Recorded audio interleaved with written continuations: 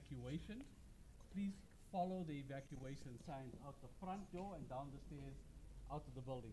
Should this not be possible, please use the back exit up the stairs and out the fire exit as directed. Should there need to be an evacuation, one of my team will be able to join you and we will direct you out of the building. For any kind of medical or any other emergencies or anybody not feeling well, please see the people at the reception sign-in desk. We have got medics on standby as well as everybody else is going to be catered for.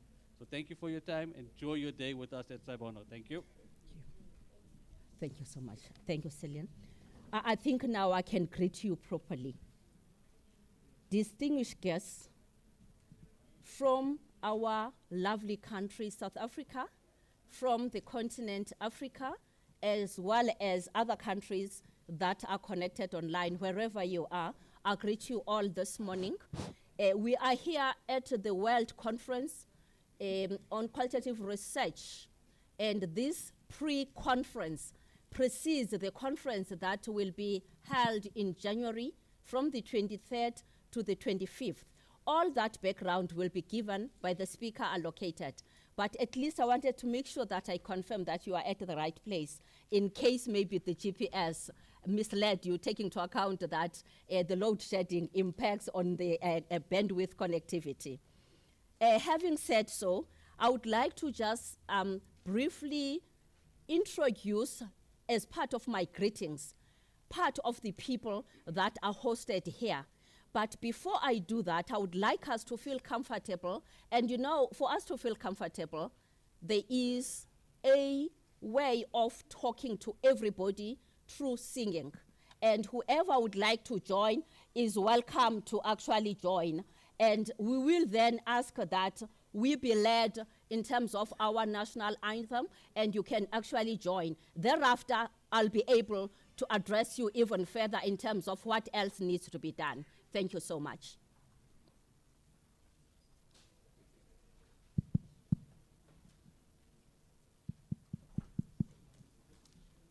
May we all stand?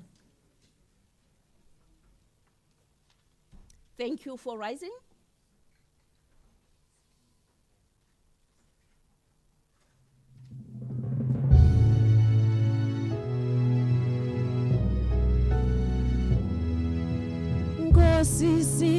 Sigeleli Africa Malupaganyisu Pondolwayo Yizwa imithandazo yethu Nkosi sigelela thina lusapho lwayo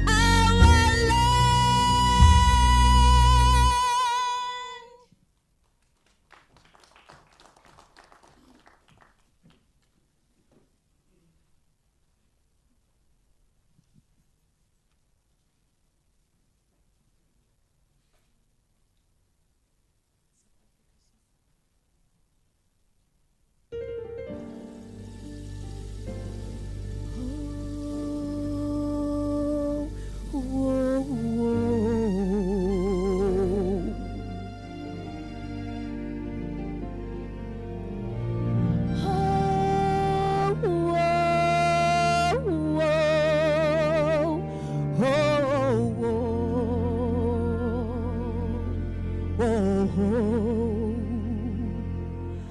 I've traveled many, many worlds.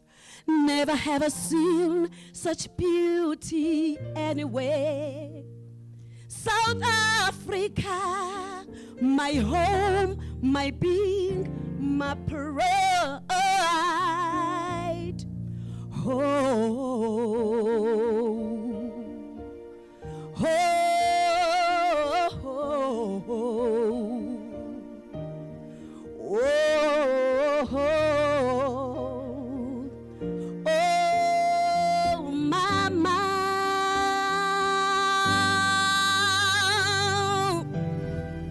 Ngiyazikhenyanga weMzansi Afrika, ubomi bami ngibubeka kuwe. Akekho omunye ofana nawe. South Africa, wherever I go, you always in my heart. I'm proud to say I'm your child.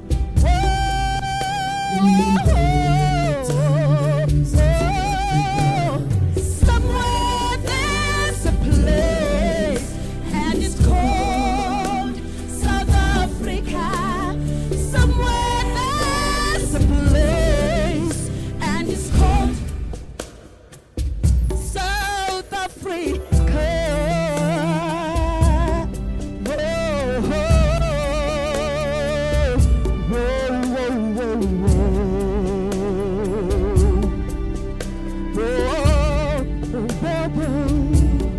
I've traveled many, many worlds. Never have I seen such beauty anywhere. South Africa, my home, my being, my pride. Ngiyazikhenyanga weMzansi Afrika, akekho omunye ofana nawe.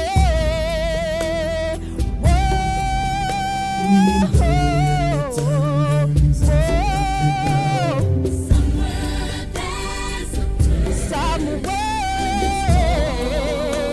South Africa. Yeah.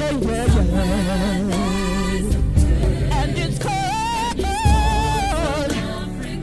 And it's called. Somewhere there is a place, and it's called South Africa.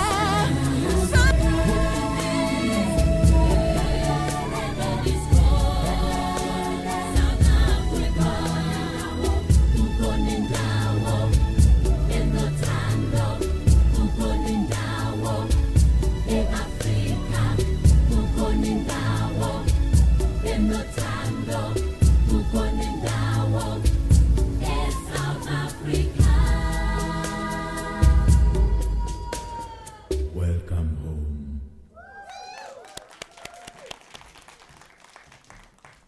You may now be seated. Thank you so much.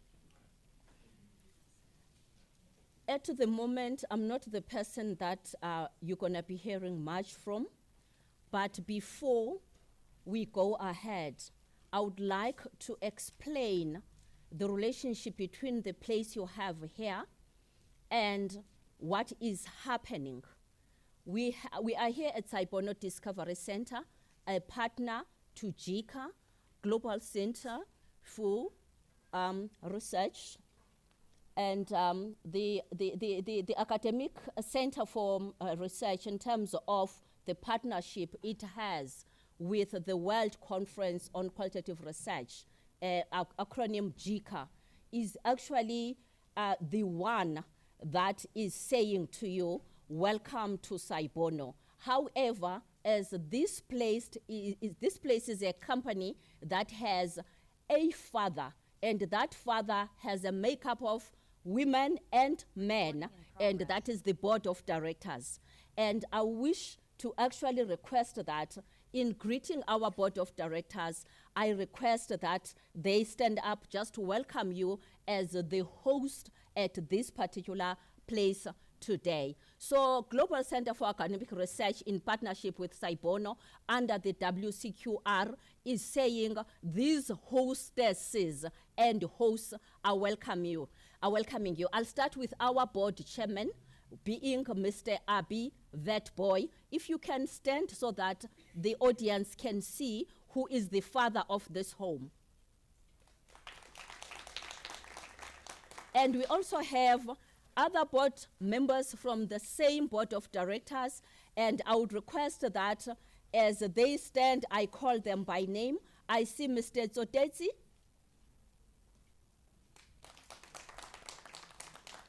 I see Mr. Mpahlele. I see Professor Sitole. I see Madam Patricia Maloka. Please help me if there's another board member missing. Saibono Discovery Center, as a science center, is actually working with a well-known chemical industries education and training authority. I would make a mistake if I do not let her stand up. A chairman of note of that CETA, Madam Wezikoza. That's a sister to us at Saibono. And I would like to then also introduce myself as a program director. I am co-directing with a colleague, a professor from the Global Center for Academic Research, Professor Nisi. Professor Nisi, can you please rise wherever you are? If you don't see me on the stage, that is the beautiful lady that you'll be seeing with that African hair. And I will now introduce myself. My first name is Nandipa, well known as Nandi Siwahla Madiba. I am the deputy chairman of the board here at Saibono. And other speakers are going to be introduced as they come onto the podium. Even if they will be, there is no way I will not introduce our CEO because the doors would not open here, even if you come in with a sensor. Professor Mfanelo Nzobi. Colleagues, if I didn't call you by name, it's not that you are not an important guest. Other guests are going to be introduced by our Professor King Costa, who is the Executive Dean of Global Center for Academic Research, as well the Chairman of the Local Organizing Committee of the WCQR, and I am going to be letting him introduce other guest speakers. Professor, do you allow me to let our visitors come, or will you introduce them? You introduce them, okay. We do have our partners from Portugal, and Professor King Costa will actually introduce them. And the other part I need to add is that the CEO of Saibono is the deputy chairman of the local organizing committee of the World Conference on Qualitative Research. And I'm only supporting them as the convener. Prof. King Costa, I would like to call on you to come and officially open this event. All I was doing, I was trying to let people take their jackets off and know that this is now home today, and everybody seated here, please be a researcher from today onwards. Thank you. Over to you, Prof.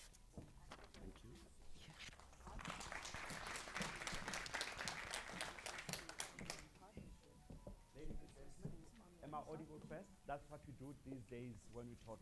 Am I audible? Yeah. Thank you so much. I greet you all, esteemed scholars. I greet you all, colleagues overseas. Professor Costa, I see you there from Portugal. I greet you all others from other places, and I know that soon you'll be joining us. It gives me great pleasure to be standing here in front of you and welcoming you, all of you that have made this day possible. And I want to express my gratitude, as well as what our program director has said, to the board that made this place a home for us, and board of Saibono, and I want to thank the CEO as well. Thank you so much for making this day possible.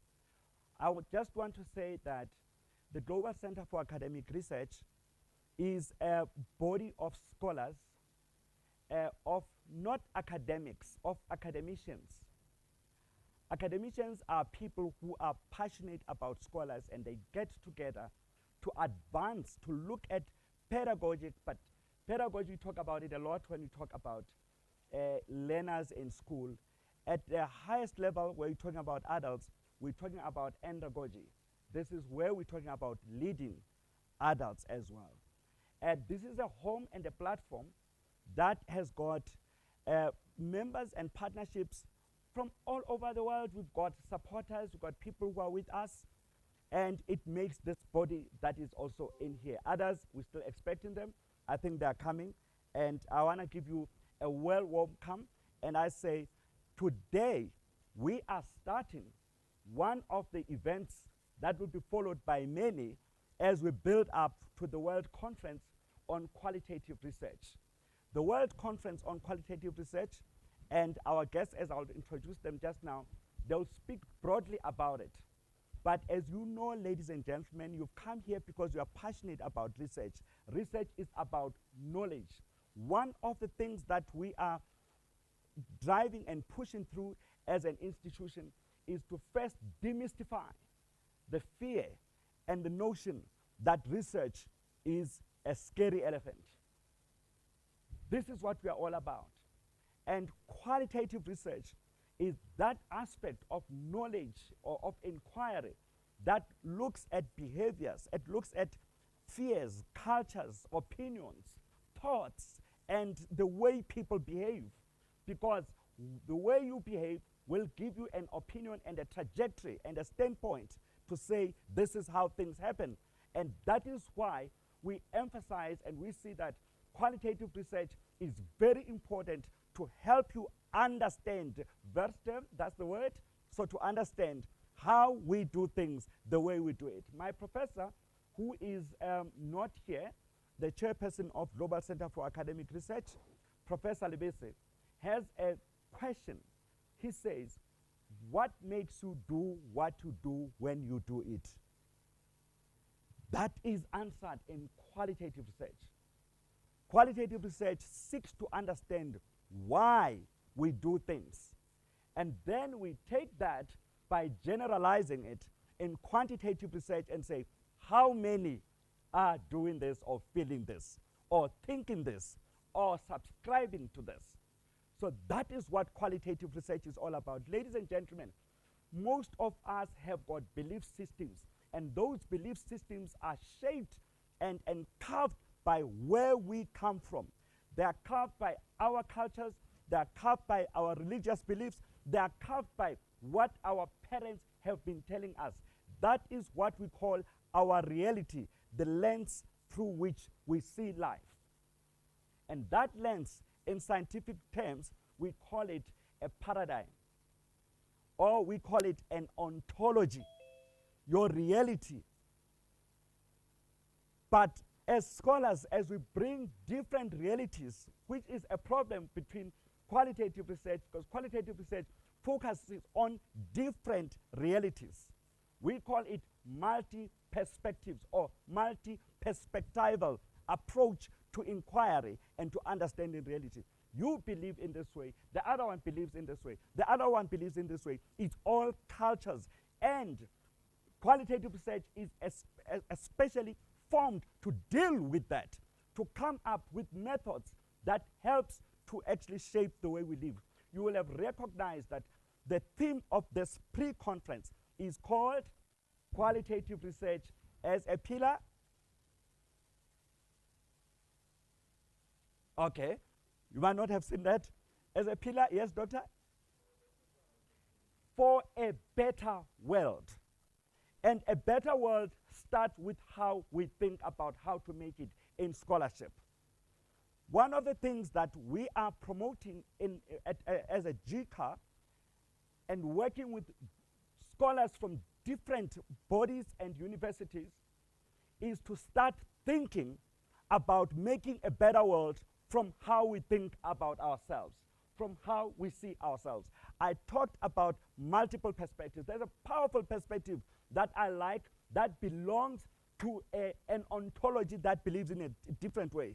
In this ontology, ladies and gentlemen, a group of people were sent to go and look for a better world somewhere, to go and research and find ways of improving the quality of life of 8 people. The leader selects 12 people and he sends them to this particular area to go and find out how best can we learn and shape the way we live. And guess what? Out of these great leaders that are leaders, they are leading a number of people. They are leading tribes, so they are leaders. They go to this place to go and make an inquiry. And the 10 of them out of the 12, 10 have a perspective, have an ontology, have a reality, have a paradigm. And when they look at themselves as grasshoppers. It's how you see yourself. You become a grasshopper if you see yourself as a grasshopper. So it is with research. A narrative that says people cannot do their postgraduate studies, they can't do their masters, they can't do their PhDs because research is difficult, is that ontology. That way of seeing yourself is self-defeating aspects. And these are belief systems that we have. And qualitative research tends and it looks at testing these assumptions, how we think about ourselves. And what we are doing as Global Center for Academic Research is to promote the way we see ourselves from the Southern perspectives. We've heard so much about the narrative of decoloniality. We've heard so much about the narrative of Africanization.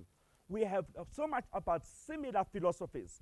But what we are looking at now is to say the time has arrived whereby the Southern epistemologies, how we have been seeing and thinking about things, concepts such as Ubuntu, but not only Ubuntu, concepts such as your grandmother, she is your concept.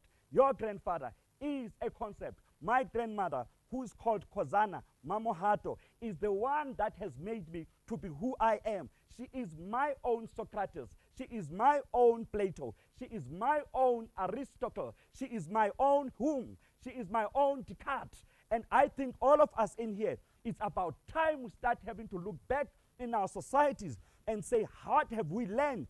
And how can we use that to shape inquiry? What we are calling for, ladies and gentlemen, as we start preparing for the World Conference, in this pre-conference, is the way we think about ourselves, is to start to promote Southern epistemologies. I invite all supervisors and doctors and professors to start encouraging students to work on their research methods using, for instance, Ubuntu. To start quoting their own people, because you don't quote them, they will remain silent. That is why, colleagues, as I'll be introducing you now,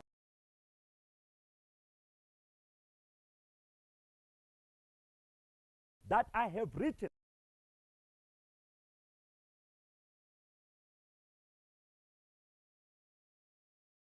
things, but to do things.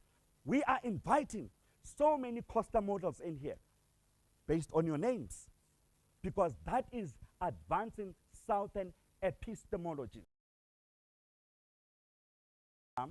That you are educated if you understand where you come from. You are not educated if you understand where Europe is. You are not educated if you understand where US is. We were challenged in 2018 by Professor Rosalind Edwards, yeah? And she starts saying, what are you doing about epistemologies of the South? The Northern, she is from Southampton, she was from Southampton University and works for the National Center for Research Methods. I hope all those that are watching online. She is saying, what are you doing about who you are? It's about time we see a philosophy that quotes someone from this place, placing them in the position of Max Weber.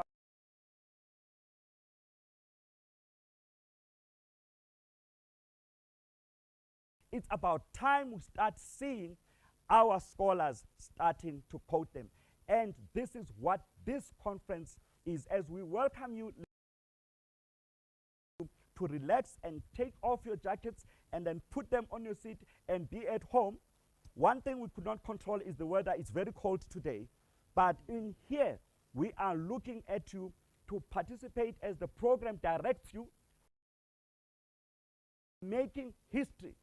The World Conference on Qualitative Research has not been anywhere out of Europe, but it is going to be hosted in South Africa for the first time. I can accept a round of applause on that.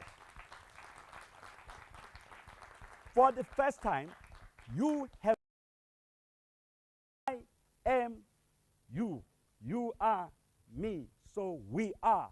So we have made it, all of us, and we have brought this conference here. Let's get on, all of us, hands on deck. Let's work together, and let's. This conference is a world conference. It's watched everywhere. You don't, I even asked somebody to put on the screen and show the universities and the countries that are here, but it's fine. Don't worry if you're not joined. It will come as the presentations go on. You don't make this conference come through. You are talking about South Africa. It's about time as scholars we all come together and make sure that we all are going to deliver the best conference ever on qualitative research. And we are going to set the trajectory of how we do research. I am looking forward to seeing professors in universities. I'm calling, I think there's one colleague of mine from UJ, I don't know whether she's here already. We were talking about that. We are now looking forward to seeing students submitting their thesis for master's and for doctoral studies using Ubuntu. We are actually working on that, and it will be presented as we go on. We are looking at that because it's about time we get you in the book. Research is about solving problems. I don't have water here. I always go for a commercial. Thank you. Thank you. That's my PA in TATC. I'm warned. Thank you so much.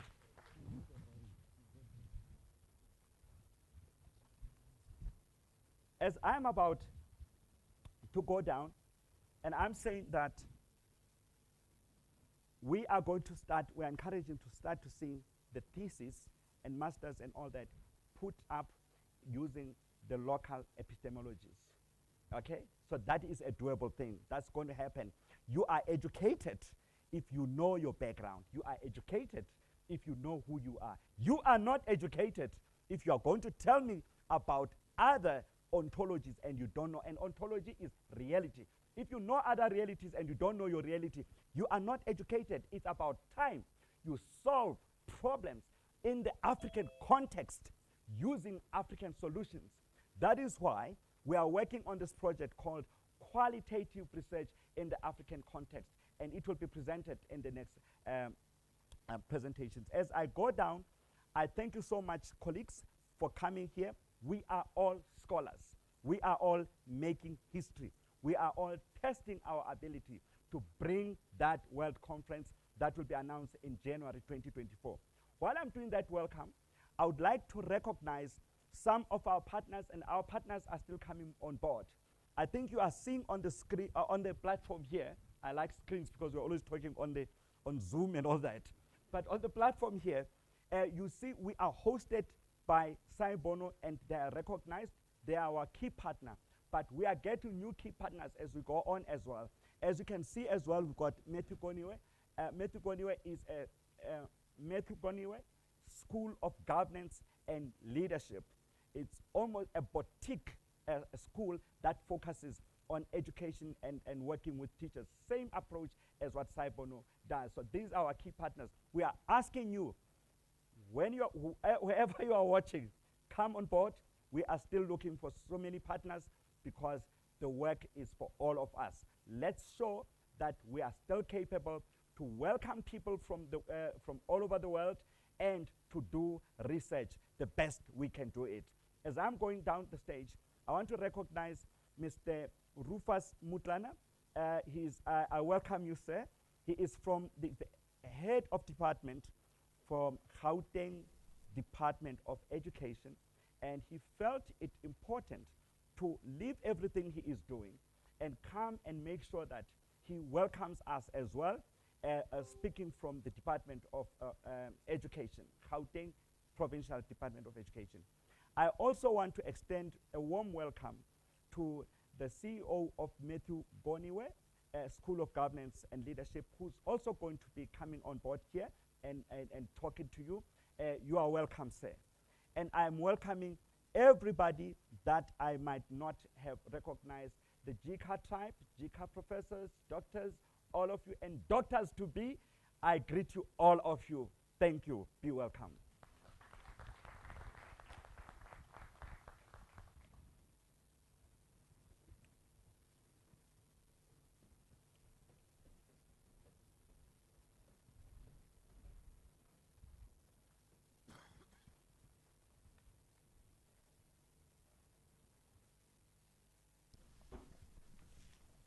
Thank you, Professor King Costa.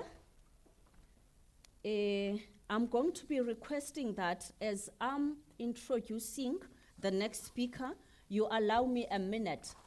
We are going to let technology help us.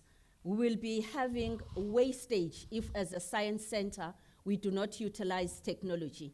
And therefore, I'm gonna request that our next speaker being Mr. Rufus Mutlana, the head of the Department of Gauteng, Department of Education in the province.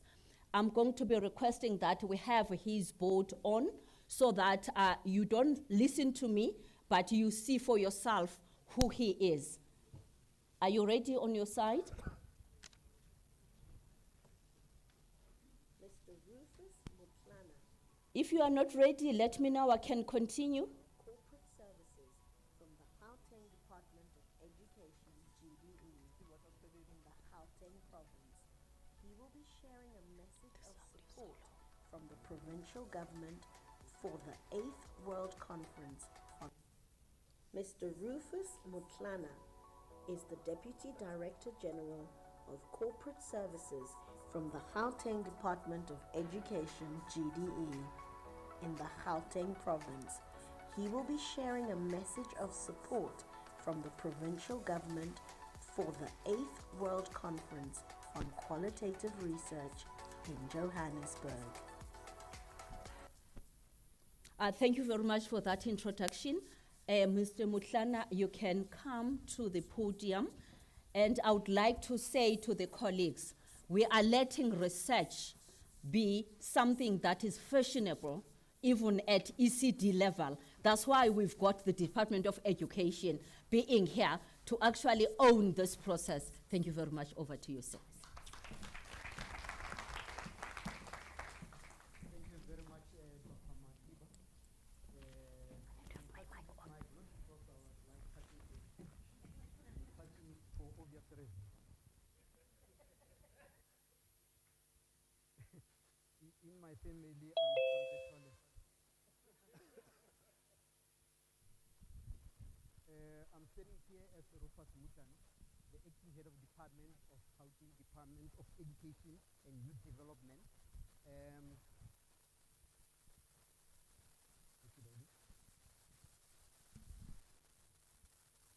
Can you hear me?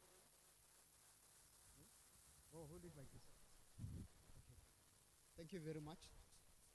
And I normally, when I start addressing people, even if it's just for a short while, I explain and pronounce my surname properly so that Professor Costa will be proud of me as an African, as a South African, as a Gauteng citizen. My name is Mutlana, my surname, which is a diminutive of Mutla. Mutla being a rabbit or a bunny. And when you put na at the end, it becomes a diminutive of rabbit, which is a small rabbit. Or a small bunny, if you like it.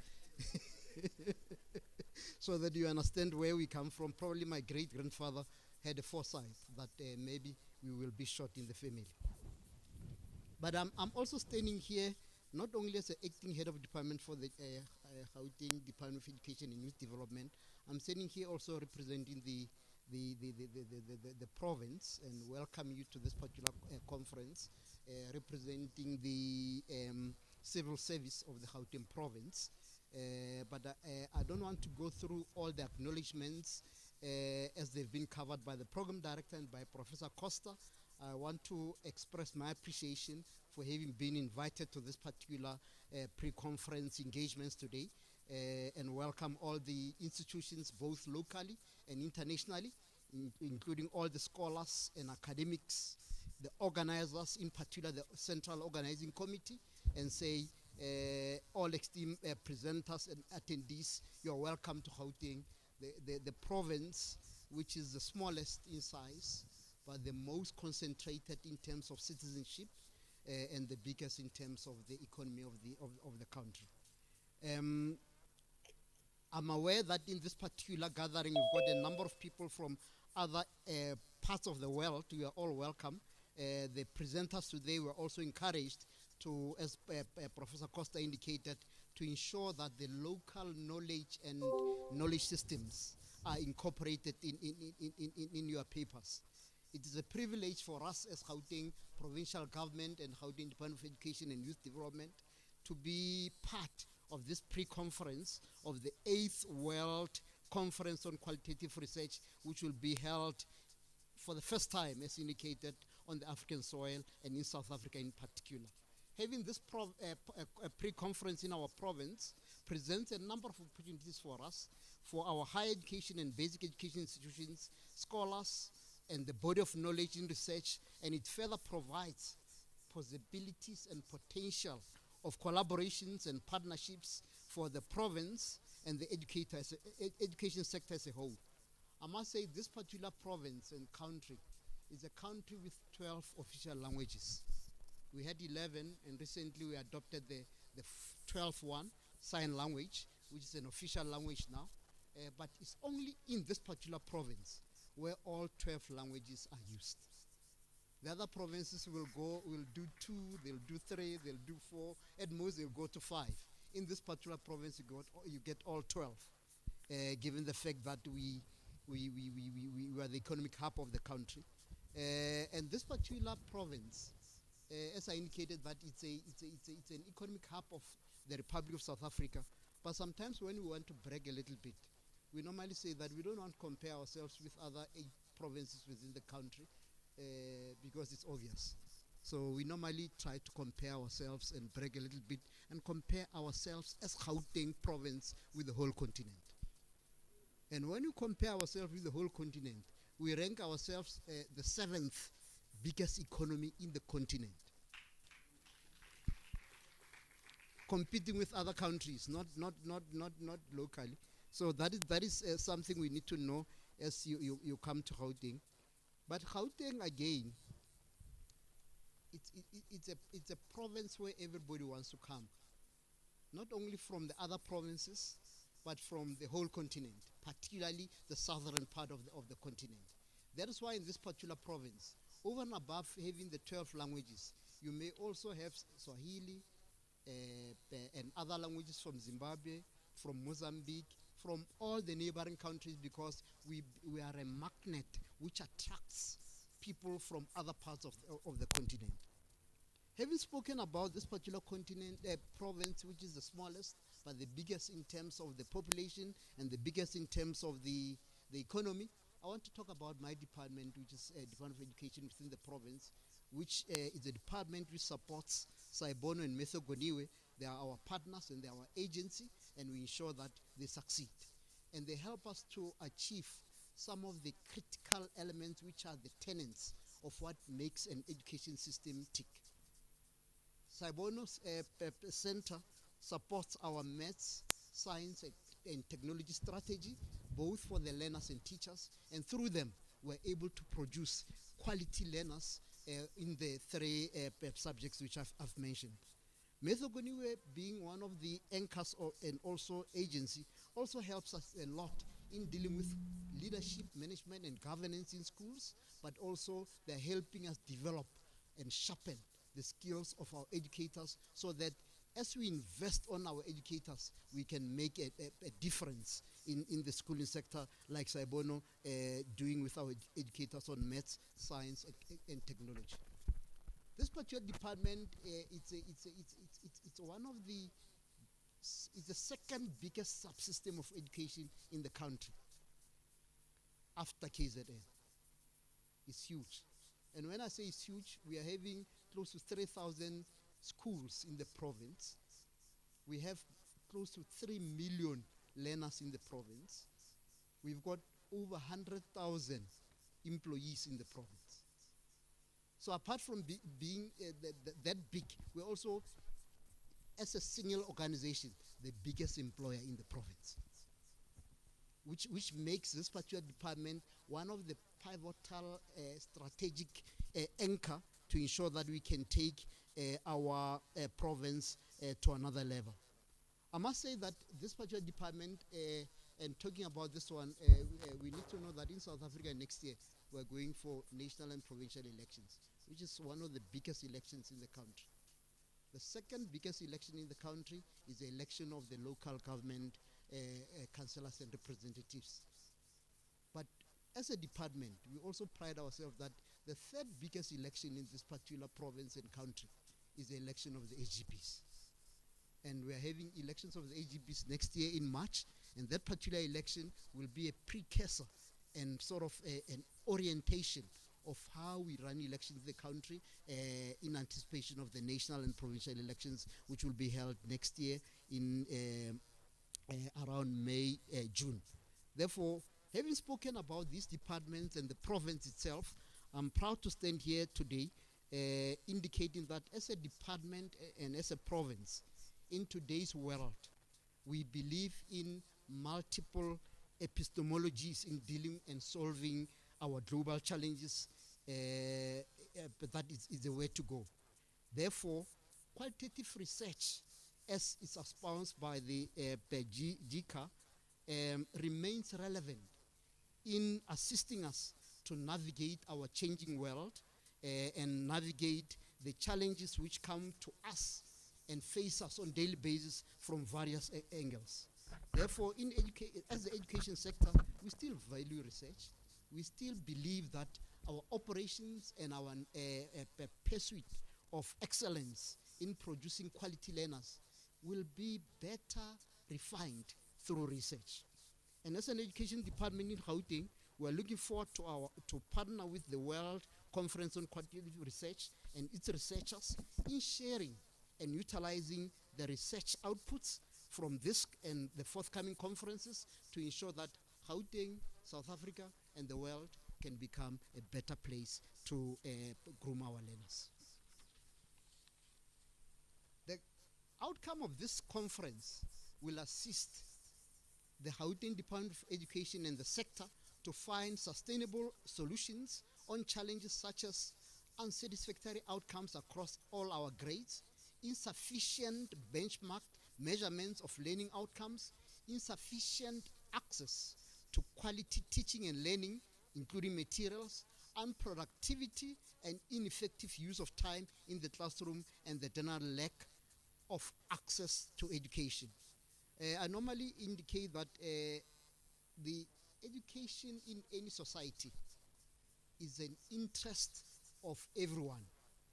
And given the fact that it's an interest of everyone, if there's a societal ill in a community, it affects learning and teaching, it affects schooling. And therefore, when we do research in education, and by so saying, I'm inviting all the researchers to say that at one stage, if you feel lost and you don't know which sector to choose to do your research, we as education, we are a minefield for research, we are a minefield we are a minefield for budding researchers, we are a minefield to come and explore our challenges and our successes and develop African solutions and theories out of this particular big sector in Gauteng, which is available to you to explore. In our research unit, we've got a fully fledged research unit in the department which will assist you in making sure that data, available reports which are already published are there for you to can use as your preliminary study to ensure that we can contribute to this education. I was reminded last week we had a meeting with our minister, which we normally have as heads of departments in all the provinces. And she was saying to us that if our country or the world all over can notice that education is the center, or the schools rather, are the center of society, will solve many problems. When you take a school, if you go to a school, you can do any kind of research. First of all, you can even establish poverty levels of these learners. You can establish the routes which are leading or taking these learners from where they come from to the school. You can check the status of the level of education excellence in the country, given the qualification of the teachers. You can check the leadership and management capacity of society to some extent, not to the full extent, given based on the nature or the size and how the school is managed. Many other aspects. Health people also visit schools to start establish on some of the health challenges which learners are having in terms of hearing, sight, etc., at school level, primary school level. And our school are still serving as a center of our health programs in our societies. Therefore, when we define a school, we don't define a school from only the eye of a learning and teaching perspective, but you can define a school as a research center for our society. It is therefore opportune to have this conference in our province to precisely find solutions to some of our school challenges that we have identified before, and some of them we don't have solutions. I mean, lately we have discovered that in Gauteng, every month we've got a learner who's somehow directly or indirectly affected by psychosocial factors and commit suicide. Some of them are attempted. The attempted ones we don't even have stats because some of them are not reported. The ones wherein we are having stats are the ones which really happened. And these matters are coming from bullying, family challenges, and other societal factors. And it's a research minefield which I'm saying to you that please come and help with us, bring our minds together to can research this particular area and propose solutions to us. As we engage today in research processes related to the field of education, health, engineering, technology, etc., we pledge our support at the Gauteng province, at the Gauteng Department of Education, in partnering with you in making research a cornerstone of our future strategic planning processes. We further pledge to use the information gathered through these conferences and research outputs as our guidance in the development and delivery of curriculum programs which are relevant to the continent, relevant to our societies, and they are not imported from anywhere, but they are solutions which are locally produced, addressing the local problems. We will continue to avail our facilities and our HR resources to support research students or academics in conducting research on primary and secondary school education, as I indicated, within our province. And we are excited, as I conclude, to still have true academic researchers in our midst, while the proliferation of scientific fraud, plagiarism, ghostwriting is also within our midst. We are looking forward as a province to learn more from you, and hoping that the conference outcomes will indeed be realized and be implemented accordingly. I thank you.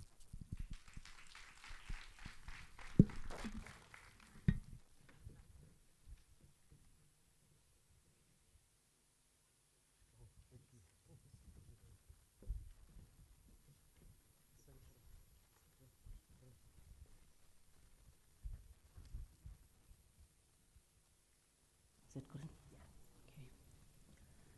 Okay. Colleagues, I'm going to be requesting Prof. Costa to do the honor as the chairman of the local organizing committee of WCQR to introduce our guest which I think you are all curious to see because we have not introduced them, but we keep on talking about Portugal.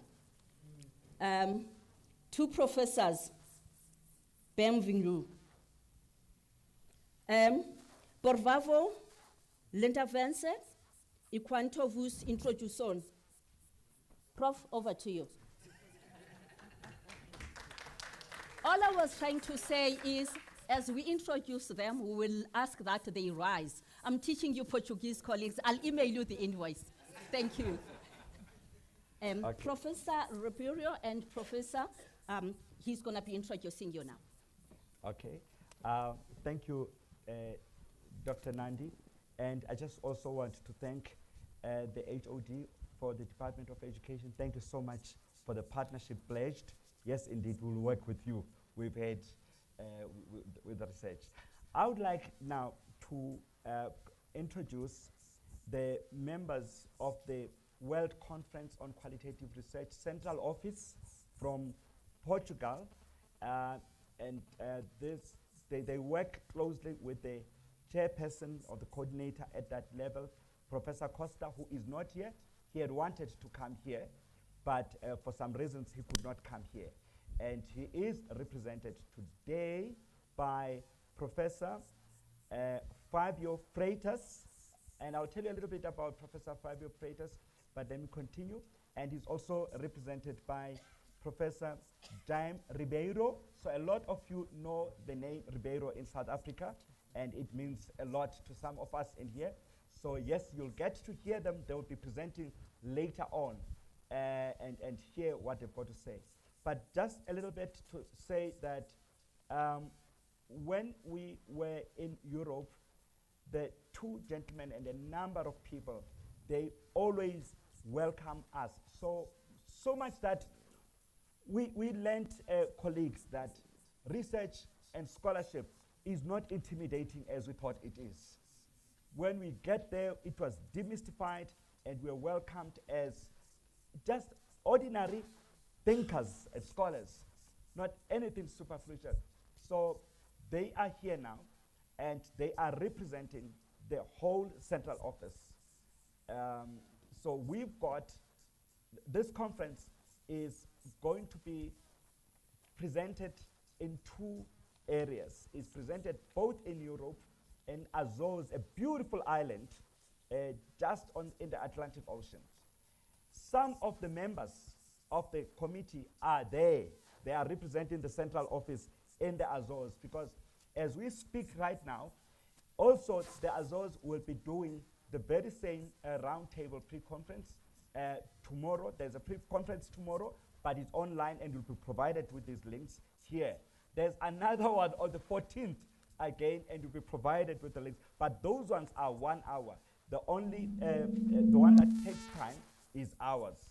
And they have come here, they've been sent here as envoys to show us that we are not alone, but we are with all of them all over the world. You will hear a lot. He's going to be giving a speech, and I'm just going to be calling him on board. Professor Freitas, please take the stage, come up here, and then Professor Fabio Freitas of Ludo Media and the Politecnico interpreter. dell'Area is a member of the organizing committee and coordinator of the 8th World Conference on Qualitative Research in Portugal.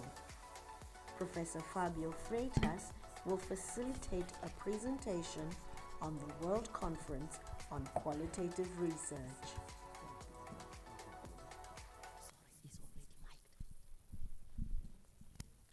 A round of applause to Professor Fabio. And is Kanye still going to come in and perform? Is Kanye going to still come in and perform?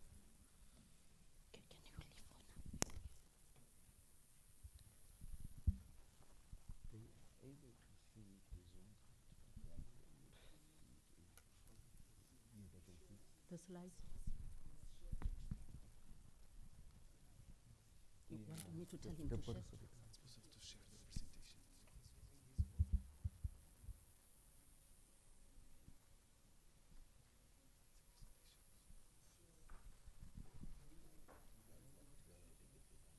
I'm struggling reaching it. Look at me.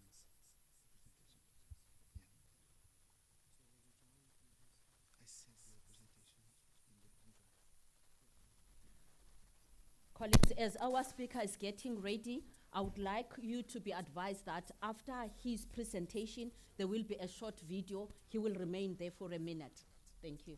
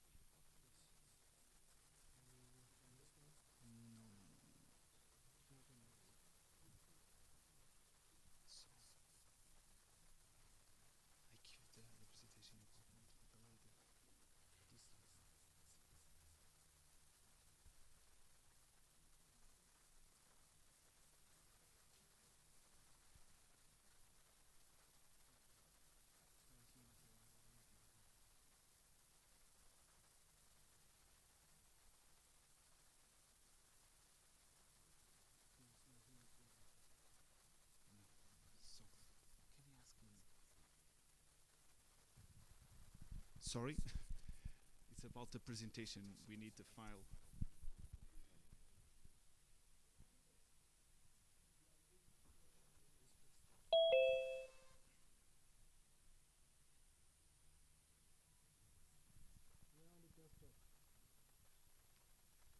Maybe. No, it's not.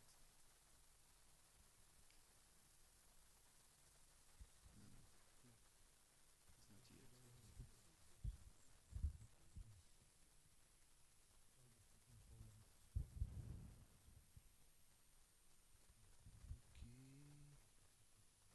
Okay, I think this one.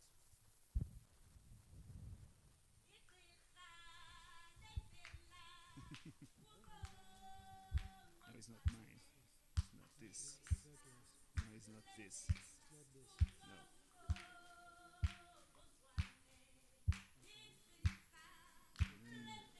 It's not this presentation. Sorry. It's not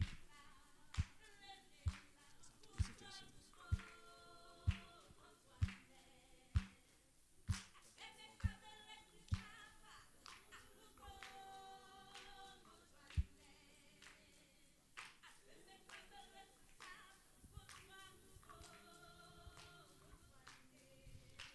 Pede a pen dela para por aqui. Pede a tua pen. Não está. Não está.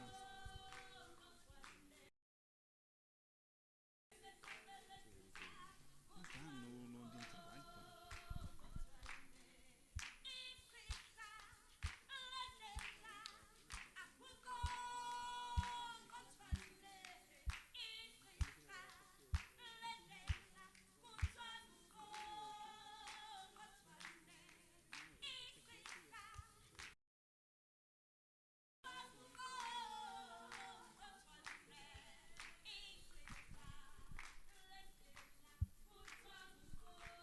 Tu não tens micro, pois não?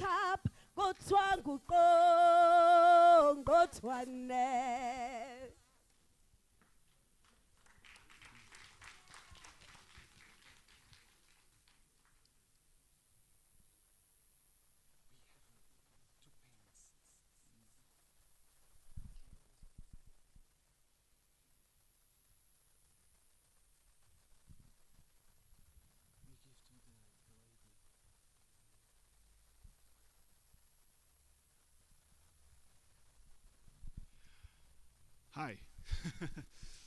Sorry about this problem because my presentation in PowerPoint is not here. I don't know what's happened. And this is a concern for me because all my presentation is a informative presentation. You understand? And I need this presentation. I give the pen to a lady of the Saibono.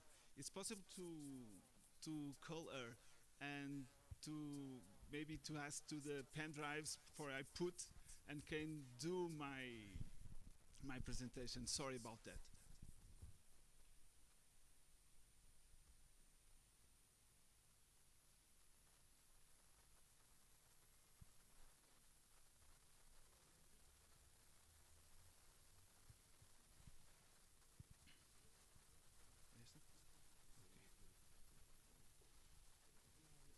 Onde é que está o. Onde é que está o.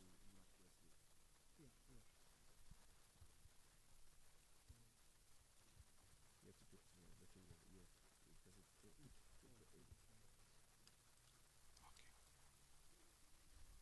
Yeah, yes.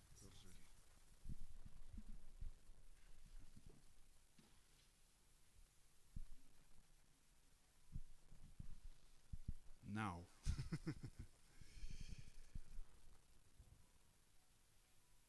O suco, o lure, abantu, a barrele, besaninguismo, África. It's good?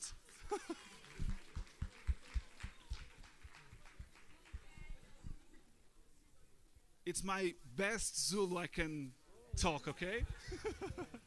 Don't ask me more. I'm very happy to be here. I'm so sorry for we start so late my presentation, but I need this PowerPoint to show you about the World Conference in Qualitative Research. And I apologize for you because my English is not so good and I not feel so comfortable to speak in English. But I will have help of translations, and you have an opportunity to listen a little Portuguese and a little English. You are okay about that? Yes. Can you agree? Thank you so much. Olá. Hello. Bom dia. Good morning. You can listen? Hello, Okay. hello. Can you listen? Eu queria, em primeiro lugar, agradecer, I would like first of all to thank you em nome da instituição ou das instituições para quem eu trabalho, in the name of the institutions that I work for, Ludomédia Ludo Media and Polytechnic Institute from Leiria. and Polytechnic Institute Leiria, Leiria in Portugal. in Portugal. Queremos muito agradecer a oportunidade que nos foi dada We would like to thank you for the opportunity that you gave us de estar neste maravilhoso lugar to be in this wonderful place, e, pessoalmente, para mim, and particular for me, estar pela primeira vez em África. being for the first time in Africa. Meu pai viveu em África até aos 20 anos, My dad lived in Africa for more than 20 years em Moçambique, in Mozambique. e ele contava-me histórias maravilhosas deste continente. He told me stories, very beautiful stories about this country. E eu estava muito curioso de um dia conhecer And I was very curious to know South Africa, toda a experiência all the experience of Ubuntu. of Ubuntu.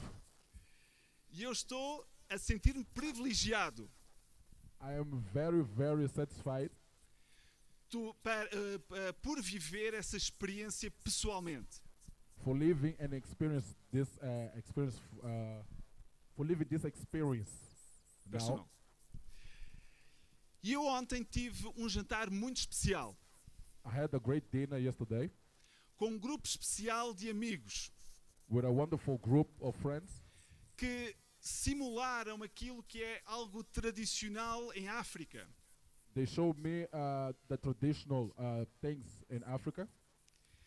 Que era a conversa à volta da fogueira. That was a conversation around around the fire. Era algo que nas culturas passadas It's something that on the old cultures usavam como prática familiar e tribal. they use in the familiar and tribal. E vocês sabem o que era feito nestes momentos à volta da fogueira? Do you know what have been doing? Around the fire. O que eles faziam à volta da fogueira? Vocês sabem o que eles faziam à volta da fogueira? Do you know what they do around the fire? What?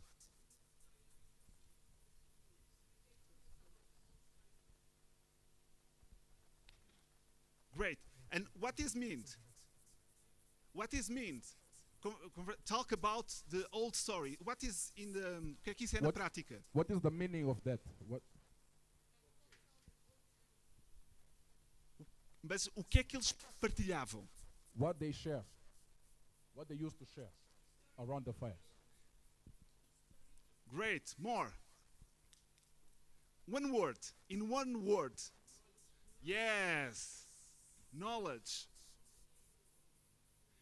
Esse conhecimento era partilhado This knowledge was shared de gerações em gerações. from generations to generations. Era a única forma Was the only way de o conhecimento of the knowledge passar para gerações futuras. passed from generations to future generations. Infelizmente, a tecnologia atual Unfortunately, the new technology veio terminar um pouco com esse momento. came to destroy a little bit of this moment. Mas eu hoje gostaria de falar com vocês But today I would like to talk to you de uma fogueira metafórica of a fire, metaphoric fire, onde poderemos partilhar o vosso conhecimento. where we can share your knowledge. Queria falar do Congresso ou da Conferência Mundial em Investigação Qualitativa. I would like to talk about the conference on qualitative research. Vai ser como juntarmos uma fogueira, todos à volta de uma fogueira, It will be the same thing as sharing knowledge around the fire, mas onde investigadores de toda a África, de todo o mundo, but with scientists for all around the world, and Africa too, and Africa included, of course, poderão partilhar o conhecimento uns com os outros. they could share knowledge between each other. The WCQR, the World Conference in Qualitative Research, começou em 2016 The WCKR started on 2016 na cidade do Porto, em Portugal. in Portugal, the Ci- city of Porto City. Yeah. E desde aí temos vindo sempre a organizar as conferências na Europa. And we have been organizing conference all over Europe. E no último ano, alguns de vocês estiveram no Algarve, em Portugal. And on the last year, I think one of you have been in Algarve in Portugal, E participaram na 7ª edição da World Conference in Qualitative Research. and you participated on the seventh edition of this conference. E foi-nos lançado um desafio. And they set us a goal. Por que não ampliar a oportunidade de África ter um papel ativo nesta conferência? Por que não África ter um papel ativo nesta conferência? Why not Africa could have a very strong role in this conference? E desde aí começámos a sonhar com essa possibilidade. And from that point, we start to dream to get to this point. Eu gostaria de vos falar um pouco acerca da visão e da missão desta conferência. I would like to tell you about the vision and Mission. the mission of this conference. Nós desejamos e ansiamos We wish and we want to tornar esta conferência na principal conferência mundial em investigação qualitativa. To build and to take this conference as one of the best conference in this area. E também torná-la uma conferência inclusiva para a disseminação da investigação qualitativa. Can I put the PowerPoint?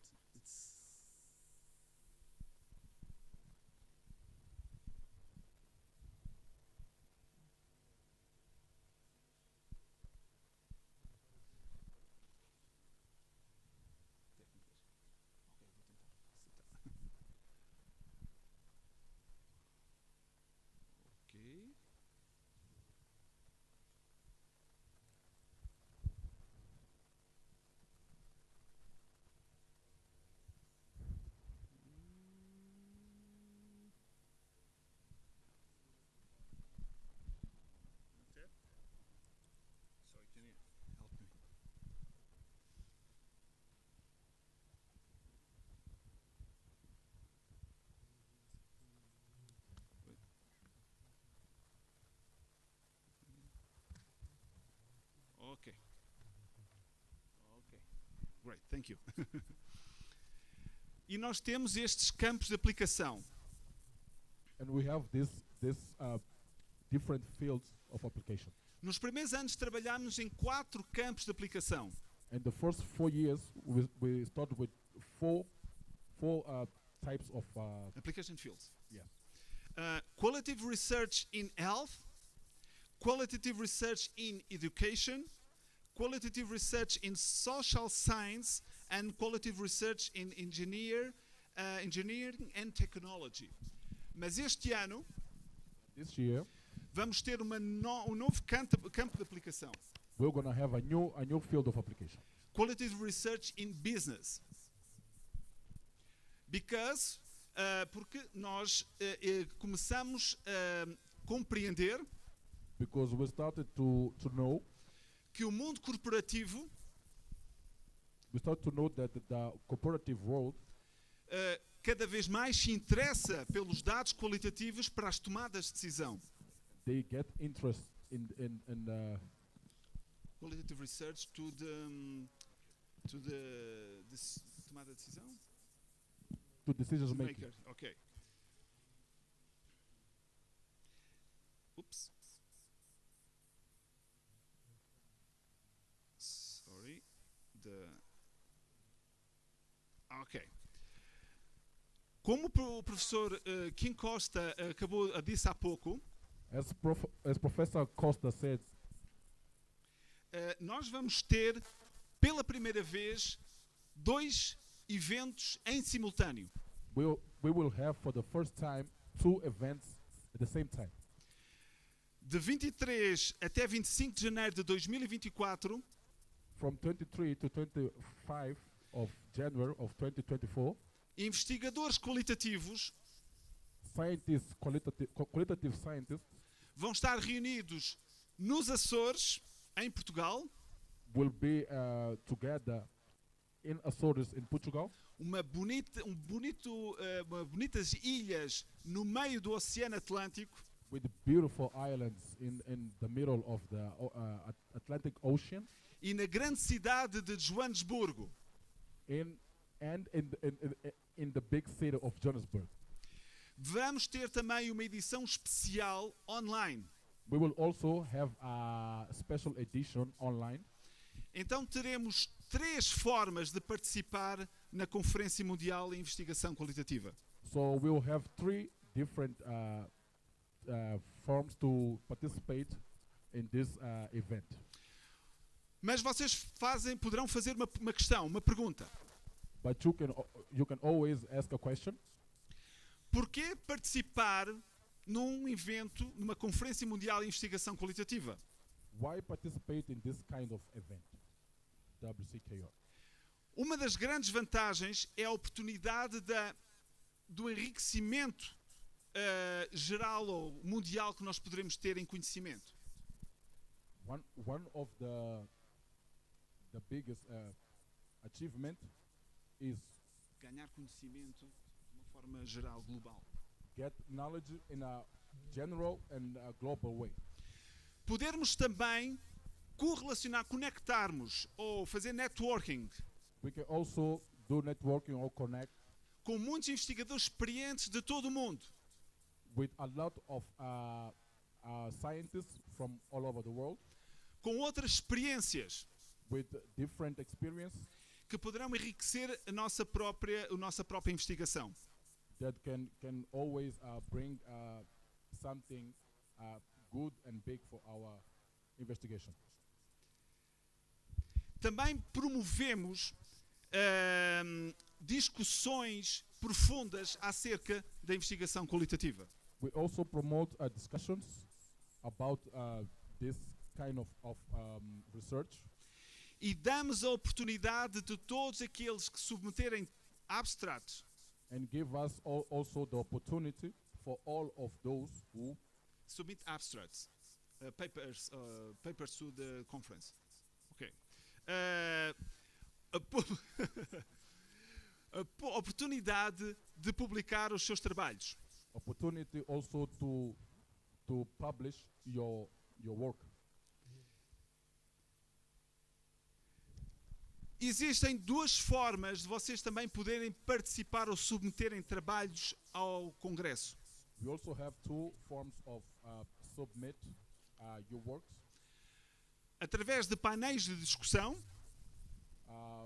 One of the forms is painel de discussão, panel discussions, e através da submissão de resumos, abstract. and also with submission of your works. In abstracts, we have two types of abstracts. I can explain in English. You have two types of abstracts. Paper abstracts, it's when you finish your study, and project abstracts, it's when you have a project but you don't have data for analysis yet. You understand? Okay, thank you. It's for easy to explain, okay?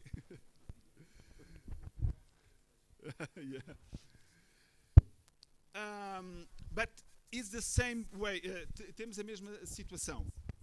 You have the same situation Nos painéis de discussão, on the panel of discussion. vocês poderão participar pessoalmente, You can participate live, in person, being there in person, ou poderão participar em, online, in synchronous session. you can also participate online synchronous session. Nos abstract, in abstract, In abstract, vocês poderão participar de três formas: you can participate in three ways: in person, in person, online, online, but online with pre-recorded video. Sorry, I'm going to say in English. But online, mas com gravação, pré-gravação de vídeo. you can also participate online, pre-recorded video. Acerca das publicações, About the publications, sorry, need to. Alguns trabalhos, alguns abstracts que sejam submetidos, some abstracts that could be submitted vão ser convidados para submeter full paper, will be invited to submit the full paper que poderão ser publicadas nestas 6 publicações. that could be published on one of the 6 publications: New Trends and Qualitative Research, the Qualitative Report, the Springer Special Edition, in the Social Science, and the European Journals of Investigation, Health, Psychology and Education, and the last one, the Global Qualitative Nursing in Research. Todas as revistas, these journals, all of these journals, são indexados na Scopus, they are indexed indexed in Scopus. In Scopus, only the New Trend and Quality Research indexed in the Cielo. Yeah, thank you. You know Cielo, right? Okay. Mas como o professor Costa dizia há pouco, but As Professor Costa was saying, vamos ter algo especial e único we will have something special and unique para todos os que participarem e submeterem trabalhos nesta conferência na África do Sul. for all of those that going to submit the work in this particular conference in South Africa. Será uma edição especial da New Trends in Qualitative Research, Will be a special edition of Qualitative Research com trabalhos exclusivos sobre investigação feitos em África ou sobre África. with exclusive work that, with exclusive works coming from Africa or about Africa. E será uma edição que será editada ou coordenada pelo professor Kim Costa. And will be a special edition that is going to be commanded by Professor Costa. Esta conferência tem o prazer e a ajuda de ter uma série de parceiros This conference have a lot of partners onde eu queria agradecer de uma forma especial where I would like to thank in a very special way a Saibono to Saibono and Global Car and Global Car por todo o apoio que estão a dar para a realização desta conferência. for all of the effort that they are putting in this conference. Temos algumas outras instituições muito importantes a níveis mundiais We have other institutions all over the world que estarão a divulgar a nossa conferência. that will be publishing, announcing and marketing our conference. Como eu dizia há pouco, As I was saying, teremos estes dois parceiros, we will have these two partners, Global Car e Saibono, que estarão na organização local desta conferência. that will be in charge of this conference organization. Estou quase a terminar a minha apresentação I'm almost about to finish.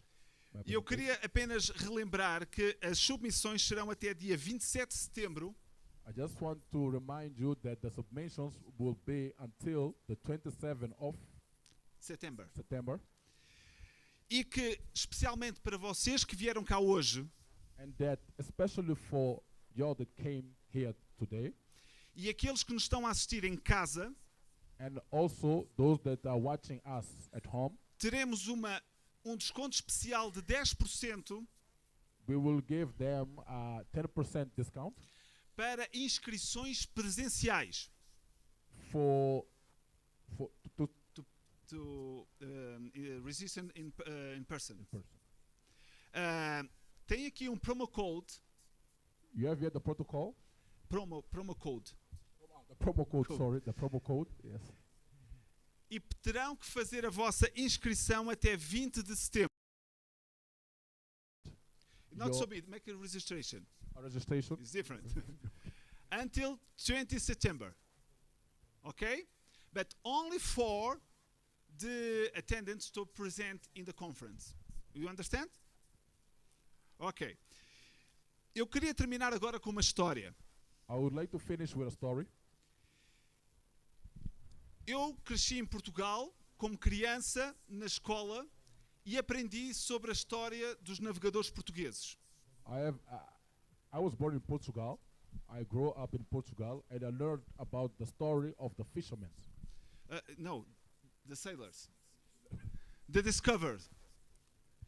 Não é uma história bonita de todo, It's not a beautiful story, mas é uma história do meu país. Boa ou má é a história.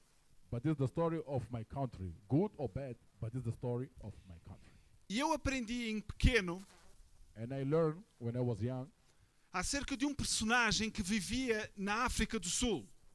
about a personage that lived in South Africa, Um personagem mítico a mythic person que assustava os navegadores portugueses.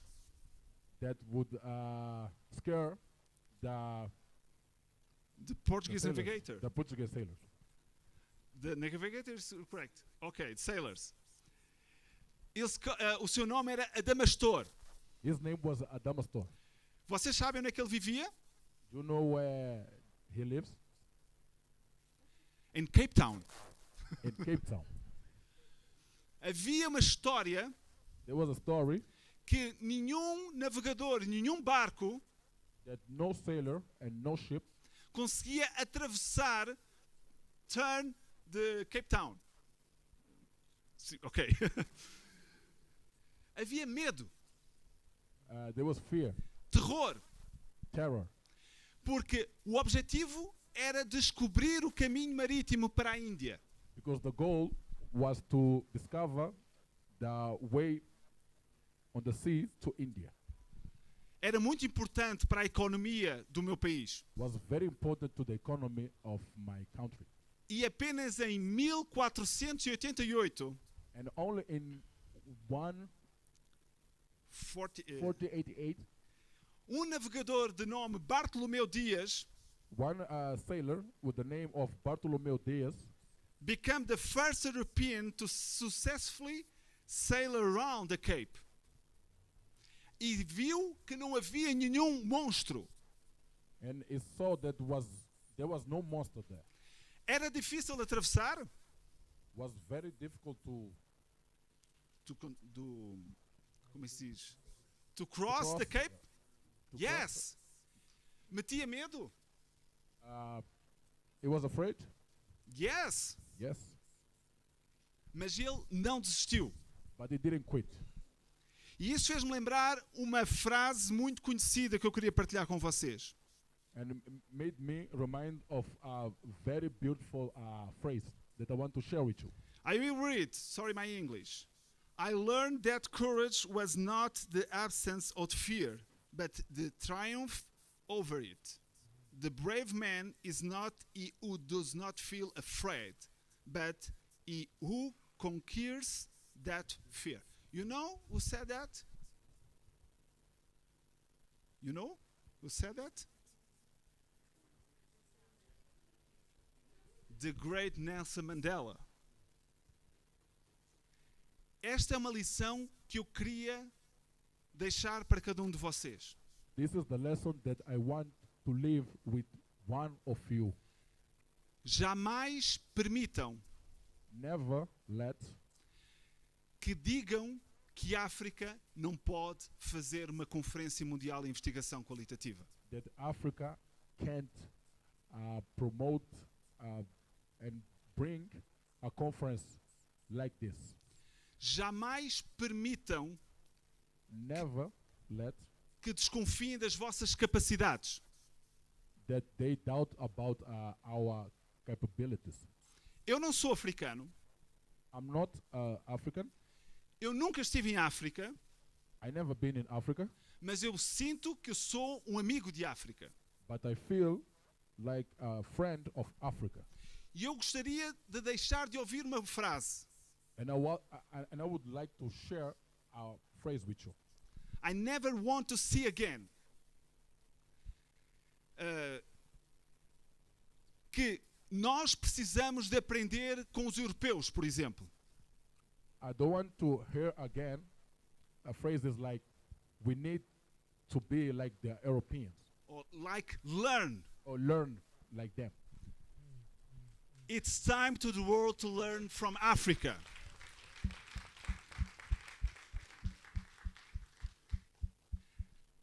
Não tenhamos medo. Don't be afraid. Não tenham vergonha. Don't feel ashamed. Vocês têm muito a nos ensinar. You have a lot to teach us. Vocês fazem parte de uma cultura milenar. You are a part of a culture, a millennial culture. E nós vamos ter uma grande fogueira em janeiro, And we're going to have a big fire in January onde investigadores de todo o mundo where scientists of all over the world, estarão aqui they will be here para aprender com vocês e sobre vocês. to learn from you and of you. About you. Vocês estão dispostos a fazer parte desse momento histórico? Are you with us? Are you Estão dispostos? Vocês têm vontade? are you able to be a part of this? Do you want This- to be a part of this? You want to be in this great Easter moment? You will have a great opportunity in January. Make part this history. It's the first World Conference in qualitative research, I think, in history. It will happen in Africa. This is a historic moment, and you can be part of this. Thank you so much.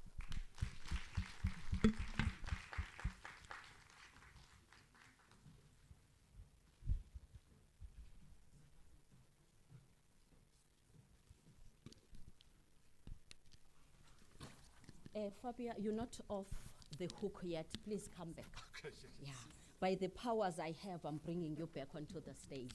Please join the panel there. Colleagues, online, I will request that we check if there are any maybe messages posted on the chat.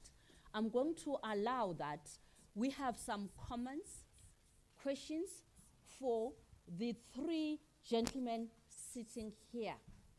And immediately after that, we're going to have a 20-minute tea break because we've got 2 serving stations. I'm believing that we'll be able to manage that in 20 minutes. But we will have that after we've allowed you an opportunity to ask them questions, or you can even make a pledge. Because as I'm standing here, before January, I will have submitted 5 abstracts. Any taker? Oh, come on, colleagues. Only one taker? Yes, the deadline is September, but remember, I will have submitted before the deadline. I'm trying to say it's a number. Can we pledge that by 29th September, all of us here will have submitted? I've got a pledge, at least, yes, even if it's not more than 1 abstract. Thank you very much, colleagues, and please don't miss the discount. I think you've heard the deadline for the discount is 20th. Can I now, by way of hands, see if there are people that would like to make comments to the 3 speakers that we have here? There's a lady there that speaks nice Portuguese. Can you just stand up and speak to Fabio, please? Ask a question. No, she's refusing. It's okay. She was busy whispering, trying to translate here. So now I thought she was going to take the opportunity. And online, are we having anything, colleagues? Those that are able to follow up on the chat? Do we have a hand? I'll note you. You may somebody with a roving mic, can you please make sure that you reach the attendee that's there? We've got a participant that would like to say something.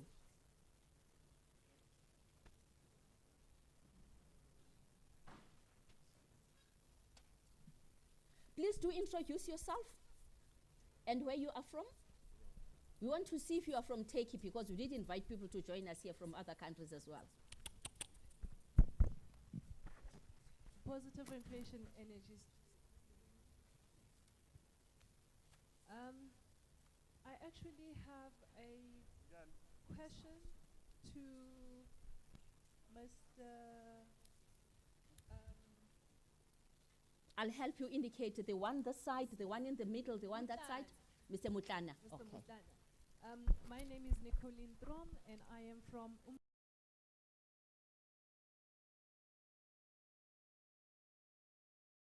I agree with you when you are saying that.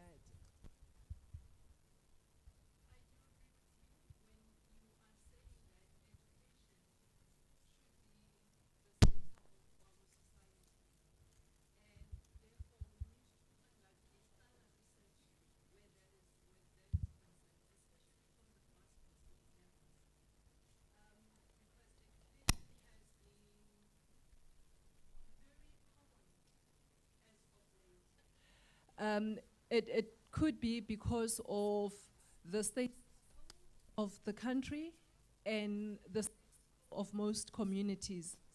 I am from a community whereby I've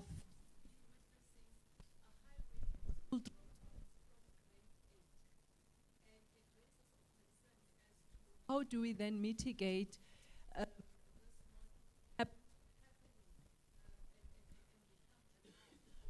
our society? Have girl children that would then be dropping out of go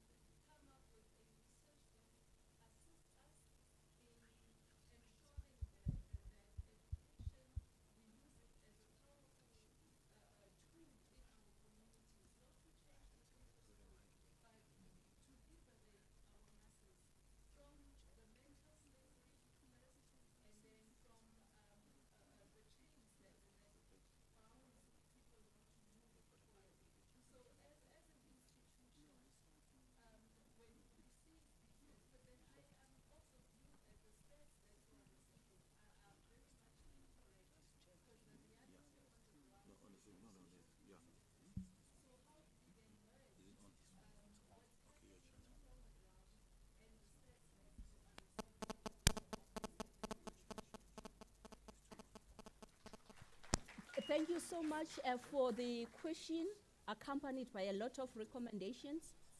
I would like to first find out if there is another colleague there that would like to follow up on Mr. Mutlana. I just want to see if there's a second question for him. Okay, you may take the question.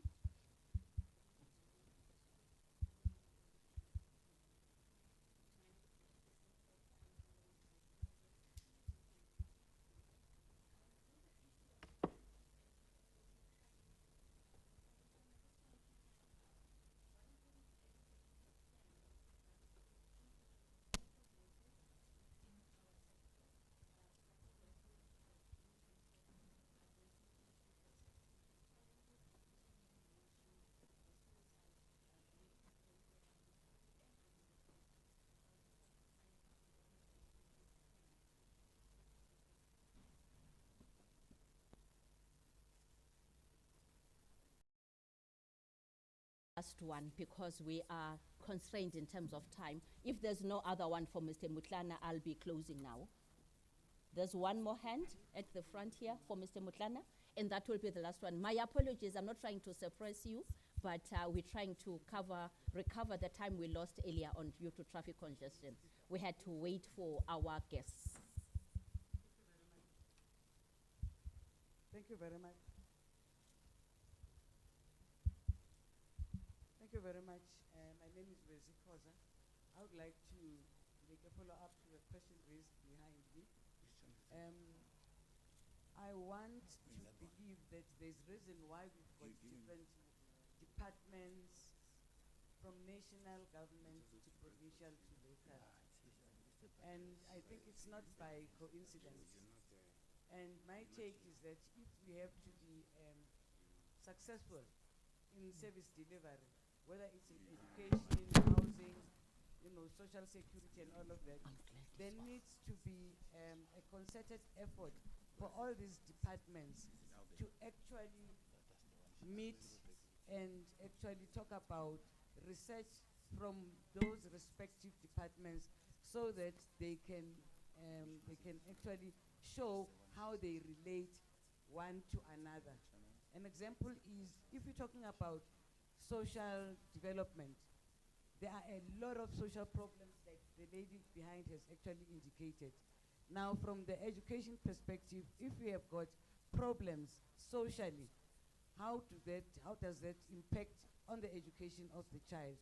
And also infrastructure. If there's long distances between home and school, that actually impacts on education. Health also. I know previously we used to, I'm not sure if we still have that, school nurses where actually we would have specialists, speech therapists, hearing, sight and all of those. All of these things impact, negatively or positively if they were to be, jointly implemented. So from what I realize, there is a bit of silo service delivery in terms of we as education, we want to succeed in giving this number of passes or this number of successes, irrespective of the fact that there are problems socially. So that creates a very big problem. I would really love to understand if that is taking place. If not, why isn't it taking place? Thank you so much, Mamukoza. I'm now moving away from Mr. Mutlana. I would like to check if there are any comments or questions for the other two speakers, Prof. Fabia as well as Prof. King Costa.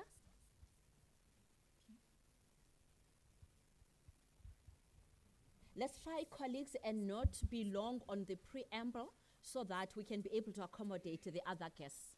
Okay, thank you for the opportunity. I think mine is just a request for elaboration on the term of Ubuntu being linked to qualitative research. And one of the reasons why I'm interested is because I'm venturing into the field of researching taboo subjects in families and how the communications take place. So there is no way I would be researching African families without incorporating the concept of Ubuntu. So thank you so much for that element. Thank you. I'm trying to see if there are any other hands.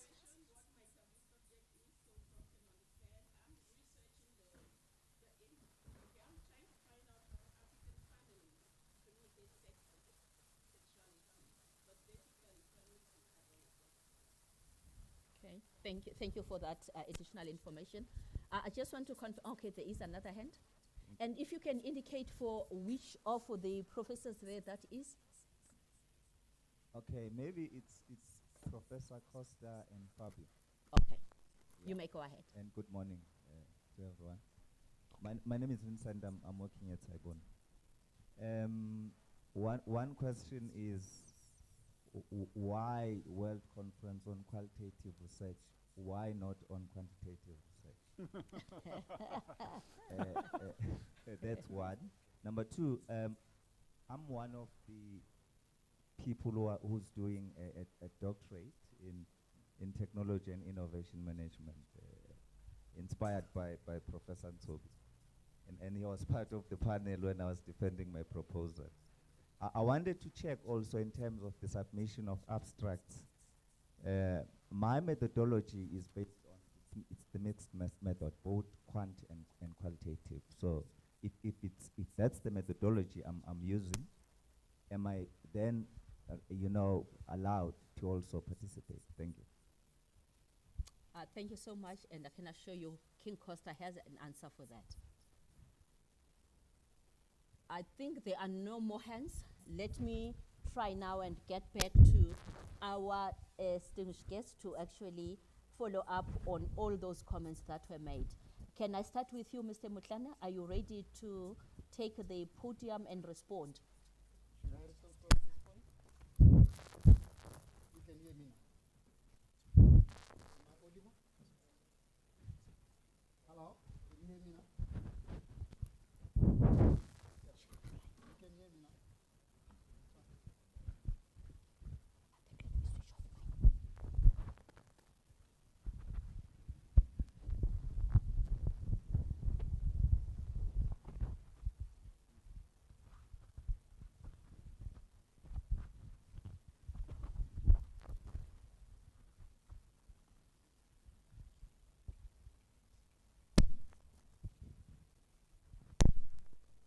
Thank you very much. I think you can hear me now.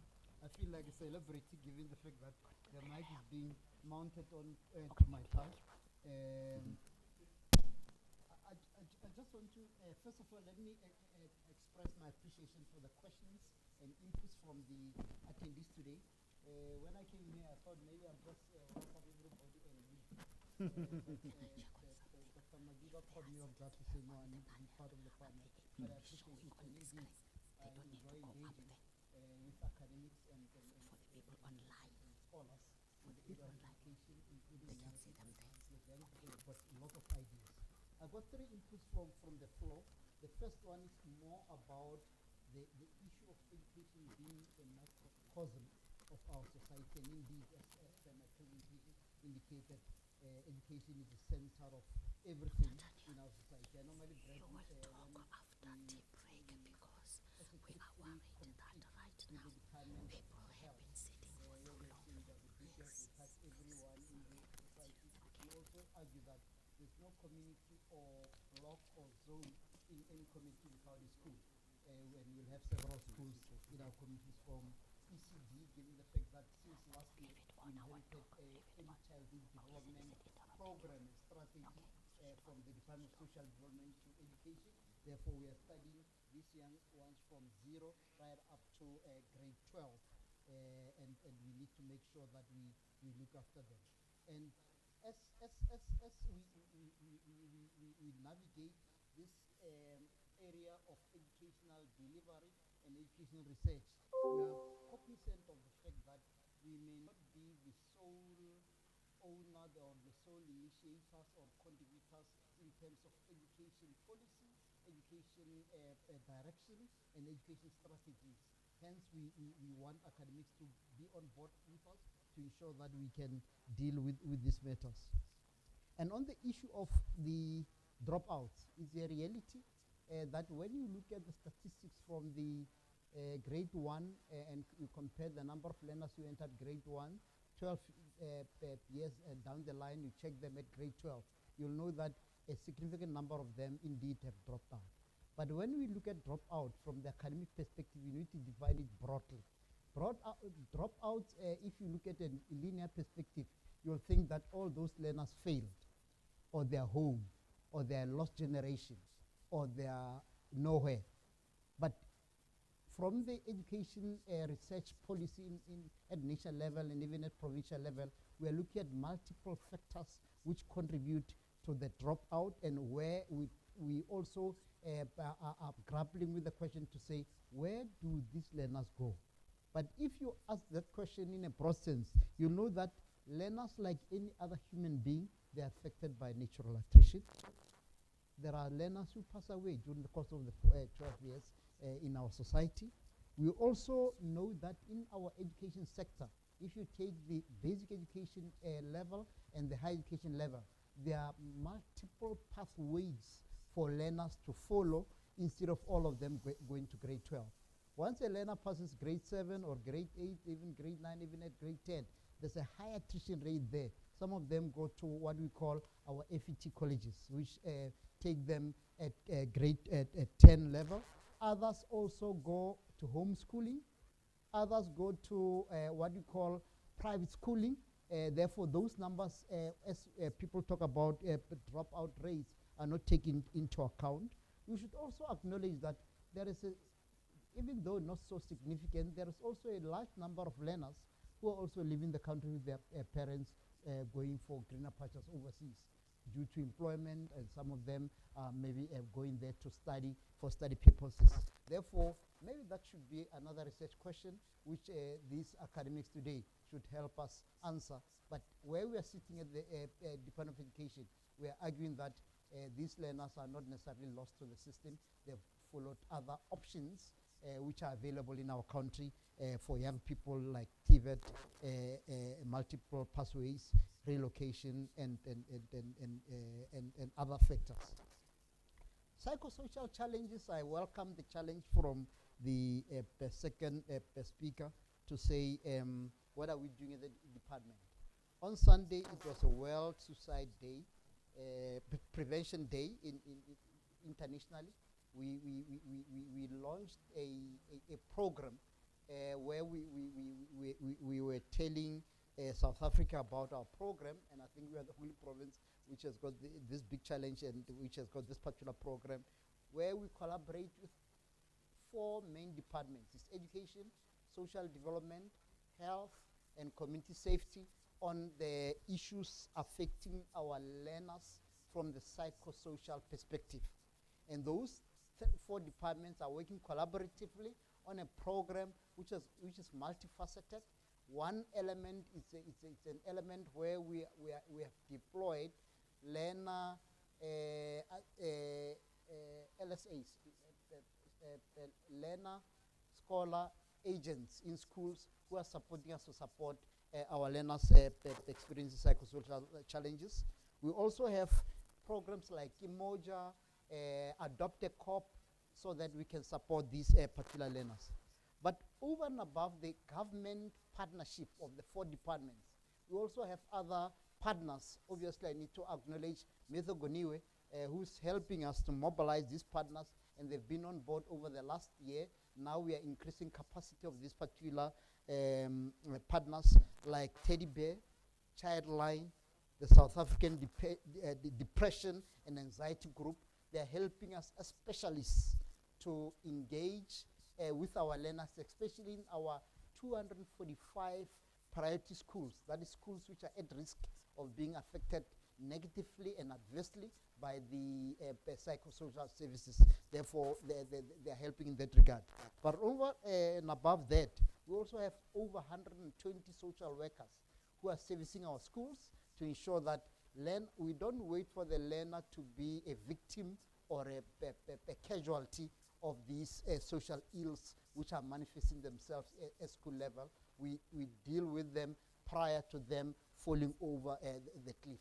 And those social workers are helping us accordingly. And I must say that this 120 social workers provided by the Department of Social Development are not only the only capacity which we are utilizing. Other schools and districts and head office have got some limited capacity which is also available to can be deployed to those schools.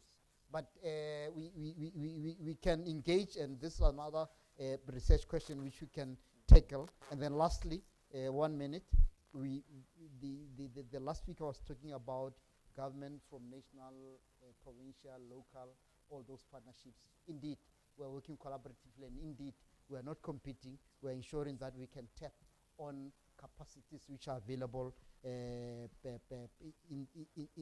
government.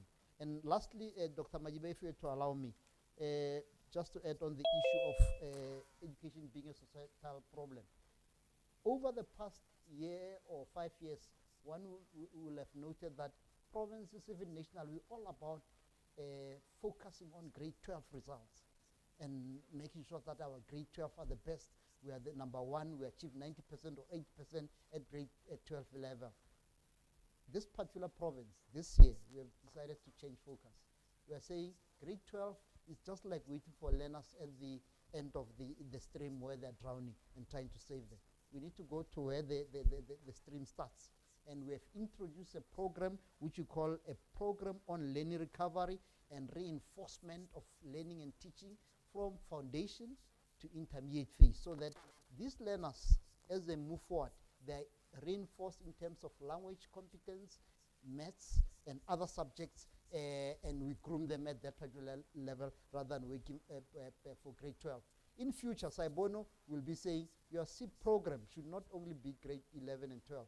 Your SIP program must help us at grade 5, 6, 7, up to grade 10, so that when they go to grade 11, they are okay. Thank you very much. Thank you, Mr. Musani.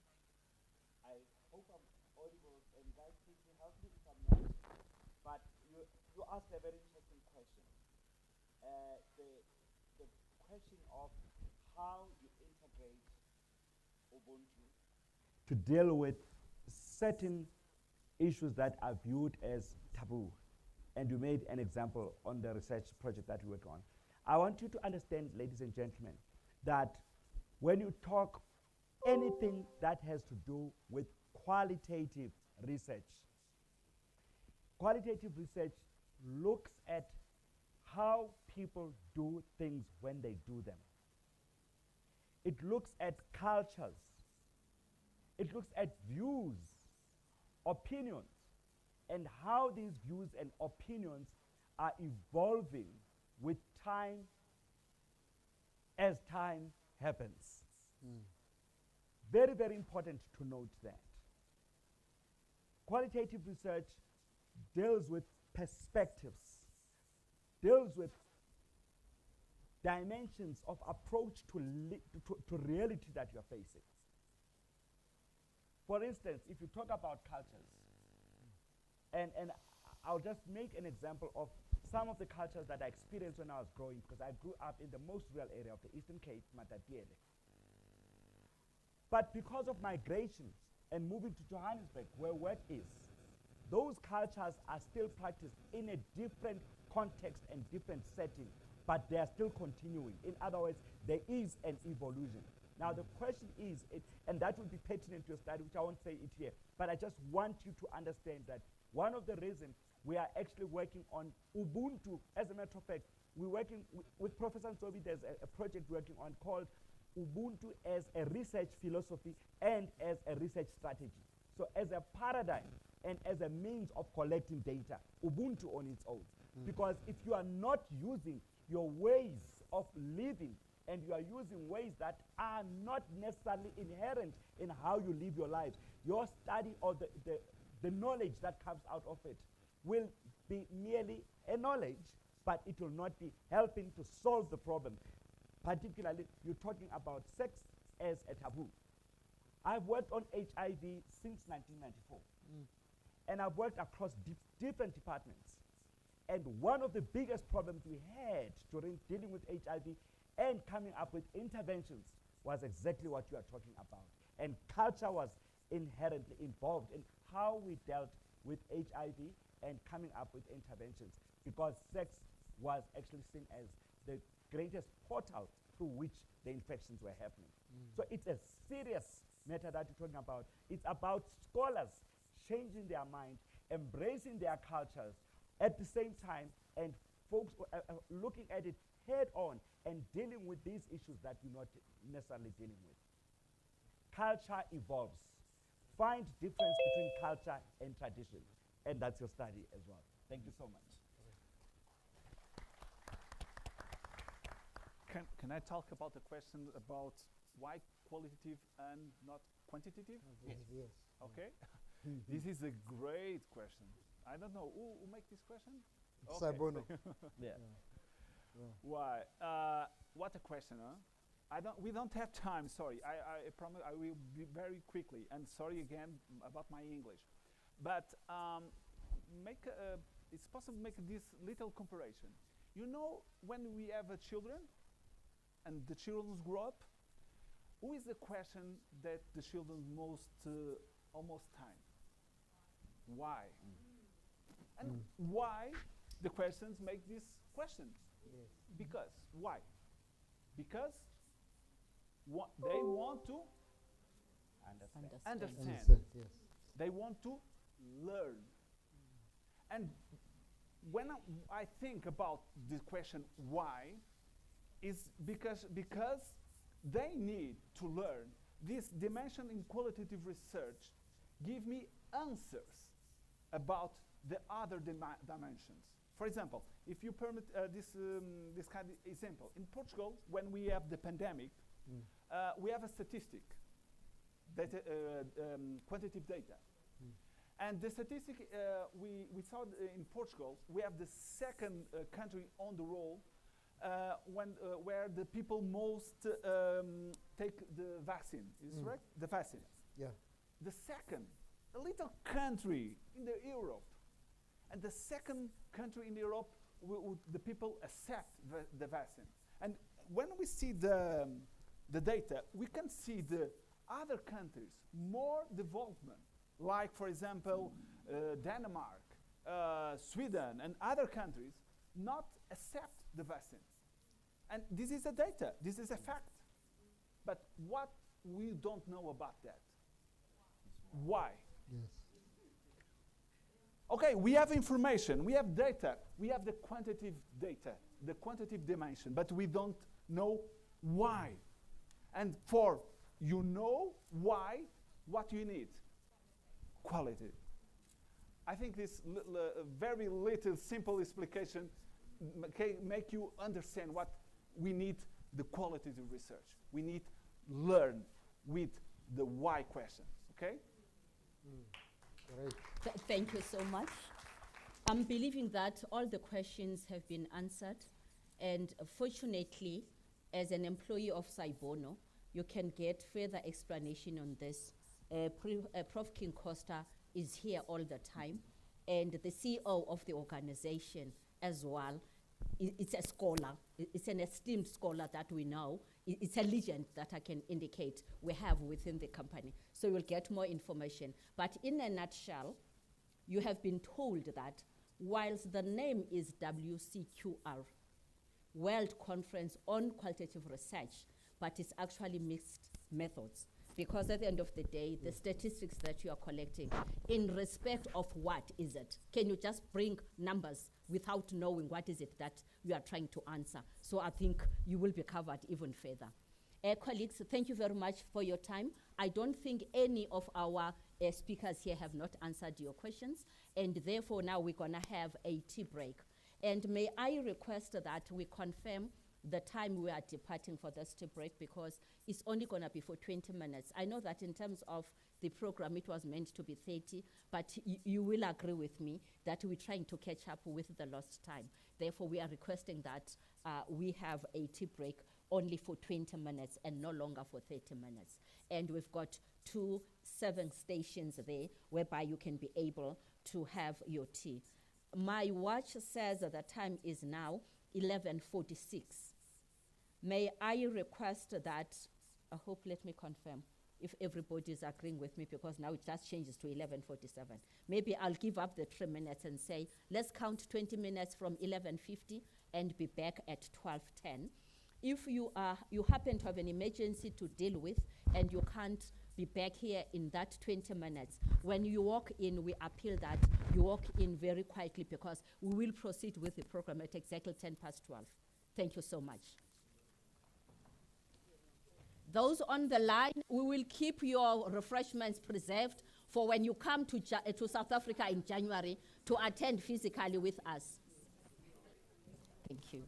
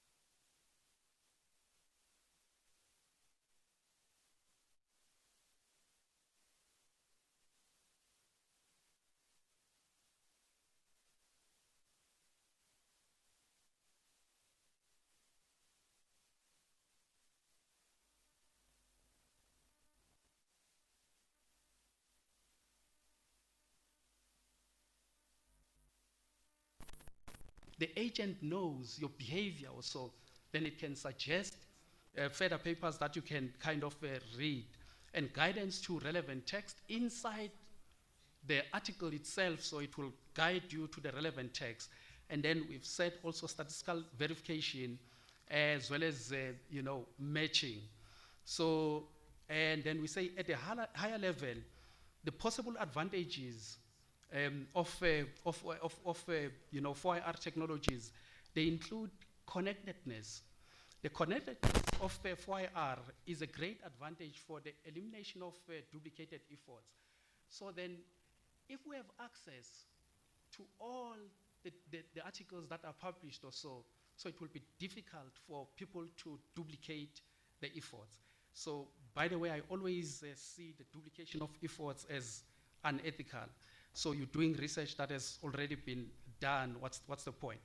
So the 4IR technologies are ever present. So you'll not submit a paper and they say, the editor out on leave, etc. They are ever present 24/7. So that ever presence of 4IR technologies is a great advantage when it comes to speed in the new knowledge generation. But at the same time, so then the 4IR technologies are updatable because they are connected. As you update one layer, so then others get updated. The updatability of 4IR technologies is a great advantage in ensuring that the knowledge at the disposal is the latest. So then finally, the unbiased decision. So I've said this one, there is a proviso. The unbiased decisions of 4IR technologies is a great advantage of ensuring that some knowledge is not suppressed, which is important. And of course, as I close, I've mentioned all these advantages of 4IR technologies. There are disadvantages, there are major risks. So, but so far as I've assessed, the advantages as it goes, they far outweigh the risks. So then with these few words, colleagues, I just want to say thank you so much. So if you have questions, you can always send those questions to me. I'll be willing to answer those questions in and around 4IR and how I see it interacting with research. And I wish you the best so as you prepare for the conference coming through next year. Thank you so much.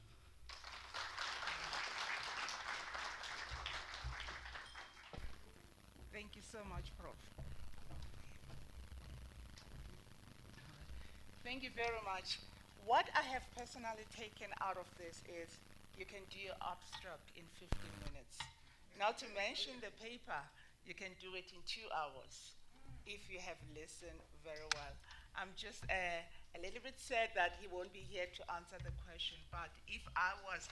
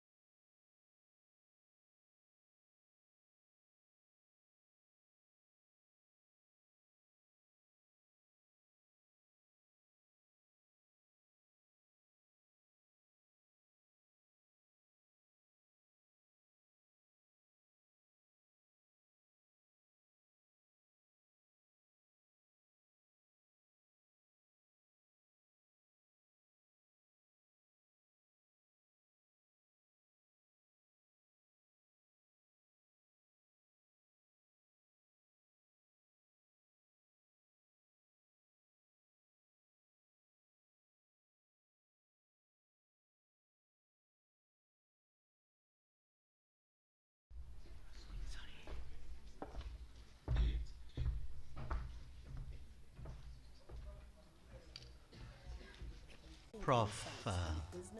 King Costa, who is actually my mentor as my academic support structures. So I recognize you, Prof.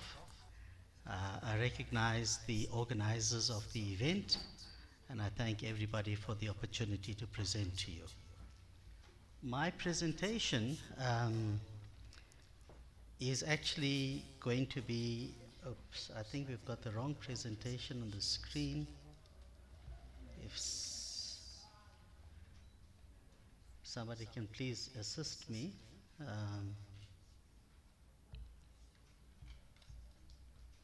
There was a gentleman that was here. Yeah. Okay, we are here. It's fine. It's fine. I've got it. Yeah. Yeah. Yeah. Thank you. Right. Thank you.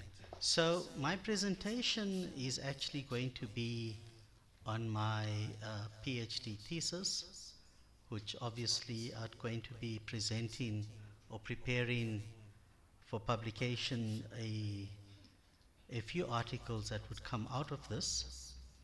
But, you know, I believe, and it's been mentioned before today, that all that we do in terms of research must have a practical impact on society. And so my topic is the insights from business rescue practices after the pandemic, connecting research to practical problem-solving initiatives. So just a preamble on the study. So we have a situation where the world over, people are dependent upon employment for survival. And as long as people are working, they're able to support their families, feed the families, educate the children, etc. When we have the absence of employment, strife. And so the burning question would be, how can we avoid businesses that are already operating from ending off in liquidation? And so, as a preamble, we have got South Africa that refers to what we call business rescue. And business rescue is an intervention created by the Companies Act to help companies that are in financial distress to trade out of financial distress into financial health. So Chapter 6 of the Act actually deals with that, and clearly it's there for a particular purpose, to give remedy to a particular business situation. Preceding the current had the Companies Act was then replaced by the Companies Act of 1973, and that act persisted for over 3 decades. And in that time, it really did not facilitate the rescue of companies that are in financial distress. Simply put, the act was not effective to save businesses and therefore to save much needed jobs. Here comes the Companies Act. If one goes beyond that particular thought process, one would easily and clearly see that there are tremendous advantages and benefits of placing a financially distressed company in business rescue as opposed to it being liquidated. When a company is liquidated, everybody loses their jobs. When a company goes into business rescue, it's got a possibility of coming back into business and continuing and therefore continue providing much needed employment. And so when a company decides to go into business rescue, a business rescue practitioner is appointed, right? And within 25 days of him being appointed, he would then need to develop and present to the creditors a rescue plan. Now, a rescue plan is not just a simple plan. It is something that would need to be developed with very serious insights as to what should be done to the business to turn it around from where it is to something different. And that may require, for example, reducing the number of staff members in the company, compromising the creditors, selling off assets, and a multiple of other things. And because of the complexities of what would need to be done, it means therefore that the business rescue practitioner can often not meet the 25 days that is legislated. And when that happens, he has to then give notice to the creditors that he needs more time, and then file a notice with the CIPC. Now, for a business rescue plan to have a chance of success, it must be accepted by 75% of the creditors of the company, the voting creditors of the company, right?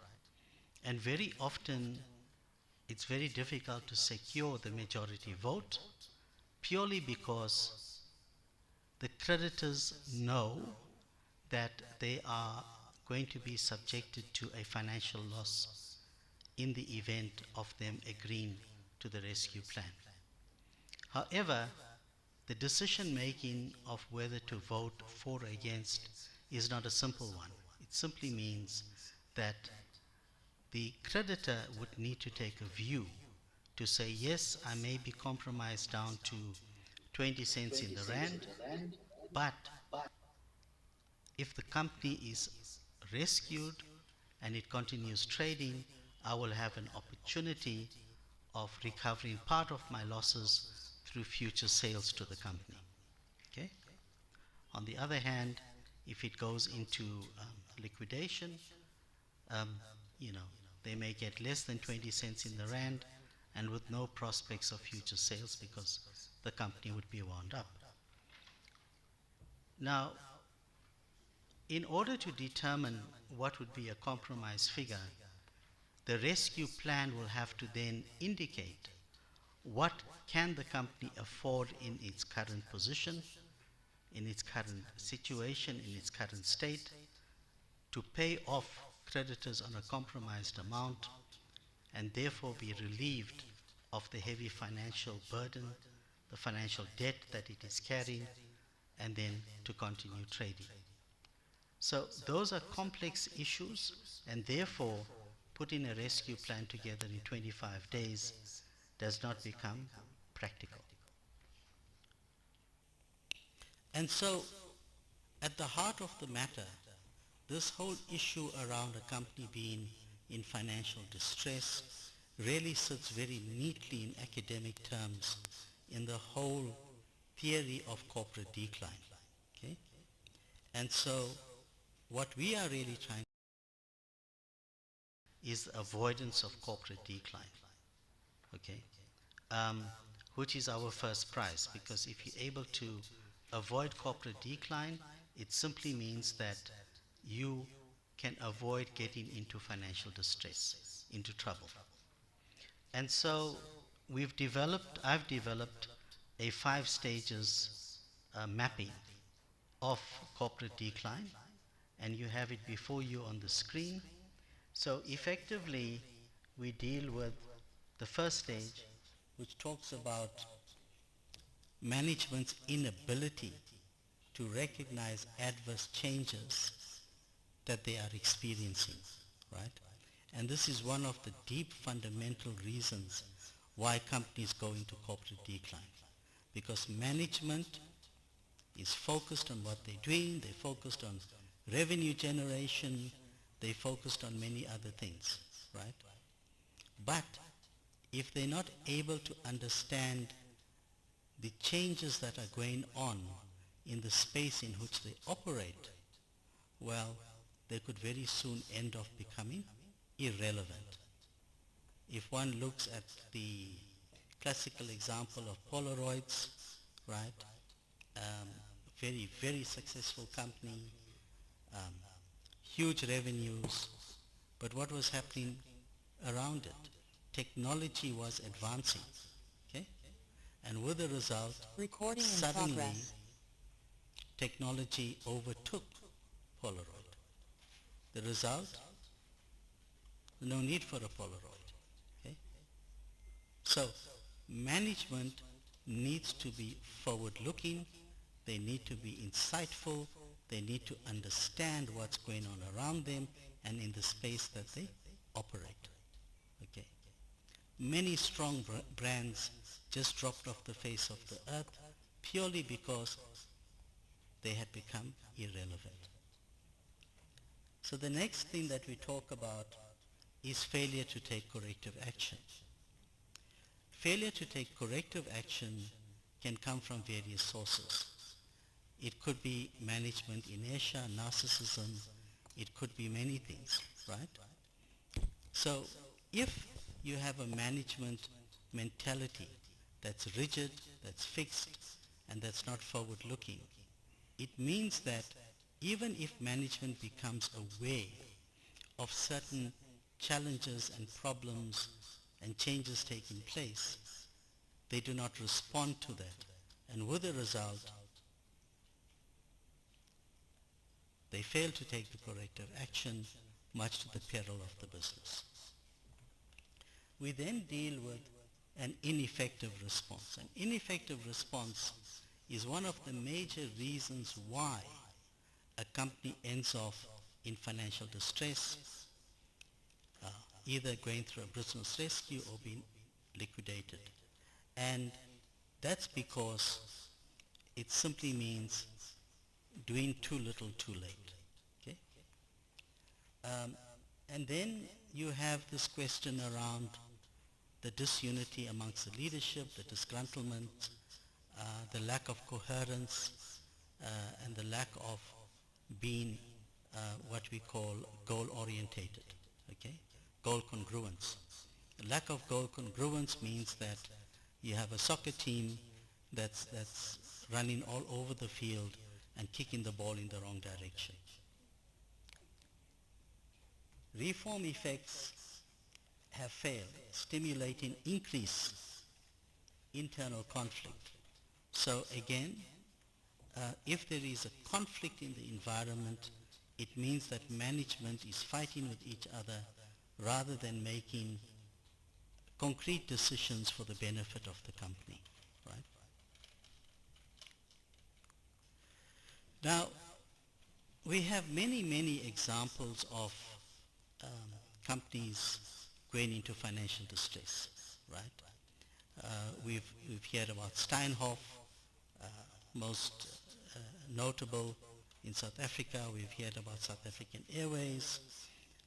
We've heard about Tongaat Hewlett. We've heard about PPC, and the list goes on, right? And if one does a study of these organizations, you'd find that there are common themes that starts to emerge, In other words, why these businesses get into trouble. And yet this is no secret, and despite that, you know, you find many other companies also getting into trouble purely because of management's inertia or incompetence or, you know, macroeconomic factors sometimes that is beyond their control. So for example, when we went through the COVID-19 pandemic, no matter how good your business was, there were many things you couldn't control at the time. You know, when countries went into hard lockdown, for example, very, very successful businesses just simply ground to a halt. For example, if one looked at Kulela, the airline company, highly successful operator, right? But when they had to be grounded because of the hard lockdown, you know, there's no ways that they could recover from that. And eventually they were placed into liquidation.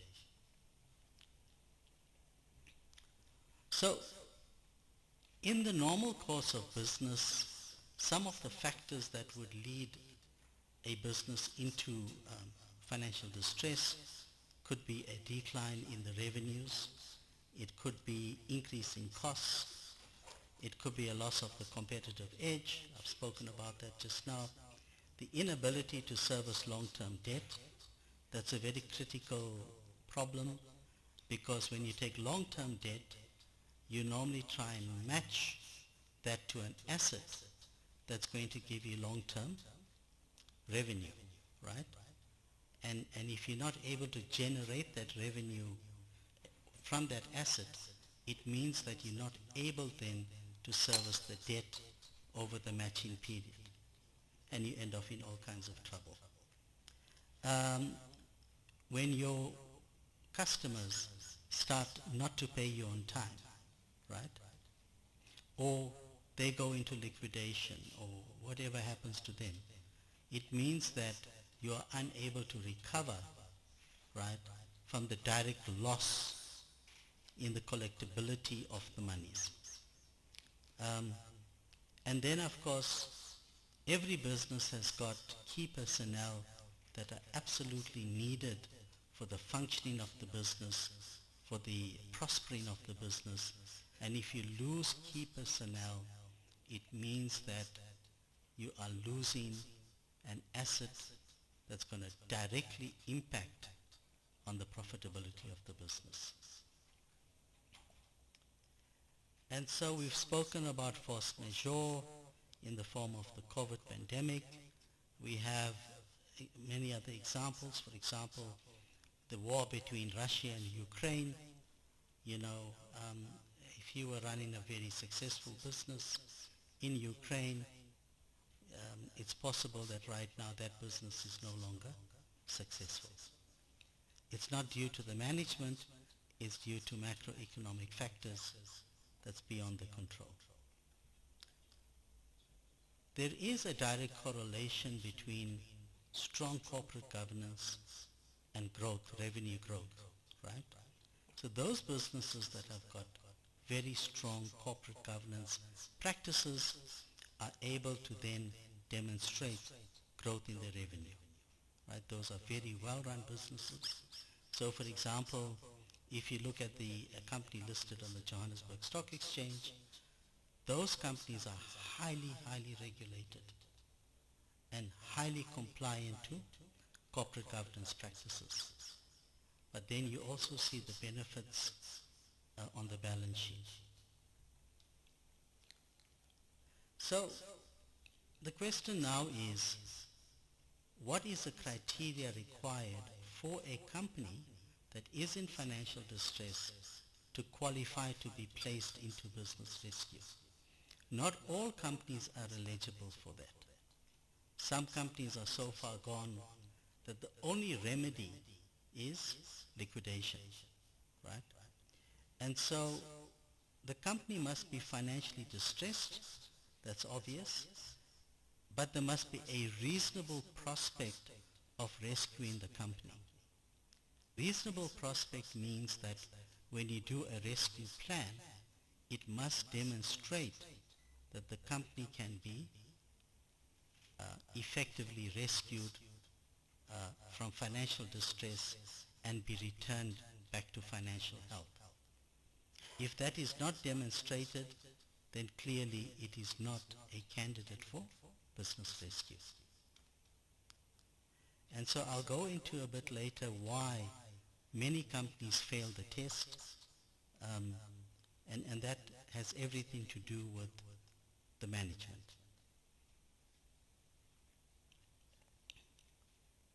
So there are many prediction models that are in circulation.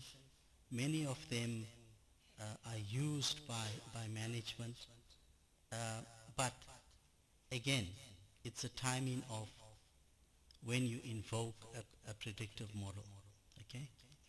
If you invoke it too late in the process, it's not going to give you any forms of prediction that you're going to be rescued.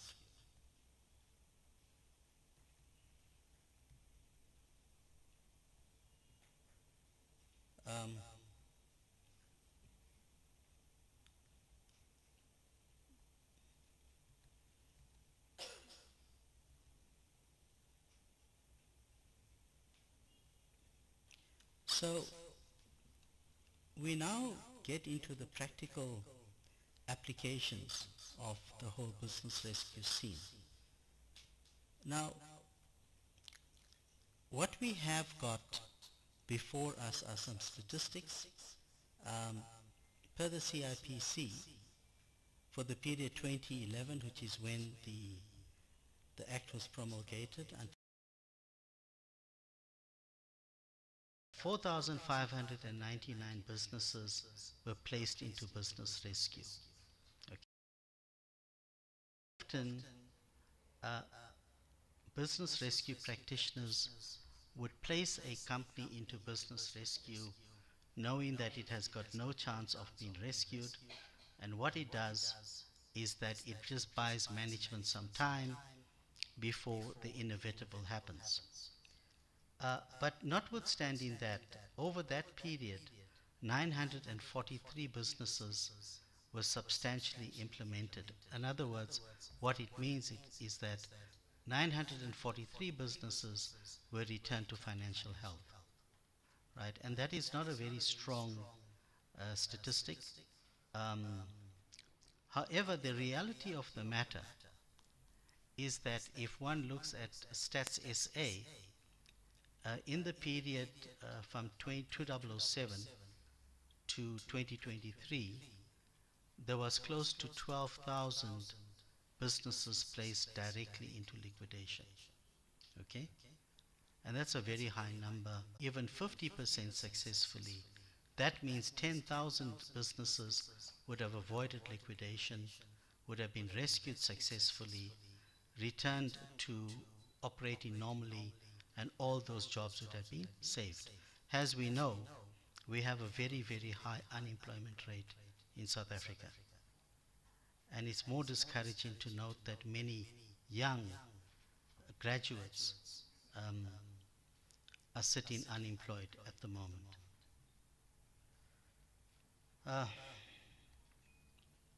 So the current business rescue proceedings were intended to significantly improve the previous judicial management. So that's the problem statement.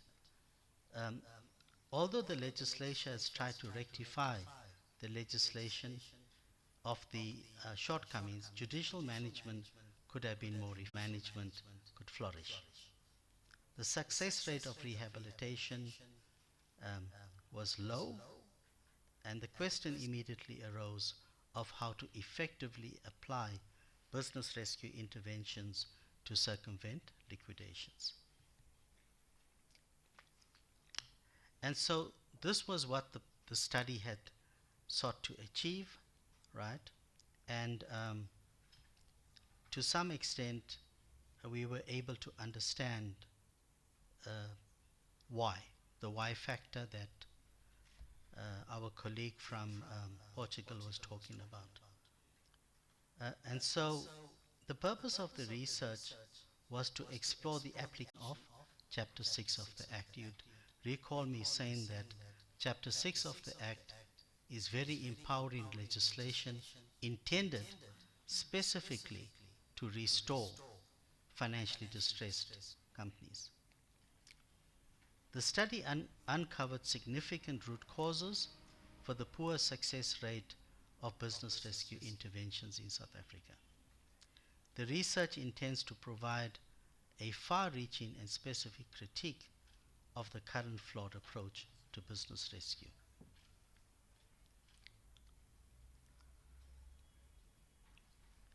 So the decision to place a company in business rescue is a legal process, right? You'd have to file a notice with the CIPC. But it is also a commercial process that requires business expertise and deep knowledge of each company in distress. The legal process often incentivizes the legal team to place a viable business into liquidation. And here I'm alluding to unethical practices of the legal profession, of business rescue practitioners, whereby they would take certain steps in the process simply to earn high fees, but with very little or no intention of successfully rescuing the business. So it is what we call a natural weakness in the system, and that weakness is very often exploited.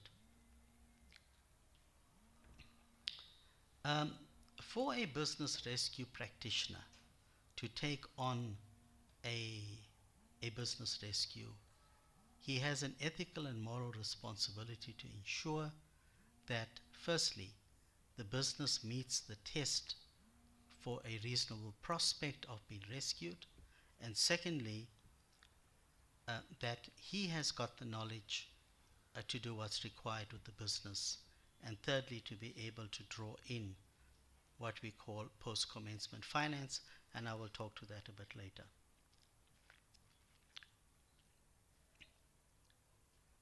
So throughout the process of the research, we sought to understand why the empowering legislation is not producing the intended results. So the primary research question is how to circumvent liquidations through effective business rescue interventions in South Africa. In other words, to make management take the business rescue route at an appropriate time first and foremost, rather than placing the business directly into liquidation. Or, if they placed it into business rescue, to ensure that the company has the best chance of being successfully rescued. I'm not going to go through the secondary research questions for now, but effectively it seeks to answer the primary research question. And so this is a very busy graph. You may battle to see it, but it's a theoretical and conceptual framework, right? And however, in the methodological approach, right, we needed to understand what would be the correct, the best research methodology. And from the background that I've given you so far, I think you can see clearly that this has very little to do with figures and more to do with facts, okay? Meaning the why part in terms of why we find ourselves in this position. And why we find ourselves in this position deals primarily with the human sentiment or the human perspective. And because of that, I felt that the best research method to use would have been a qualitative approach. And I'll talk a little bit more about that just now. Then the theoretical approach really sought to understand and determine what would be the theories in the literature that would inform the study. And then the conceptual approach really dealt with business rescue theories, the global perspective, the South African perspective, the key variables that I needed to consider, and of course the outcome variables. And so I developed this diagram really to conceptualize the research approach. And we can see that there's the positivist orientation, the interpretive orientation, and the pragmatic. Pragmatic, of course, is your mixed methods approach. And so in the interpretive orientation, we talk about the inductive reasoning, which is informed by the theoretical foundations. And so, Hay 2011, under the interpretivism theory, various descriptive approaches touch on constructivism and humanetics.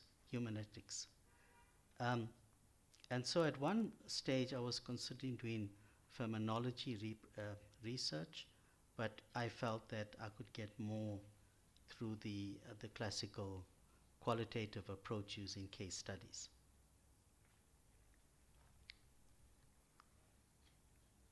So the process of inductive reasoning involves moving from specific observations and facts to more significant generalizations and ideas within an interpretive and constructivist philosophical domain. Researchers may employ inductive reasoning when investigating novel phenomena, right? And novel phenomena because we were trying to understand the heart of why things are going wrong. So conducting research in an area that is mostly unexplored or understudied, inductive reasoning is a valuable tool. And so there is a paucity in the literature when it comes to business rescue practices. It's good to use inductive reasoning to develop new theories and hypotheses using patterns and trends identified in the data. And I'll go more into that just now. Investigate these complexities and come up with plausible explanations, which is what the study has achieved. And so in my study, I used semi-structured questions whereby I interviewed participants, right? There were two cohorts in my study. The first cohort was made up of participants from the case study, and the case study was on 3 companies that went through a business rescue. They had completed the process, and in those 3 companies I had interviewed senior management that was directly involved in the business rescue process and the business rescue practitioner that undertook the business rescue. In the second cohort, it was made up of subject matter experts, and these subject matter experts were mainly chartered accountants and attorneys and business rescue practitioners that have worked in the space of business rescue for many, many years and have undertaken, or were not maybe a business rescue practitioner, but was very intimately involved in the business rescue process, right? So for example, an action intensive. And you really should not do this process without the help of an appropriate software. And the software that I used is very, very useful software because it gave the ability to capture the outcomes of the interviews into the system. It did many things in the background to identify the common themes, the key themes, the emergent themes, which obviously would inform the research findings. To improve the validation of the coding process, I used a technique called intercoding reliability, which basically means that more than one person, someone other than myself, also did the coding, And with the result, and as a result of that, we were able then to compare the outcomes of each coder's process. And what Cohen's Kappa model does is that it's able to give you a statistical comparison on the coding outcomes. And the result of that is that if there's a strong enough correlation or an acceptable level of correlation between the two coders who work independently of each other, then your coding outcomes are more reliable and more acceptable to determine the levels of correlation between myself and the other independent coder. So the research findings that I'm going to disclose now are not complete and comprehensive, but I will talk to the most important ones. And so when it comes to business rescue, there's a perception that it is a very long drawn-out process and that it makes good business sense if it's going to cost you millions of rands that you don't have to pay. However, it does not need to be that way, because if management places a company in business rescue early enough in the distress period, then your chances of successfully rescuing the business is a lot greater, because you have a balance sheet that's not completely eroded. You don't have your creditors already up in arms. You don't have employees that were not paid the salaries and wages. You don't have creditors that are really disgruntled, etc. Right? And so it's really about you is also very difficult to achieve, because that is already in financial distress. Customers can sometimes lose confidence in the company's products. The business rescue practitioner may lack competence. The CIPC is alleged not to be performing its regulatory function over business rescue practitioners. With the result, you find them to be sometimes of poor quality. Identify the special skills that they may need to successfully do a business rescue, for example, an engineer. The SaaS practices in a business rescue is not conducive for the business rescue. There's insufficient case law to assist the interpretation of certain complex situations. The bulk of the allocation of business rescue appointments are limited to only a small number of firms. There needs to be a broader orientation about business rescue. Management must consider placing the business in rescue much earlier in the distress period. There must be transparent and adequate communication with affected stakeholders. There must be, the business rescue practitioner must be carefully selected for his competence. Government should consider setting up a fund to make available the post-commencement finance to this company into financial health. Thank you. Thank you very much, Mr. Rajesh. You don't get to sit down. You can please just go there. We'll have like Dr. Tanya van der Merwe. This is one of our committee member for this World Conference for Qualitative Research 2024, and she's also from the University of Witwatersrand. Let's give a round of thank you. Right there. So I think to avoid explaining what it is that I do as an occupational therapist, why I don't ask you to quickly do a mindful exercise. You don't have to report on it, thank goodness, to me. But let's first of all, the 5, 4, 3, 2, 1 exercise, right? So first of all, tell yourself 5 things that you are seeing. Quick. 5 things you are seeing with your eyes. Can you see 5 things? Right. And now for our special audience, the next thing is 4 things you'll be hearing, but they will also use their eyes for that. What are 4 things that you're hearing? Your heartbeat? I can hear my heartbeat a little bit. Right. And how about 3 things you're feeling? Can you feel 3 things? Not your heart, your skin. Can you feel your shirt? Can you feel your shoes are maybe killing you? No? Okay. All right. And what are 2 things you can smell? If I imagine hard enough, I think I can smell lunch. Yeah? All right. And the last one thing you can taste.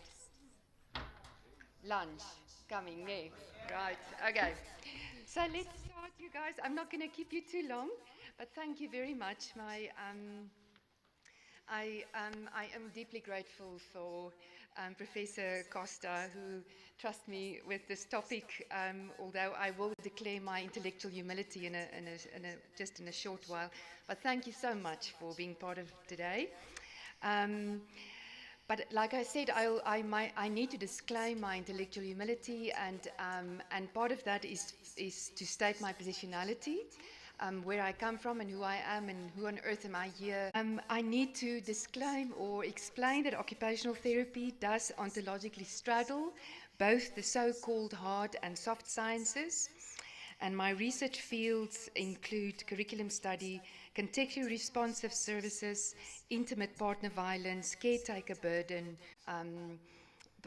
training of qualitative research with a view of constructing a research proposal.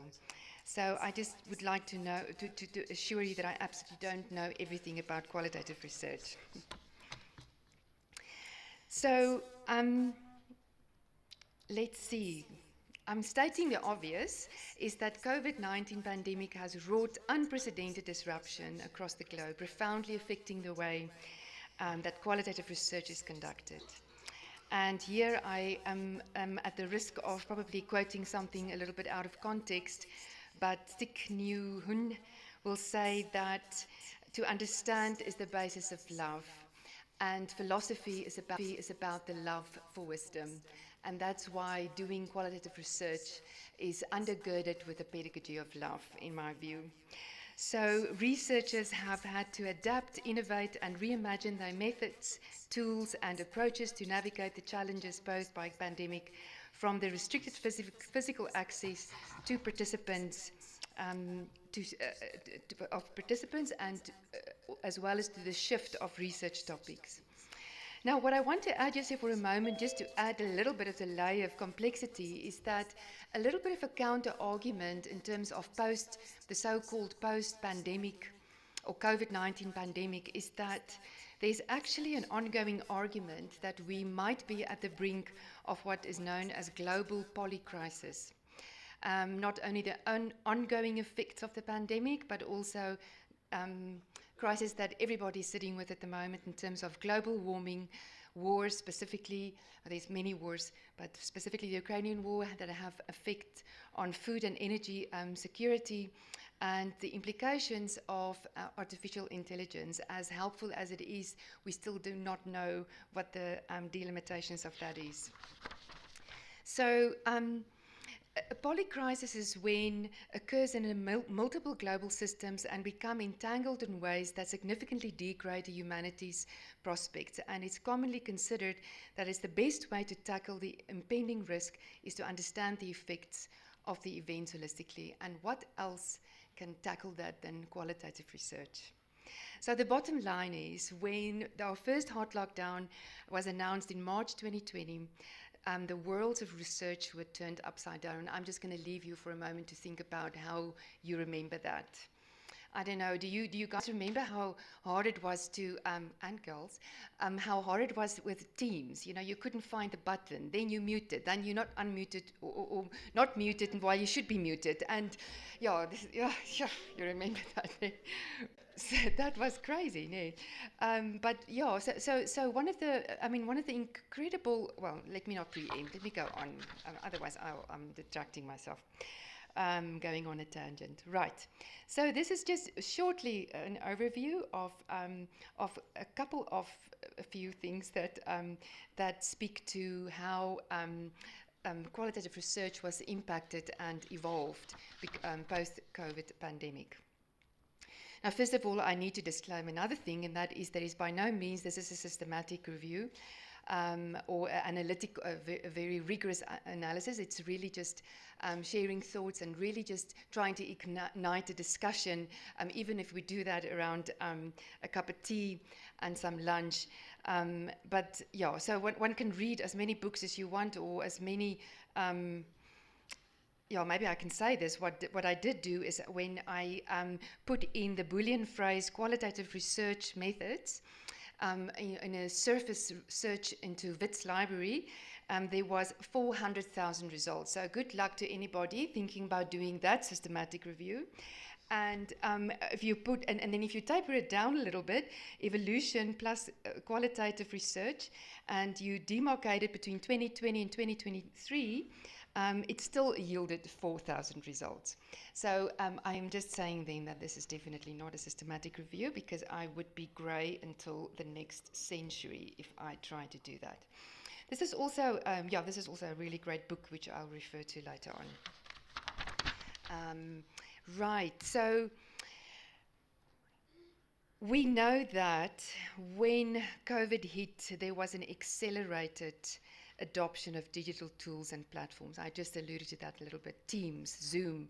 Do you remember how Skype was this thing before then, and then it just got out of fashion? So because because there were comparative data heaviness. So we decided, for example, at universities, we had to really calculate which of these platforms asked the least data of students. Learning management systems for emergency remote learning, I mean, for many, Canvas, Blackboard, Moodle, all those were already, and social media platforms, but all of a sudden those were the go-to place for emergency remote learning. I remember, for example, when starting teaching, teaching online was the only thing we could do, how destabilizing that was for me somebody who teaches Socratically and with dialogue, and who is in conversation with my students constantly, almost had to go now into a one-dimensional space, but paradoxically also accessing dimensions of another kind in cyberspace. And that was very destabilizing for me as a lecturer and an educationalist. Digital transformation also had major impact on research topics in education, for example, on how to structure content with minimum data, and with context of in higher education, where the majority of university students at several universities in this country is food insecure. Right, there are students, many, if not most of the majority of students are poor. And all of a sudden now they had these expenses, with data and or being excluded. So that was the choice that they had to do.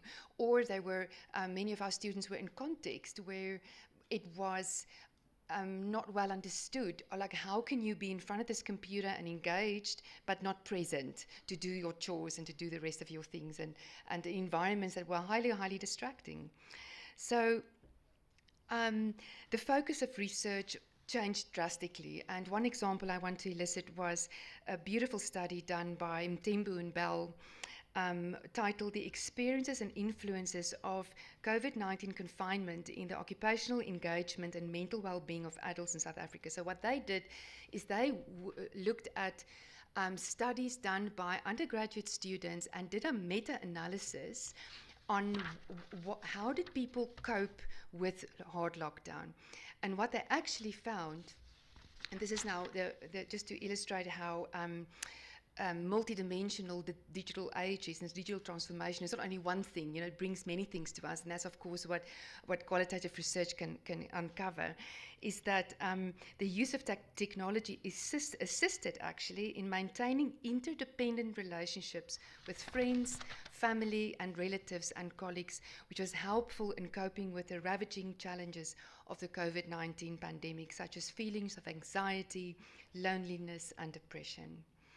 Now, what makes this study even more interesting in the vein of meta-analysis is that the theoretical framework employed for the meta-analysis was a decolonial epistemic perspective as an underpinning theoretical framework for understanding the interactions between the COVID-19 syndemic, syndemic meaning there was more than one thing going on, wasn't only the virus but also the loneliness, the isolation and the mental health implications, social and historical context, as well as the determinants of health and the influence adults thinking, feeling, knowing, being and doing.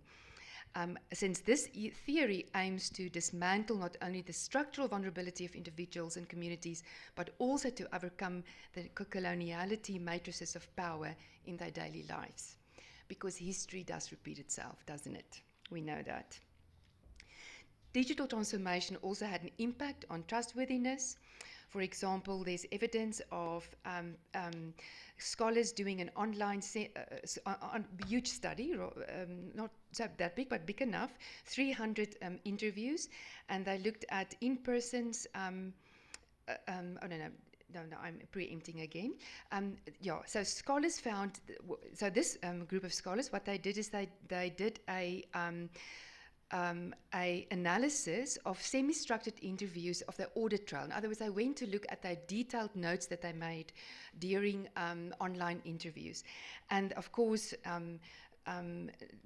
wasn't surprised to find that that online research is a purposeful exercise that requires thoughtful, careful analysis around a number of methodological challenges, as well as ethical and equity-orientated questions. So it wasn't just a question of just quickly transferring the method, from in-person to online. There was a lot more complexities that were at stake. But it also led to reflexive practice. I found it very interesting that, and that's why I'm very strict with my students, if they still reference Braun and Clark in 2006, because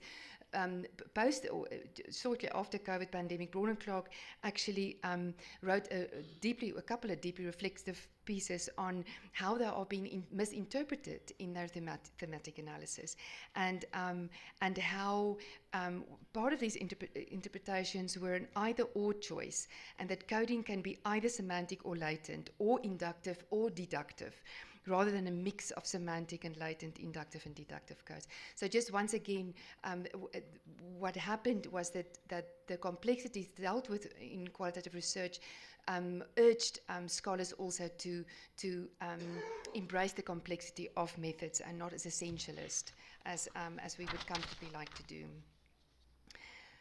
Right, so in terms of data management and analysis, skipped one, sorry.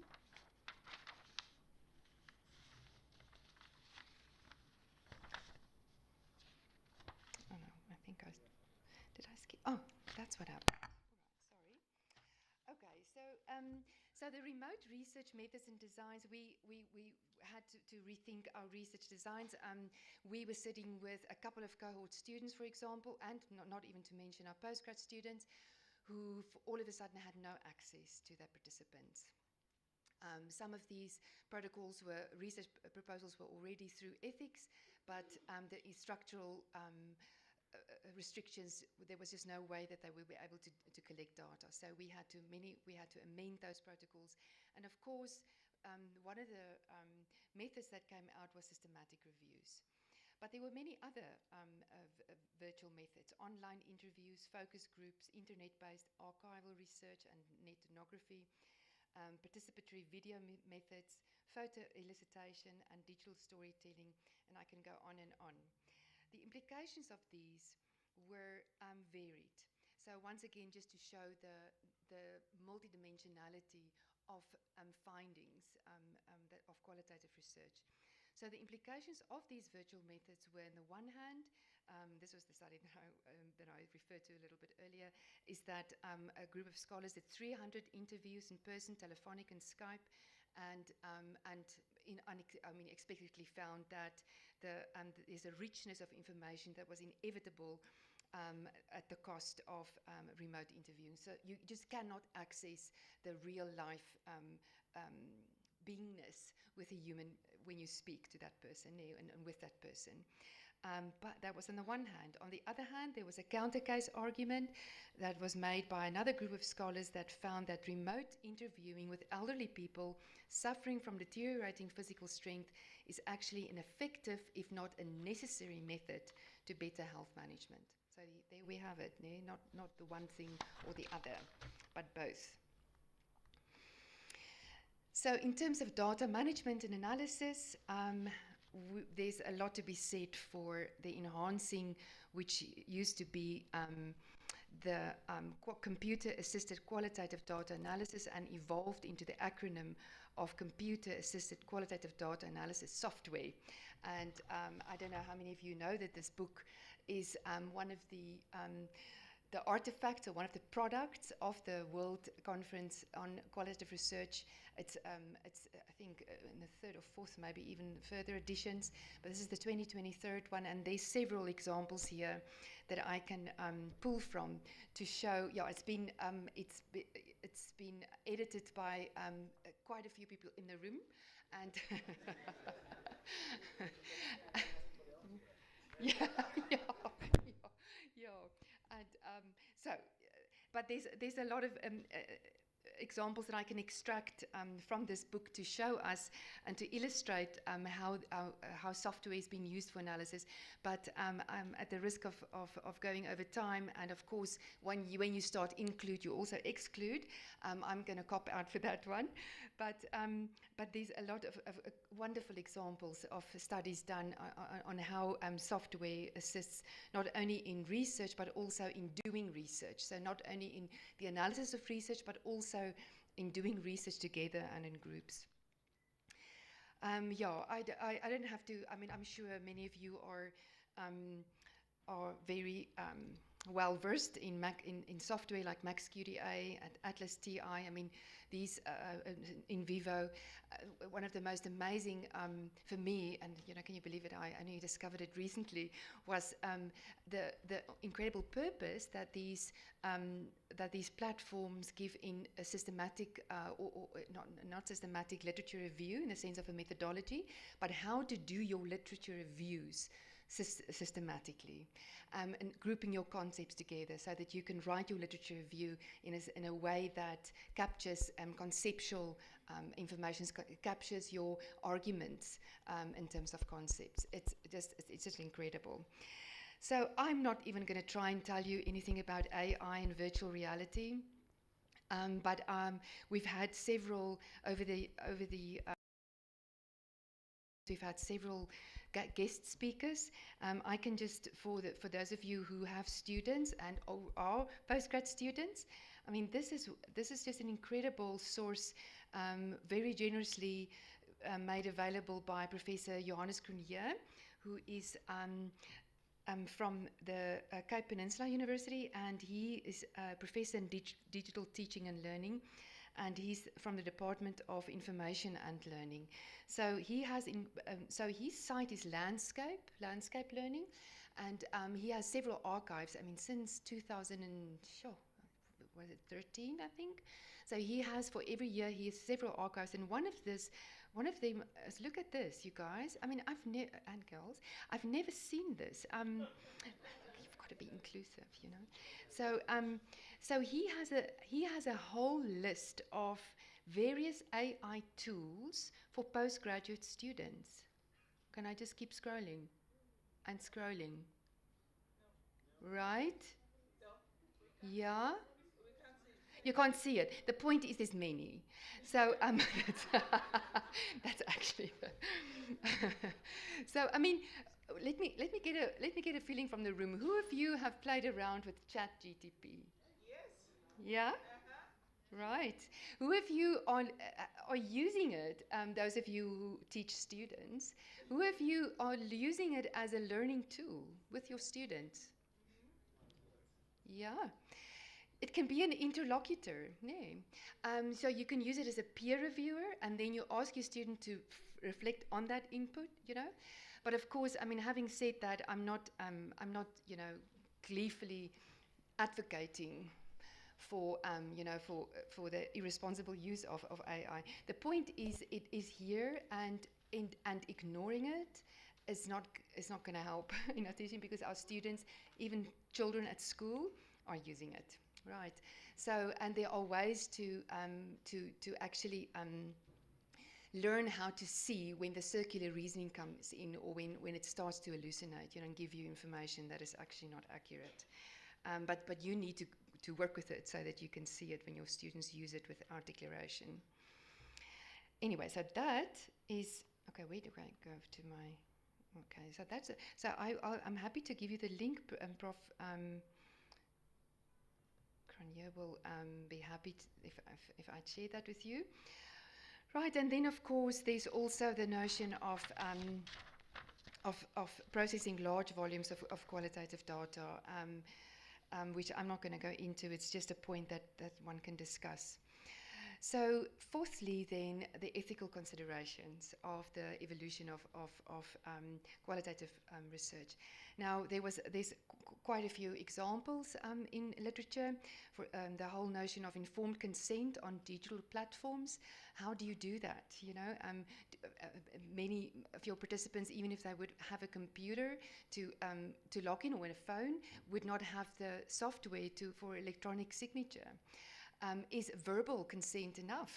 You know, is that responsible enough? And do we have a record for it? You know, and should we have a record for what people say?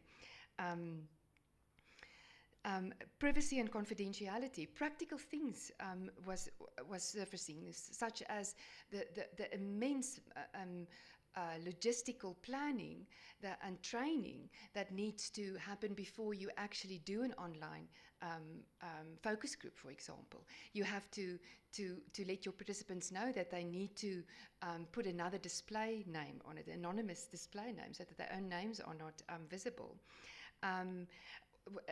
You know, how do you navigate or mitigate access to private rooms, and where many of our participants actually don't have those?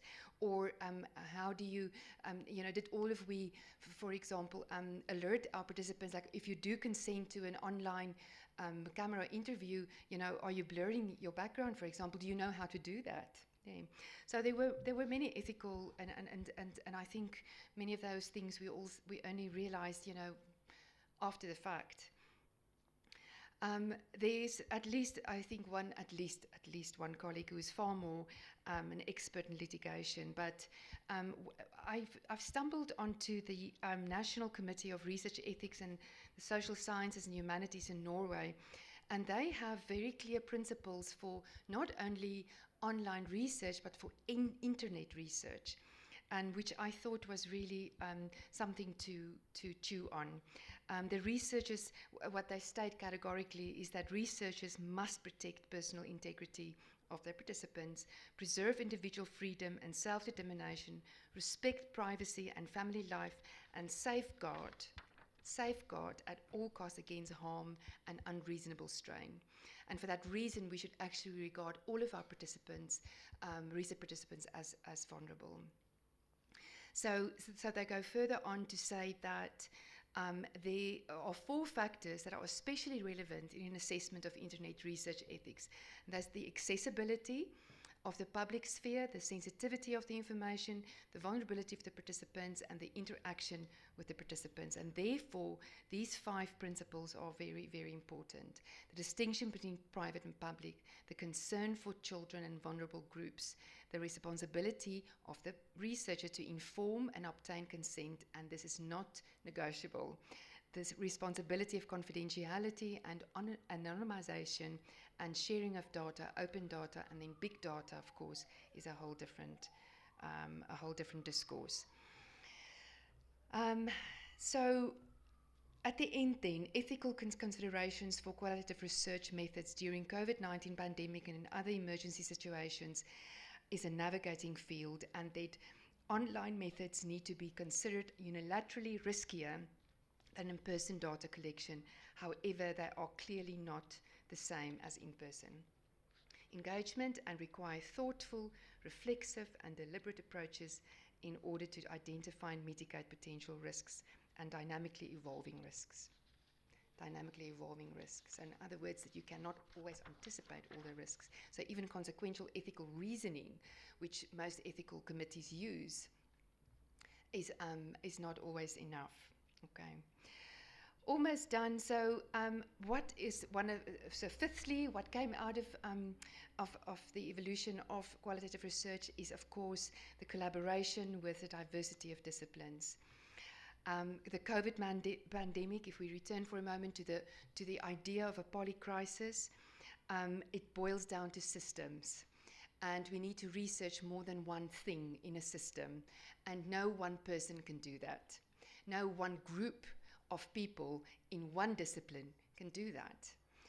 We are indeed very much stronger when we do work together. And that is one of the things that I think is irrevocably grounded after the COVID pandemic, is that, well, besides the fact that knowledge making is irrevocably interdisciplinary, when we do research together, we just really do it so much better. We cannot solve problems singularly, and for that we need epistemic fluency.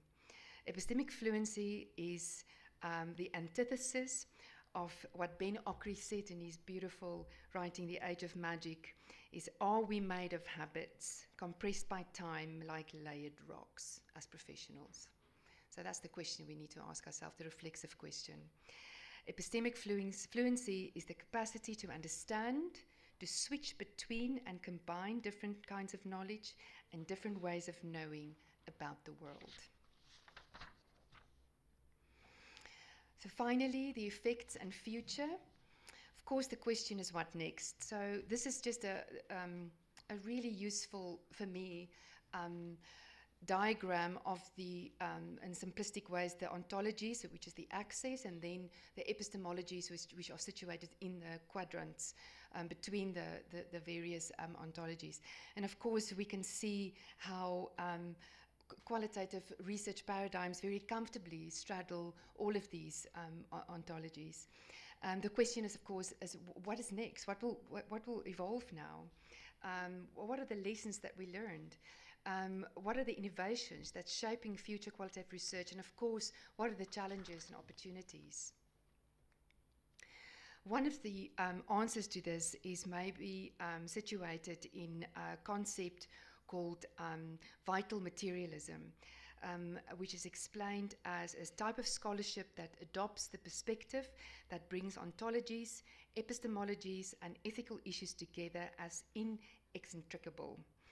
And it's a sort of, or that's the secondary concept, is an onto ethico-epistemological position. Did you know that there is already discourses of, and that's been actually, I mean, it was actually emerged before the COVID pandemic, of post-qualitative researchers. So post-qualitative researchers rejects interviews, for example, as irrevocably human, and they would refer or argue for a diffractive approach, which means that the subjectivity of the researcher can be as valuable sources for interpreting data. So, yeah, it leaves us then with, where is qualitative research going? There's a book fresh off the press called Qualitative Research Design Sciences. Some of you may be familiar with it. I'm not going to go too much into it because I can definitely not explain this, but what I do want to point out is the importance of a theoretical framework in qualitative research. And I'm actually, as an educator, even for my undergraduate and research report students, you know, do 50% research report, 50% coursework, is when they do go the qualitative route, is to actually situate that research in a theoretical framework. You can actually not go without it. So, and if that is then contained to a literature review only, by all means, but it needs to be articulated with consciousness. So in conclusion, finally, technology and software was an incredible effect, both with pros and cons in qualitative research. There's qualitative research has ethical and implications, but we also saw how qualitative research can contribute to social justice and to ethical issues, addressing ethical issues. Here I want to borrow one of my favorite scholars in occupational therapy's words, saying that maybe we should aim for radical sensibility, which is a deeper engagement with critical, transformative and decolonial paradigms. And just before I kick T.S. Eliot out, because I want to use another conclusion, but I did find this quite striking to be reminded of: we shall not cease from exploration, and at the end of all our exploring will we arrive where we started and know the place for the first time. But, and that's why I'm not concluding with this, is that the answer to this for me is in Ndlovu Gatsheni's work about epistemic freedom. What is epistemic freedom? It's not turning the coin to the other side, but it's about decentering the Eurocentric notions of knowing and being and thinking and speaking, and replacing it not with one, but with a pluriversality of knowing and becoming. Thank you.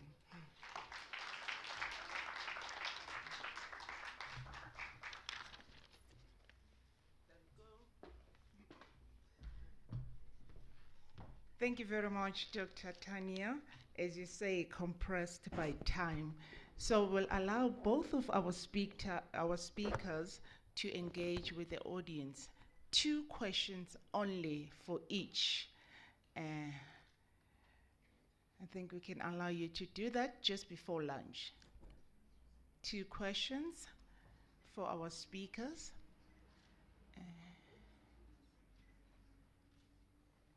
Questions? Oh, we have one. Tati, Mama Wisi. All right, that's the first question. Second question.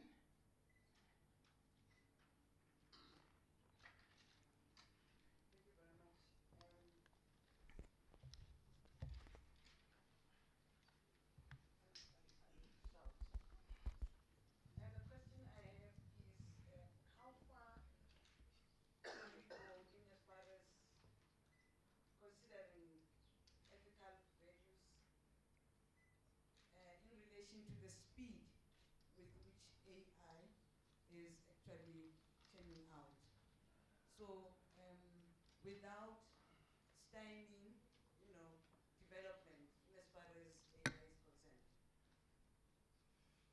Prof, I won't be able to answer that question very well, because I am a novice with AI, but what I can say is that I am a critical thinker about ethical considerations, and for the longest time I have been,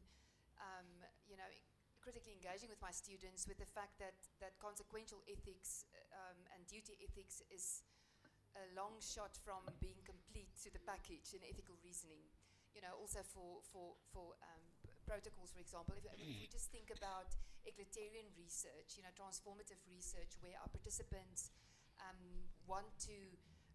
So let me give the example. I mean, a couple of years ago, we had a. This is not answering your question about AI, but just about the question about that we need to be critical of ethical reasoning. This is because a few years ago we had a research project about the efficacy, or the perceptions rather, of occupational therapy services in community-based practice. And our participants were community leaders. And when we went back, after we've analyzed the data, we did member checking, we assured them once again, of the fact that their contributions is, confidential, their names won't be added. And they were very unhappy about that, because they wanted their contributions to be visible and readable in that work. So we had to go back to the ethical committee and explain why our participants, names needed to be avert about that. So this is not answering your question about AI. I mean, what I do know from the discourse of AI and AI teaching is that we don't know yet what the implications are ethically. So we are just in this blind, I think. But the bottom line is that we have to remain critical and vigilant, and we have to remain in conversation about that.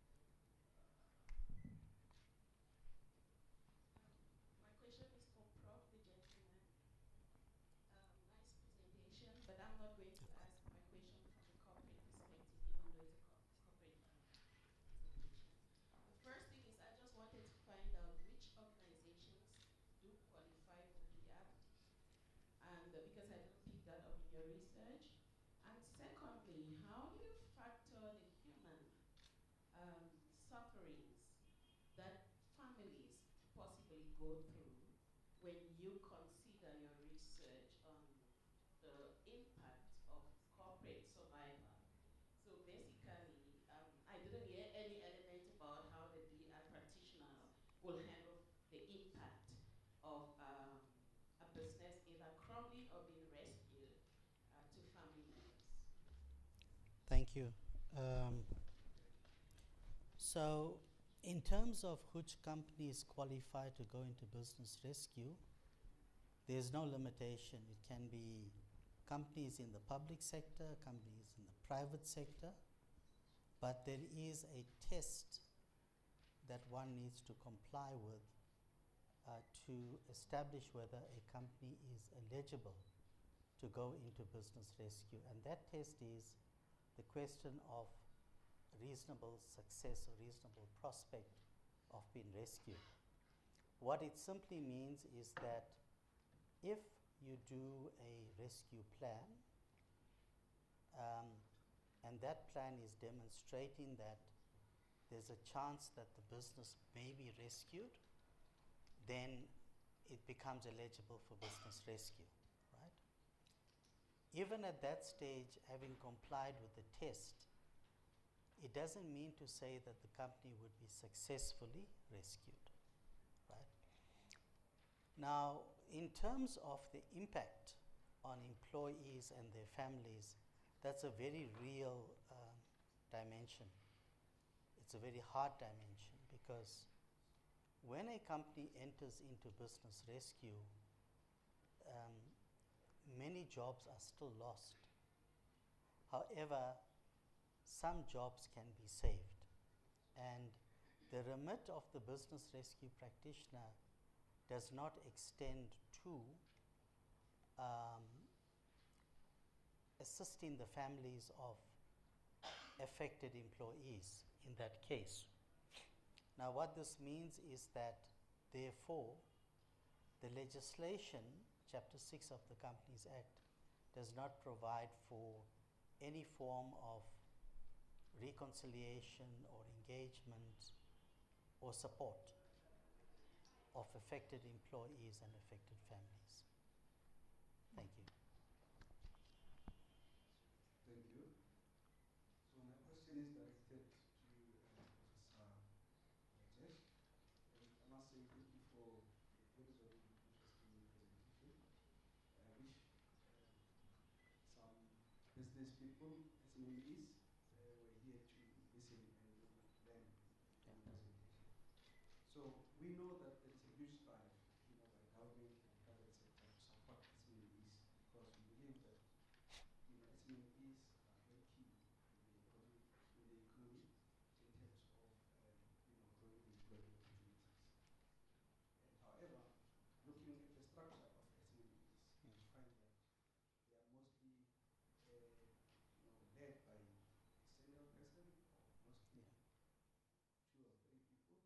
who may be competent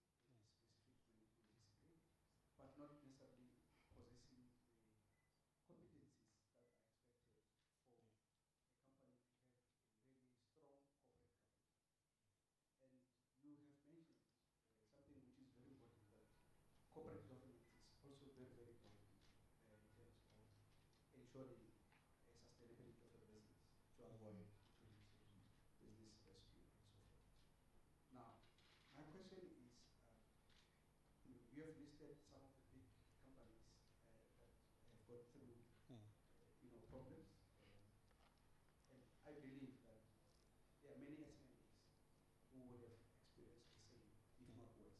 And the question is, are they aware of this particular platform or a resource, as in the business rescue? Are they aware of this particular alternative as a way to safeguard the business? Thank you. Yeah, thank you very much. So perhaps if I could take just a couple of steps back. What I always advise new business people and old business people to do is to secure themselves a mentor that is experienced in business, that has a track record, and that would help them through the various stages of their business life.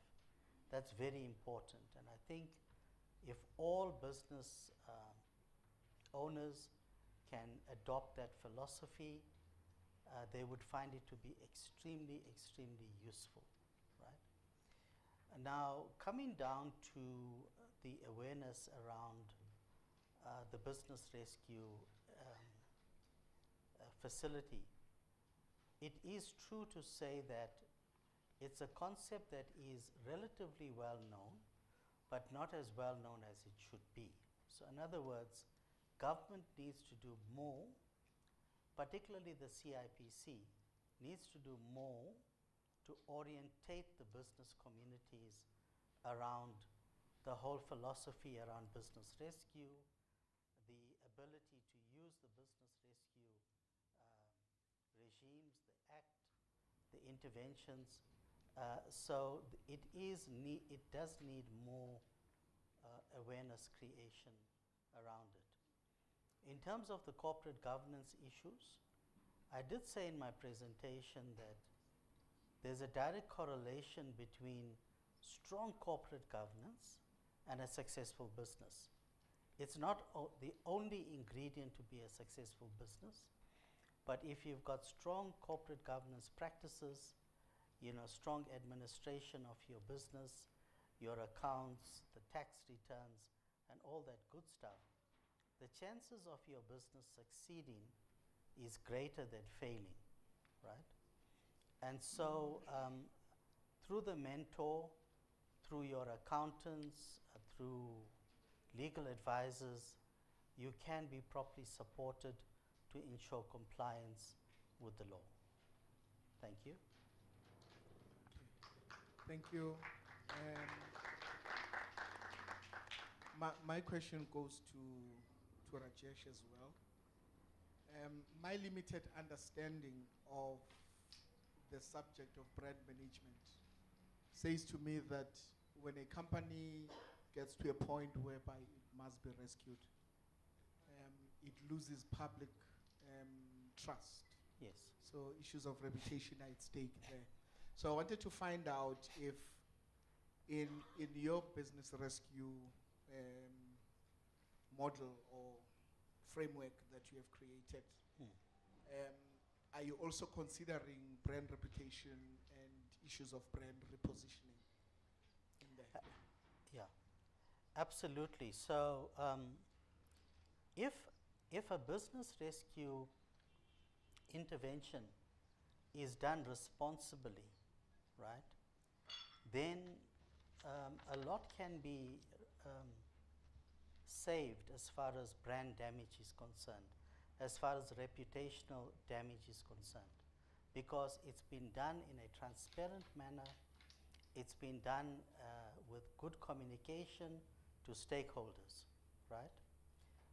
If management is transparent and they say, guys, we got into trouble, these are the reasons why we got into trouble, it was largely beyond our control, we're very sorry about it, we have every intention of restoring this business to financial health and continuing to trade and operate, we're looking for your support.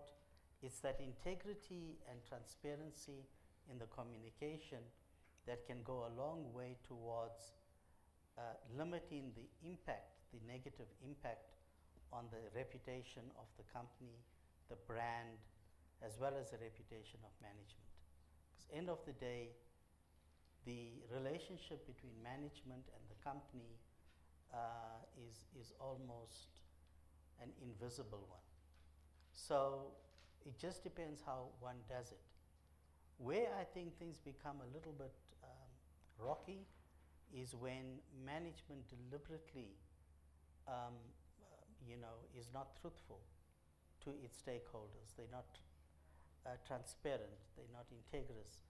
It means that people start to doubt the storyline. As long as you can avoid that, there will be reputational damage for sure, but it will be salvageable in the long run. Thank you. Thank you. Thank you so much to our speakers. Let's give them a final round of applause. Thank you very much. Now we're on my favorite item, lunch. But before we go out, I need us to agree on something. Can we please have 30 minutes for it, since we are compressed by time? Do we agree? 30 minutes. All right. On my time, it's 14:10. So 30 minutes means it's 14:40. Eh? So please let us be back at that time. Thank you very much. Enjoy your lunch. There?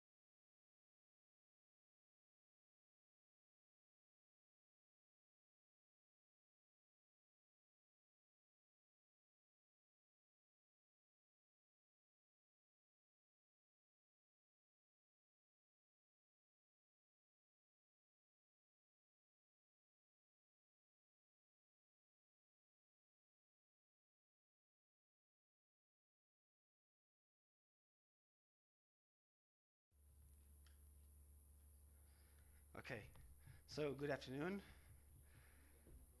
Sorry to be late. I want to first to thank you all for being here and to help develop knowledge and disseminate knowledge at first with WCQR. I hope you can attend the conference meeting.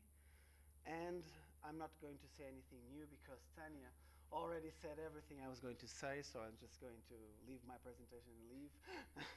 Just joking. I'm going to talk more about some of the digital tools that are available for researchers in qualitative research to use. Tanya made a great presentation. I enjoy it. And and in fact, COVID really changed the way we do research, okay? And digital tools made a great difference on that. So the first provocation that I have for you is, what do I choose to conduct my research? What will I be needing? Is it possible to do it without a digital tool or technological tool? So no one types with a typewriter, right? No one writes handwriting, only for little notes. You use a computer because it has a spelling corrector and has a grammar corrector, right? And you can undo and redo stuff. And if you don't know, Word has a great transcription tool now. You just upload the MP3 and everything good. As you say in Portugal, is it possible to do without technology? Yes, but isn't the same thing. And here we're talking about rigor, perfection, quality, and reducing errors and biases. So you can do the same thing, but if you use technology, probably will be better. And first of all, you will be more effective with less time expenditure, with time-consuming activities, okay? So you can go up to the floor on the regular steps, or you can use an electric or how you say mechanical staircase. You probably, if you like me, but you can notice, I like the electric ones. You can go, and for example, as I came from Portugal, as you know, me and Fabio have walked along several airports, and I just like those, how you say it? Yeah, it's just like you're like Flash, you're running, and you're just walking faster than the others. So it's the same thing. You can walk with your trolley with your luggage, or you can walk on one of those. How you say it again? I forgot. Conveyor. I'm sorry. I speak English, but I'm not native English. Well, I was born in South Africa, but I went to Portugal when I was 4. So some words and some sentences may be lost. Okay, not in translation, but on my mind. Okay, so challenging digital tools may offer benefits, but they offer challenges also, because you have to work with privacy, confidentiality, and sometimes tools have bugs and have glitches. I know we're going to talk about the new software here today. Me and Fabi worked in another software. It was one of our babies, but it had glitches. Sometimes it got stuck, and sometimes people were annoyed because it didn't work. But when we work with technology, it happens. You've seen it today several times. Okay, so. But we need to adapt. We need to work with the new software. We have to learn. Sometimes it's more than an effort to learn stuff, but we can be mindful of the potential biases and the limitation of digital data collection, for example. However, qualitative research is being revolutionized, and we can use it, as we saw before, from data collection.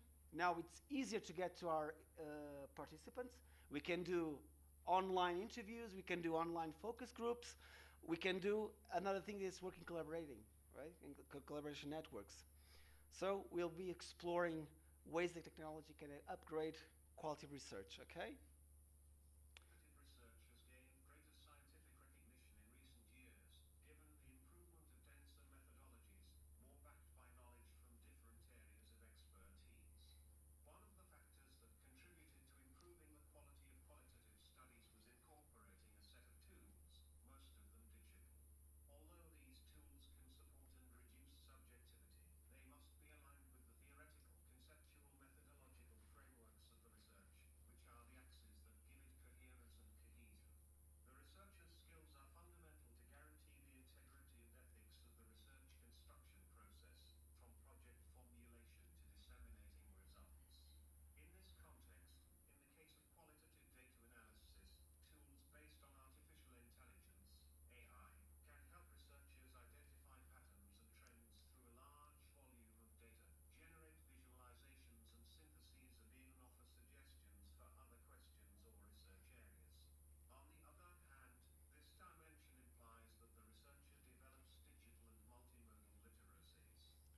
Well, I'm also an occupational therapist, and I work with assistive technology. That's why I put the speech text to speech working here also. But now, as Tanya did, I want you to interact with me. So if you could pick up your phones, if they have internet, I want you to give me some of the answers that you want me to try to answer today about digital tools. Okay? You just scan the QR code and do the questions. I'm going to. This is one of the tools we can use also.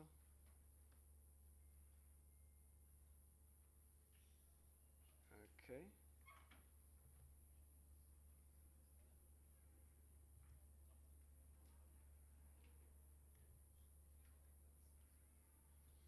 And let me see if I can see the questions that you want me to answer or try to answer. The internet is a little.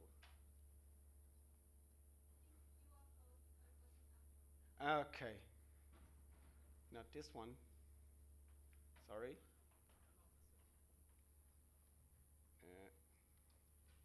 I touched the wrong one.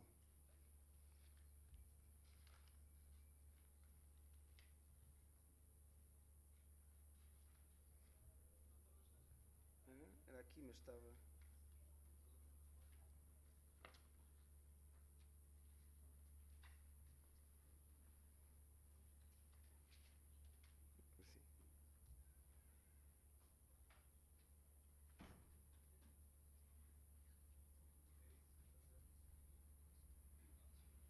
No, that's not this one.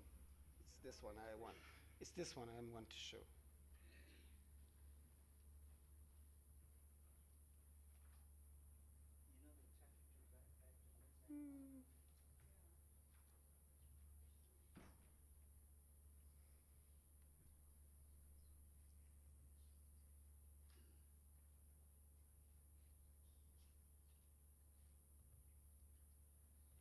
Não está a funcionar o que eu quero.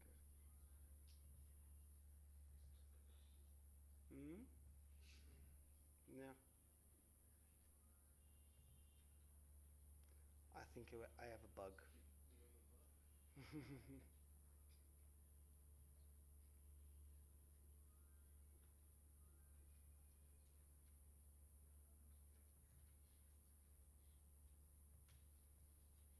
Não estás a ter question answers? Não, não era. Mas não foi essa a pergunta que eu queria. Eu queria questions and answers.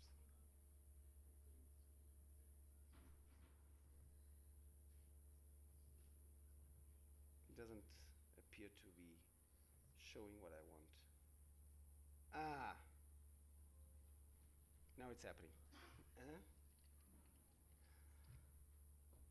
Well, there's a fun question. Not really related with quality research. So we have to click on Q&A to make the question, okay? Only one question?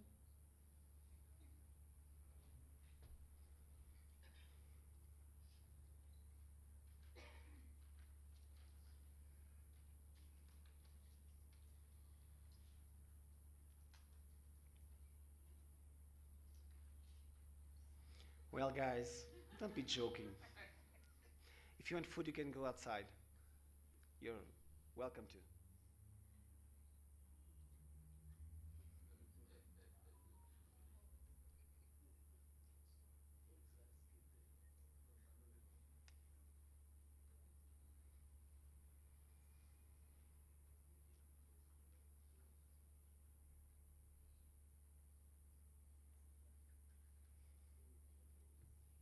Deve ser essa questão.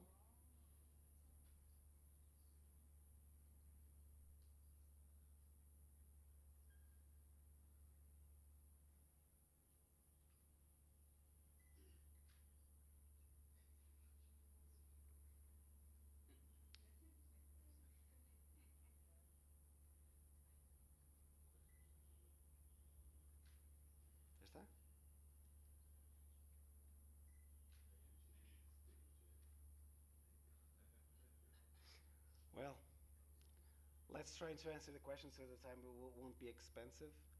So some of the questions were what I wasn't expecting it. Well, making graphic novels, I don't know, but probably you have to do it by hand or use AI intelligence to do some novelty. If you want more food, you can go outside. Deductive analysis. We're going to talk during the presentation about tools that can help you code and can help you do the analysis. And one thing you can be sure of is that nothing happens without the human intervenient. Okay, and yes, I'm enjoying my stay at Johannesburg, and nothing came first, not the chicken nor the egg. If you studied sciences, you could see you have the soup of life or with molecules. Okay, so go and read your science book. Okay, so let's move forward. Okay.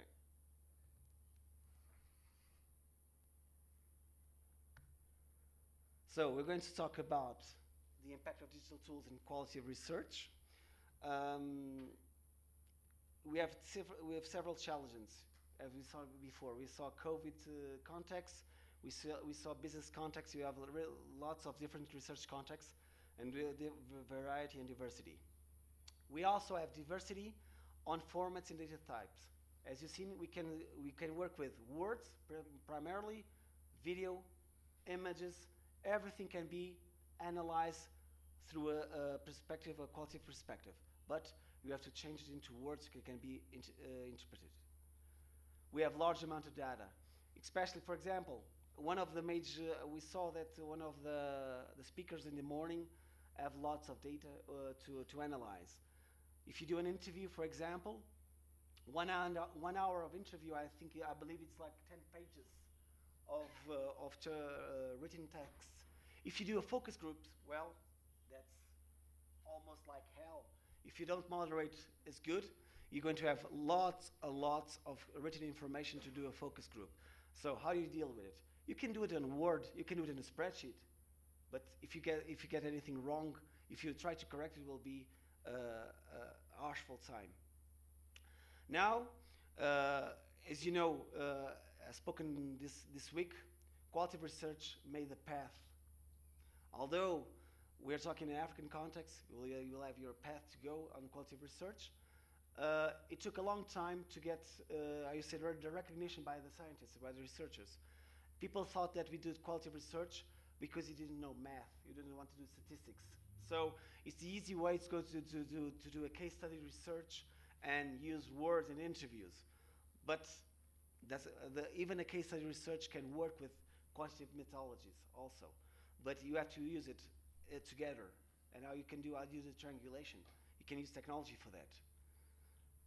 So we have lots of, and now one of the probably happens here also, if you want to get your grants, you have to involve several researchers and several institutions. But normally we have one problem.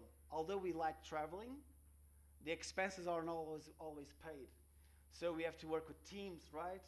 And Teams is a great tool because you can grab up your files. You can do your grad students and postgrad students supervisions and teaching. And there's lots of networking to be made. For example, in Europe, you only have grants if you have different countries involved. Okay, you have at least 2 countries involved, and how to work with them. It's nice to have traveling, but now we don't have travel money for that. And as quality research evolves, you have greater demand for transparency. So you have to show all the process. So when there was the false affirmation that quality research isn't rigorous, it's the opposite. I believe because they have to show their value, you have to work more in transparency and detail all the aspects you work on. Okay, and you have ICT. For example, now we work with everything as ICT. Okay, and now the artificial intelligence is there. You have to use it. Okay, but you have to use it well. Lots of stuff. Now I'm going to open another Slido, but I have to go here and close all the stuff.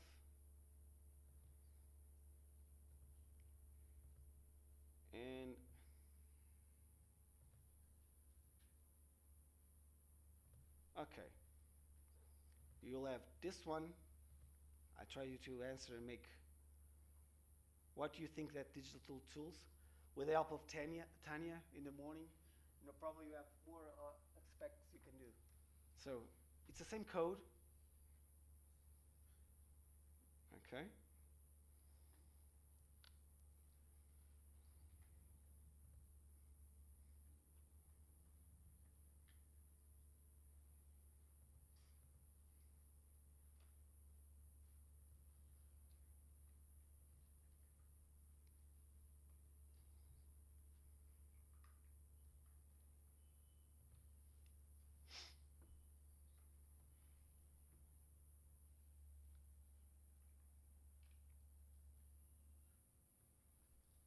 Okay. Nice. And I like the acceleration because you have schedules to comply to. Yeah? Okay. I'm liking it.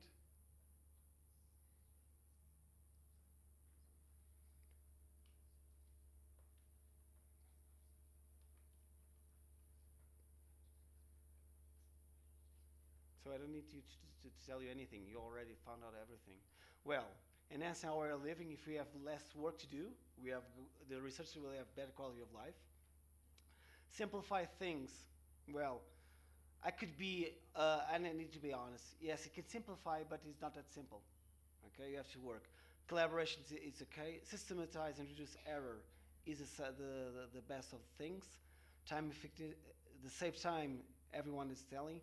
Enhance data accuracy. Well, with tools you can collect data, but I believe that data accuracy is more on the researcher's time, researcher's work, because it's the way you program your data collection. So everyone agrees, or most of you agree, that technology or digital tools in quality research are essential to save time. By saving time, we will be more efficient. Okay? Let's go on.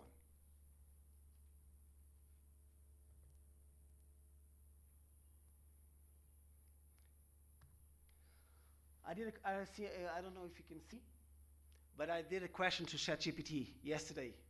I was trying to do it here on stage, but I was afraid that the internet would fail or something went lost.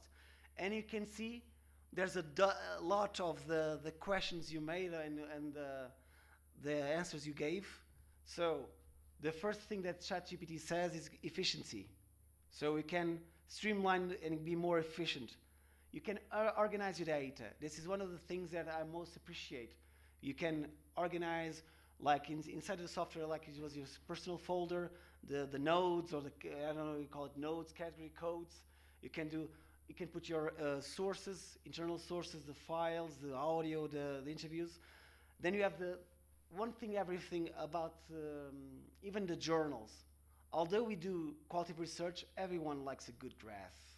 Everyone likes things that are visual to see. For example, that word cloud is one of the things that major softwares do to elicit the most reference information that the people use. So data visualization is easy to interpret, but also easy to be recognized and to learn. Data backup. Everyone probably uses cloud. If you don't use, you best start using cloud services. Because if your computer dies, you lose everything. If you have cloud that are encrypted, there are a lot of cloud services you can use. You can do remote data collection. One of those things that I like about remote data collection is there are two things. Now, for example, in South Africa, it's a big country, you can get closer to people on the other side of the country. One thing that I learned with my grad students, and it takes the fear of interviewing in person, and they become more self-confident, and they can interview people at a distance and be still on their safe spot, in their security spot. And there's a great, huge thing that happens with remote data collection. Teams, Zoom, do automatic transcription. In English, it's very good. In Portuguese, not so well. So people who speak English are favoriteers. They have the advantage, okay? Integrating with digital research. Oh, I think I stepped one. Was that adding? Data analysis, it's one of the categories we're using. Collaboration, we also talked about. Data security. Multimedia, now you don't have only to rely on words, you can rely on image and video. And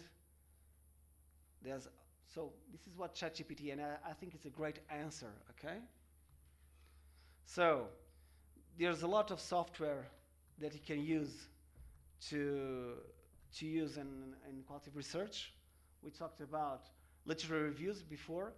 The usual software can use CADCAS to do the systematic reviews and the reviews, but you can also use Ryan to see the systematic reviews. You can use the Mendeley, everyone uses Mendeley or N or something like that, and you can export for the qualitative research, the data analysis software. Collaboration.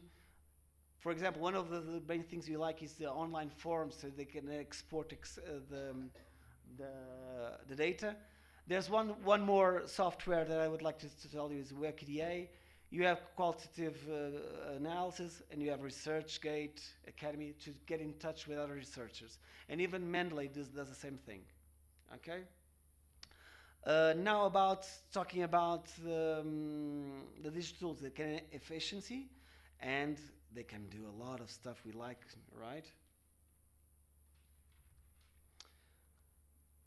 But one thing we have to work on is that the software doesn't make the research, okay? And the software has to comply to the researcher needs. And as many people think that the software is the method. No, the software is just a tool at your use. But some people try to, structure the research to comply to the software.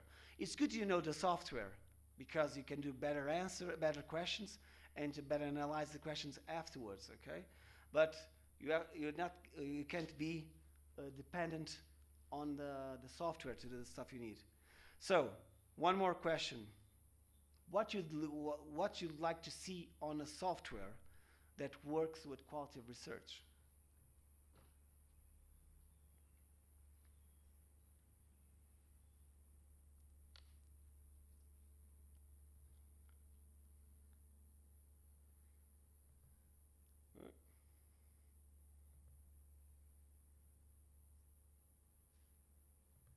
This one.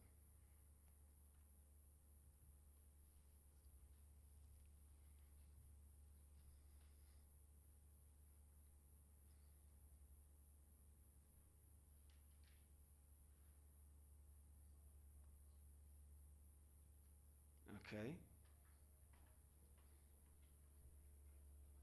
You know, there have been research about this made by our researchers, and the concerns are always the same.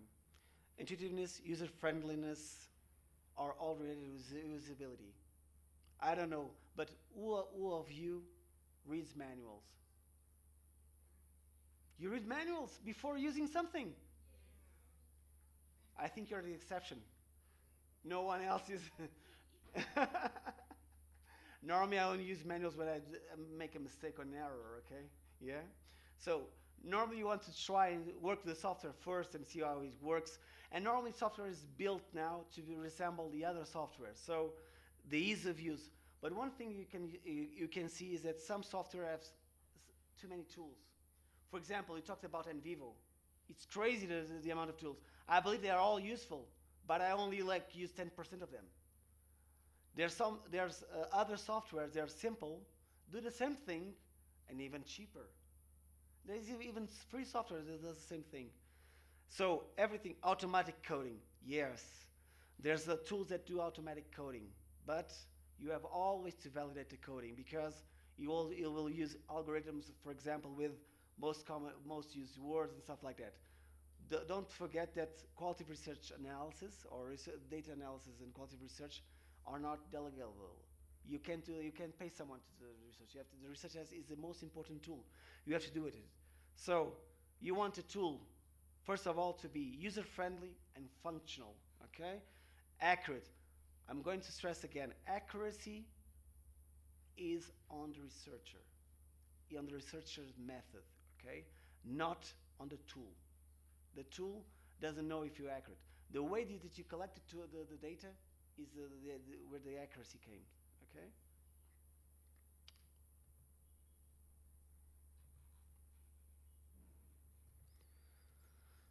So, as we talk qualitative or computer analysis, qualitative data analysis software, has a lot of stuff we can use with. You can use, for example, user experience can be enhanced because the software can be built specifically for that. You can use visual methods to photo literacy and image analysis, video analysis. You can compare studies inside the software. You can collaborate. You can also do, for example, distant coding and see if the codes, if the coding was correct between if there is an intercoded agreement. You can do literature reviews, but you also have to concern about ethics and sharing the data, and it will enhance the quality of your studies. As I said before, it's possible to do without software, but it will be better to do with software. And we have also some good articles made made by Fabio about self-learning to read, okay? So, normally people, when want to choose a software, they have three approaches, okay? When you want to choose a software to do what you need, you want to use a software to complement what you do, and someone choose a software because they think they can do the research on the software because everything is easy. As I said before, the researcher is the main piece, the key piece on this. Okay? Here's some research on the aspect. Okay? But sometimes choosing a software could be time-consuming, stressful, because there are lots of softwares. You can do like tables to compare, and there's a lot of stuff, and it's more effort for the researcher. But as I said before, does the researcher who doesn't use software, then a word processor will be disadvantaged rather than the other that doesn't use it, that does use it? What do you think? I believe that software has transformed qualitative research, making it faster, more efficient, and more accurate. Researchers who embrace digital tools and techniques can gain insights that previously weren't available or impossible to obtain. Okay? This one I'm going to skip. So, software allows the analysis of a massive amount of data. For example, I saw people analyzing lots of focus groups, for example. We can do it without the software. I saw people doing it with Word, tables on Word, and using colors. Yeah, have you tried that? I saw people using post-its on the wall, okay, organizing the post-its on the wall, and they just give up and author the software, okay? You can use, for example, software. There's some software like NVivo that calculates intercoded agreement, for example. There's a lot of software procedures to validate the data, coding. And one thing that I like most about software for qualitative data analysis is the way you can manipulate data. You can do, redo, you can make a backup, undo everything and do it again. If you like in Word, it will be very strengthful, okay? And it allows inductive and deductive characterization, coding, recoding, cross-referencing, for example. One of the things that I like about is cross-referencing data from text, image, audio, and video. And you can do it all inside a software, okay? And, as I said before, here's your graphs. But most of all, I like the trees, and I like the word clouds. The word clouds, for example, we have KDA. As a word cloud is interactive. You click on the word, and you can see where the word came from and where it's used to. You can do, for example, clustered analysis. establish networks, connections, word clouds like feeling analysis, and it's in social sciences, even in health research. It's very good to use the word clouds. You come up with things you never thought you could come up. For example, one of the things that the first time I see a really good word cloud being used was with a nurse that was working in domestic violence. And what the word you think pop up the biggest one? Anyone? Was it violence? Was it money? Stress? Children.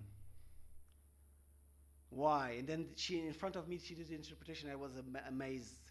She said, oh, in interviews, the women, the victims, said that the main concern was the children. That's why they didn't leave the aggressor, because they need the financial support to have the children, to provide for the children.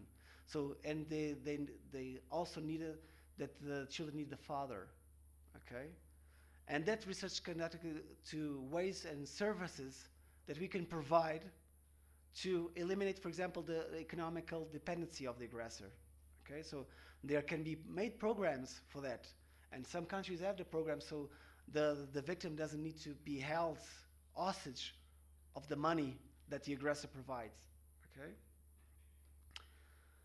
Computational skills. This Brandt in 84 already mentioned the computer skills would be an disadvantage. People are busy, they need to learn more things, and on a busy schedule. But remember, even statistical software needs to be learned and must be ordered. And sometimes, even we have researchers with computer illiteracy. So, did we need to upgrade our brain to be compatible with the software? Probably not, but we have to do some learning, right? And I believe that researchers are by base learners. We want to learn about the reality we're studying, right? So learning about the software could be harsh, but it can be also very useful. And sometimes I'm also skeptic, but I like it. Well, this was, I think, Gibbs, Friesemann, Gabeira were at their perspective, to say the least. However, software can, they said that you couldn't rely because the ideas emerge during data analysis because of the fluid creative of the researcher's mind. When you have, for example, the codes emerging from the data you analyze. And software still doesn't do that. They need a researcher, the researcher who knows the context, the researcher that knows the reality he's working on. Make it reliable because you can do, for example, you can ask data, you can do questions to the data, but you have to select, you can cross-reference information, you can ask for the most frequent words, you can do matrices, everything can be done in qualitative data analysis software, okay?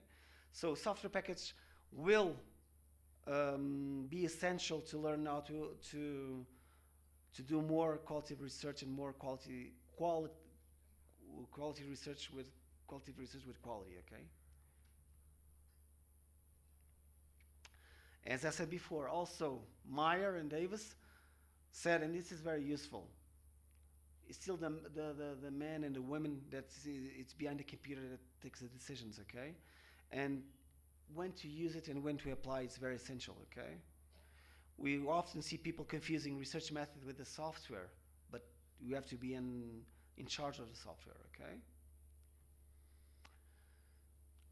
I'm telling you again, but I think you need the software can do things.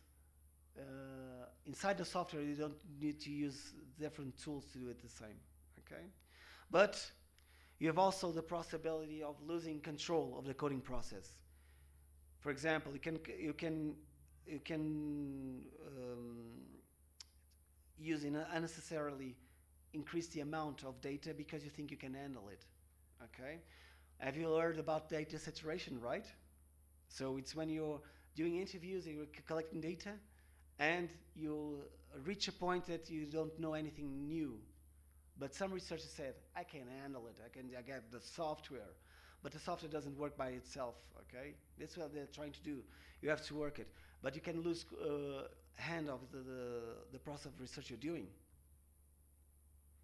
And I said this the same.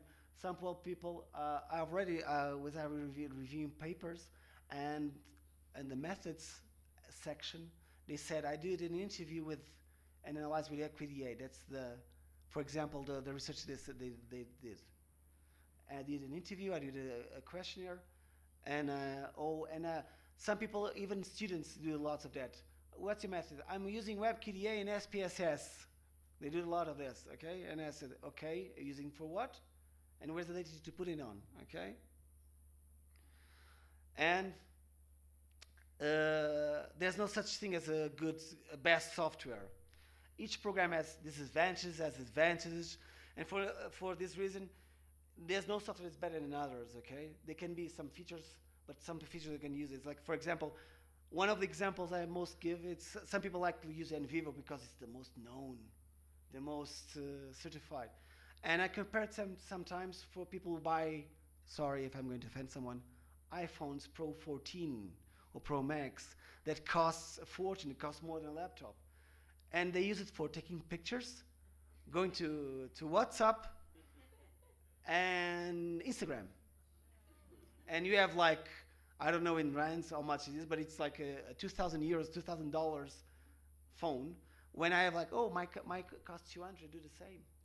And even it gets better lenses than yours. Yeah? So, but you have statues, you have the image to, I'm a researcher who uses NVivo. I'm a good researcher.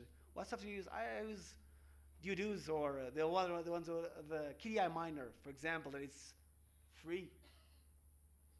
But if you can use it and you can do the data you needed and the analysis you needed, it's enough. That's why when selecting a software, don't select it's like a car or a brand of a car. Select by the tools they have if there is sufficient. Most of the tools you won't use it. Normally you just use coding, organizing, manipulating data. Sometimes you can analyze images and videos, and if you're lucky enough, you can cross-reference and triangulate some of the data you have there. And intercode agreement. For example, one of the things we can do is with intercode agreement is code with fellow researchers, and then you get the manual intercoding agreement, okay? We have lots of artificial intelligence is the word of the day, no? And they have mechanisms to automatic recognition of transcription. As I said, Microsoft Word is a great tool now. They can bulk information from different sources. They can do automatic algorithms to enhance the aggregation mechanisms. They can do mass analysis codes, but beware that you have to validate them, okay? You can compare us with other users or multiple users. You can generalize and visualize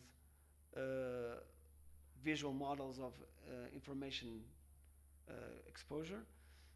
And you can support your decision making to do the research. And one of the most things that I like is the interaction between the researchers. It's being enhanced. Here are some.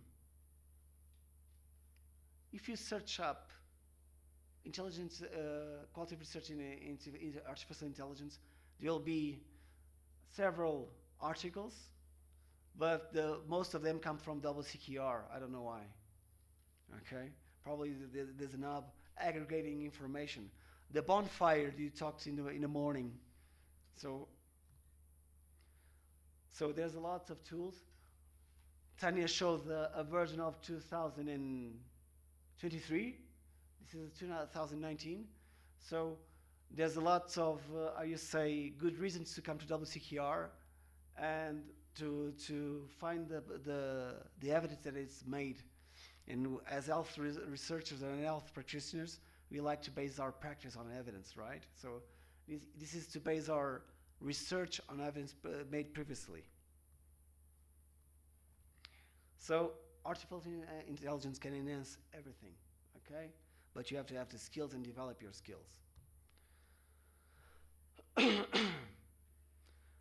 And we have several users of, I don't know what kind of user are you, but there are some people who don't know how to use it. Some people believe they can use some features. I'm one of those. I use some of the features. And I know enough to use it in my research. But there are some specialists who can do more, and so you can go for them for consulting, not to do your work, okay? Have you heard about the Dunning-Kruger effect? When you think you know everything until you're faced with reality and see that your everything is nothing. I can try and do the word jungle. So some people aren't aware what they know because they don't know it. Okay, when they come in face, when confronted with reality, they see they know little and need to enhance. And everything comes, the use of the technology, everything comes from your previous knowledge. I'm going to show you. I got it here in the browser with subtitles, so we can hear. I don't know if you have already seen this video. Sag mal, Papa, habe ich dich noch gar nicht gefragt. Wie kommst du eigentlich mit dem neuen iPad zurecht, was wir dir zum Geburtstag geschenkt haben? Gut. Mit den ganzen Apps kommst du klar? That's the iPad on his hand.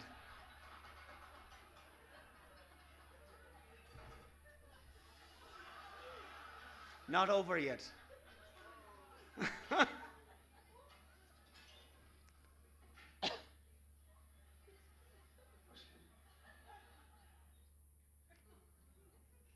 So, he's using the iPad as he knows how to use it, how it complies to his needs. Yeah? I thought someone have already bought iPads and tablets for their parents, and they don't use it, but at least he's using it. It's a pad. Yeah? It can be not a wooden pad, but it's a pad. So the previous knowledge, as you say, the way you use your software or your technology, it depends on what you've learned before. Probably the iPad complied to his needs, so it's enough for him. But probably with different needs come different software and different ways of using technology. Okay? So there's no, as I'm going to say, there's no incorrect use of technology. It's just the use you make it. Okay? So, see, I complied with the time. Okay? I made a shortcut. So, digital tools are here.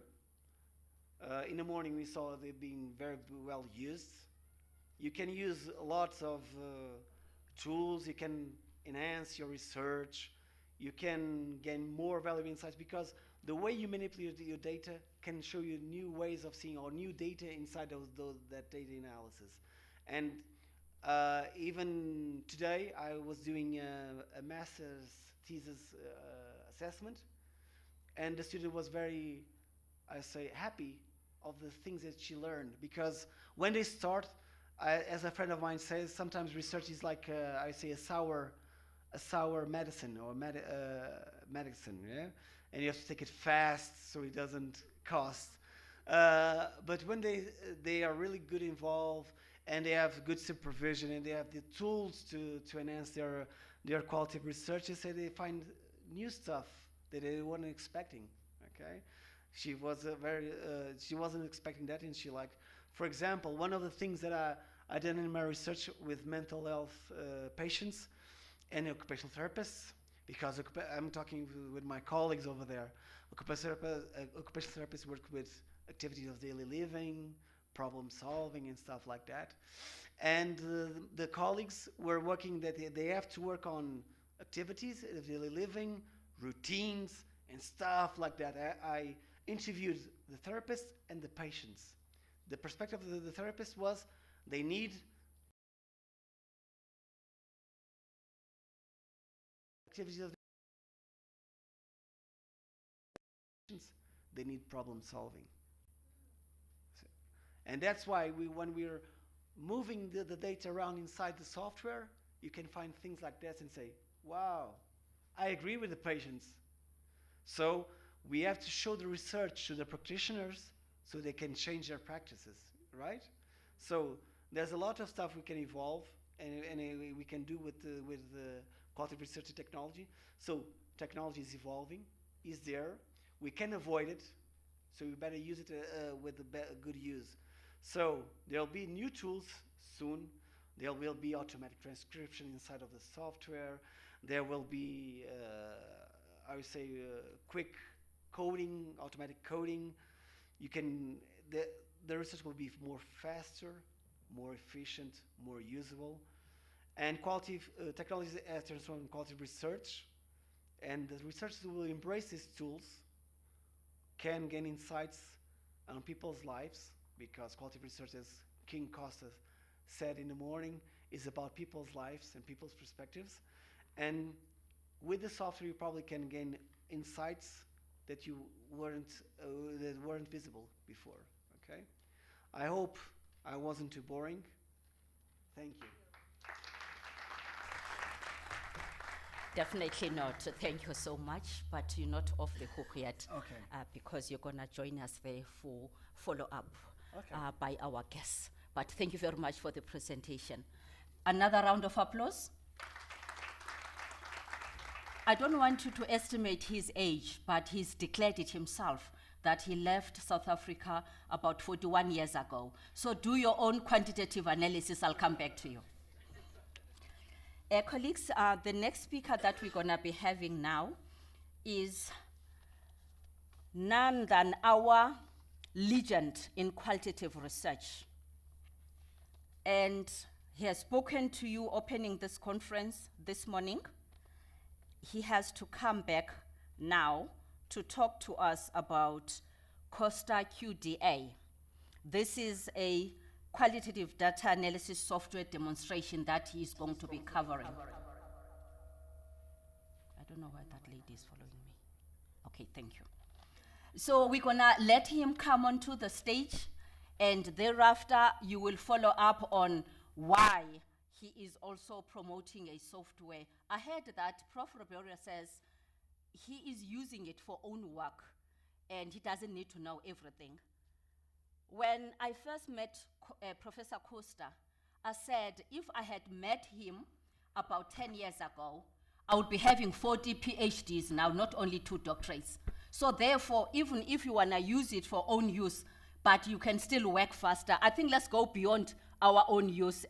Prof. Ribeiro, I'm actually trying to challenge you to say not only for consulting, because then we can have more results and have more scholars. So on that note, I want to come and present to you Prof. King Costa, who's going to be taking us through the demonstration on the Costa QDA software demonstration. I've already indicated it is a qualitative data analysis system that we're talking about. Thank you. Academic Research, Harvard Business School Online Partnership, GCAR, with a focus on postgraduate research. He is also the methodologist and local organizing committee chairman for the 8th World Conference on Qualitative Research in Johannesburg. Prof. King Costa is the Costa QDA tool originator. Thank you, media. Right, so I'm gonna do 2 things. I'm going to honor as well one of our partners who was supposed to be here, but because of a busy schedule, he was actually here. He had to leave, hoping that he's gonna come back quickly, but he's held up, and I realize we're just about to close. So I'll just give a brief of what the is, so that you can make sense and see what we are doing and how everything's getting back together. The partner that was supposed to be here earlier in the morning is Mr. Sibusiso Mahlangu. Mr. Sibusiso Mahlangu is recently appointed as Chief Executive Officer of Matthew Goniwe School of Leadership and Governance. As you can see here behind me, Uh, he is very, very passionate about research, and his institution called Matthew Goniwe is named after an educational stalwart, somebody who was passionate to actually making sure that teaching as a profession is given the status that it deserves. Because, ladies and gentlemen, we will not all be standing here had it not been the work of the teachers.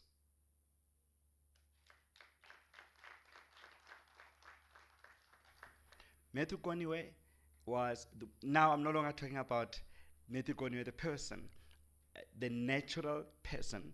I'm talking about Matthew Goniwe the legal person. You know, there are two personas. At law, you've got the natural one, which is us, and the legal one. So I'm referring to the legal one now. That is led by Mr. Sibusiso Mahlangu, and some of the colleagues from the institution as well are here. We work very, very closely with the institution as Global Center for Academic Research through our subsidiary, which is the Costa Research Institute. We are already running a study, and I was sharing with the head of department, the HOD, at the Department of Education Provincial, that we actually are at the tail end of a very interesting study within the educational sector, where we are actually looking at enhancing what Matthew Goniwe is doing. And what are they doing? They are focused on 5 core areas. The first core area is teacher development, continuing teacher development. And you'll know, ladies and gentlemen, that every profession does need CPD.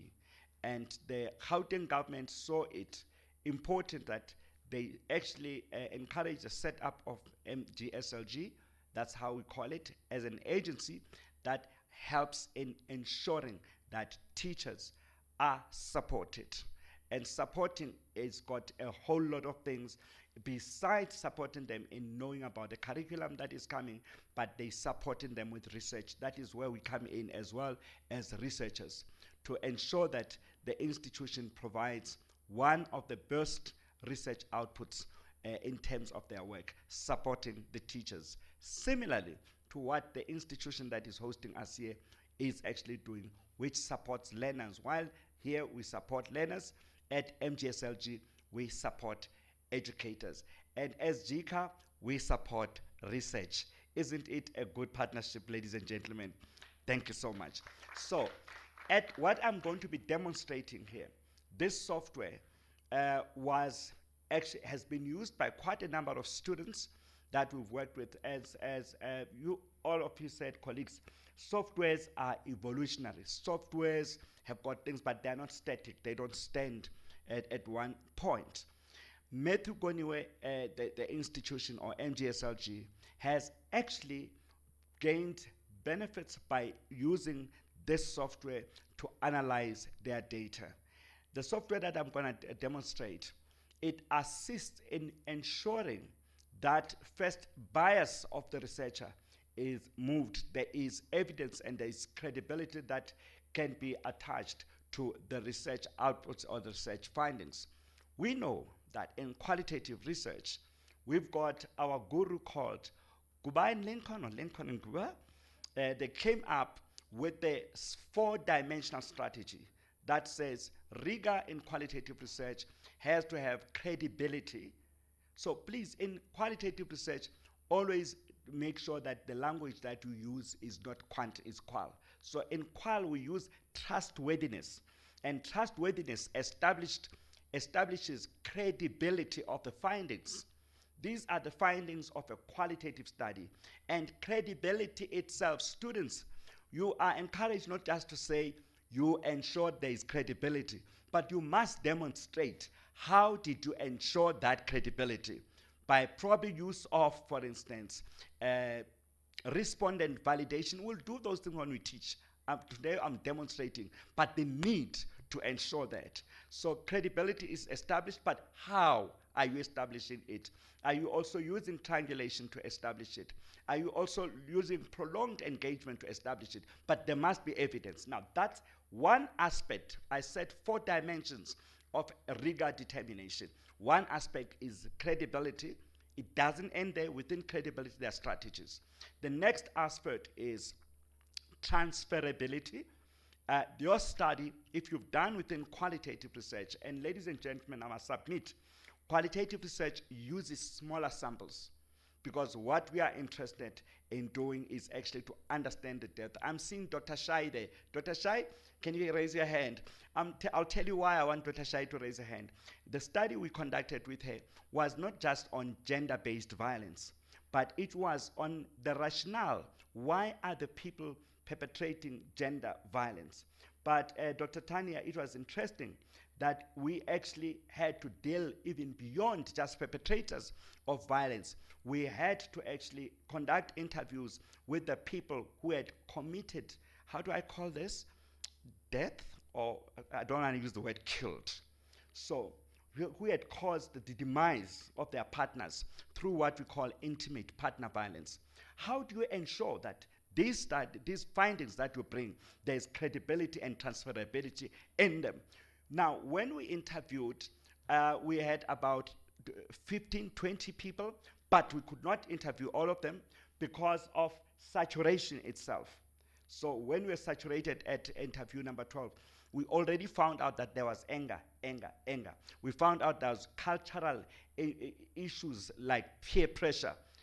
Culturally, this woman was talking too much. All of them are saying that, and all. It's interesting things that we had to find. That we had to ask Dr. Shai to bracket herself, so that when you interview a man who says, hey, that woman did this and this and this to me, you don't respond as a woman back. It's not about you. You bracket yourself. Those need to actually come out in the study and show the credibility.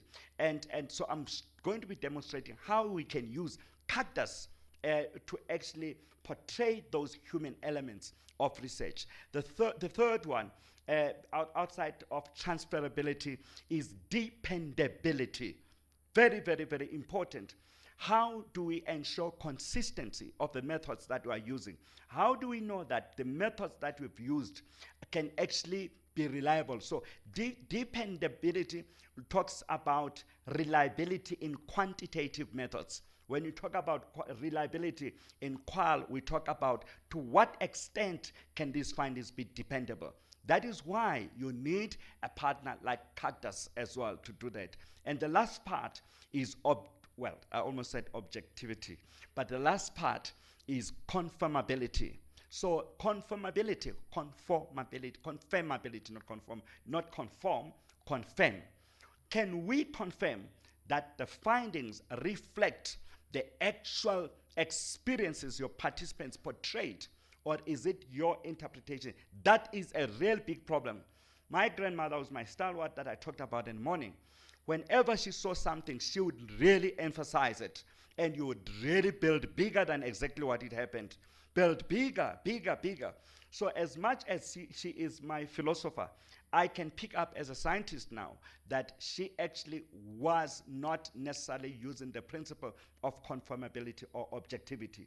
She would relate her own interpretation, how she interacted with the experience, and it will be so big. I mean, whatever she talked about, if she said, the car came running fast, and it jumped over the wall, you literally see a car flying over the wall. You understand?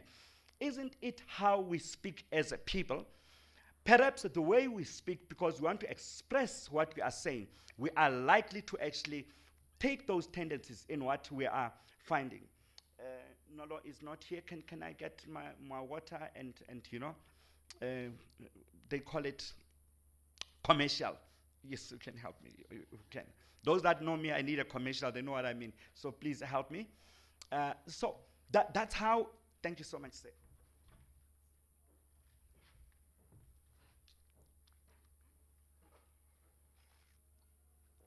Thank you, Doc. Thank you. This will work. So that is how we've got to ensure that we use softwares to take out that proclivity towards putting so much of ourselves in what we're finding. That's what I'm going to do. And I want to thank Matthew Goniwe as well for such a big study that we're conducting, for allowing us to actually use this software to test that credibility and give them the best. So so I was doing two things to show the value of the partnership that we have and talk about it and the software itself. So let me get quickly into the software. All right. So the software, you would get in the link. Oh, I'm not there. See, we talk looking this way. Thank you. So the software, as you can see, it's called Costa QDA. You cannot forget that because Costa was speaking to you.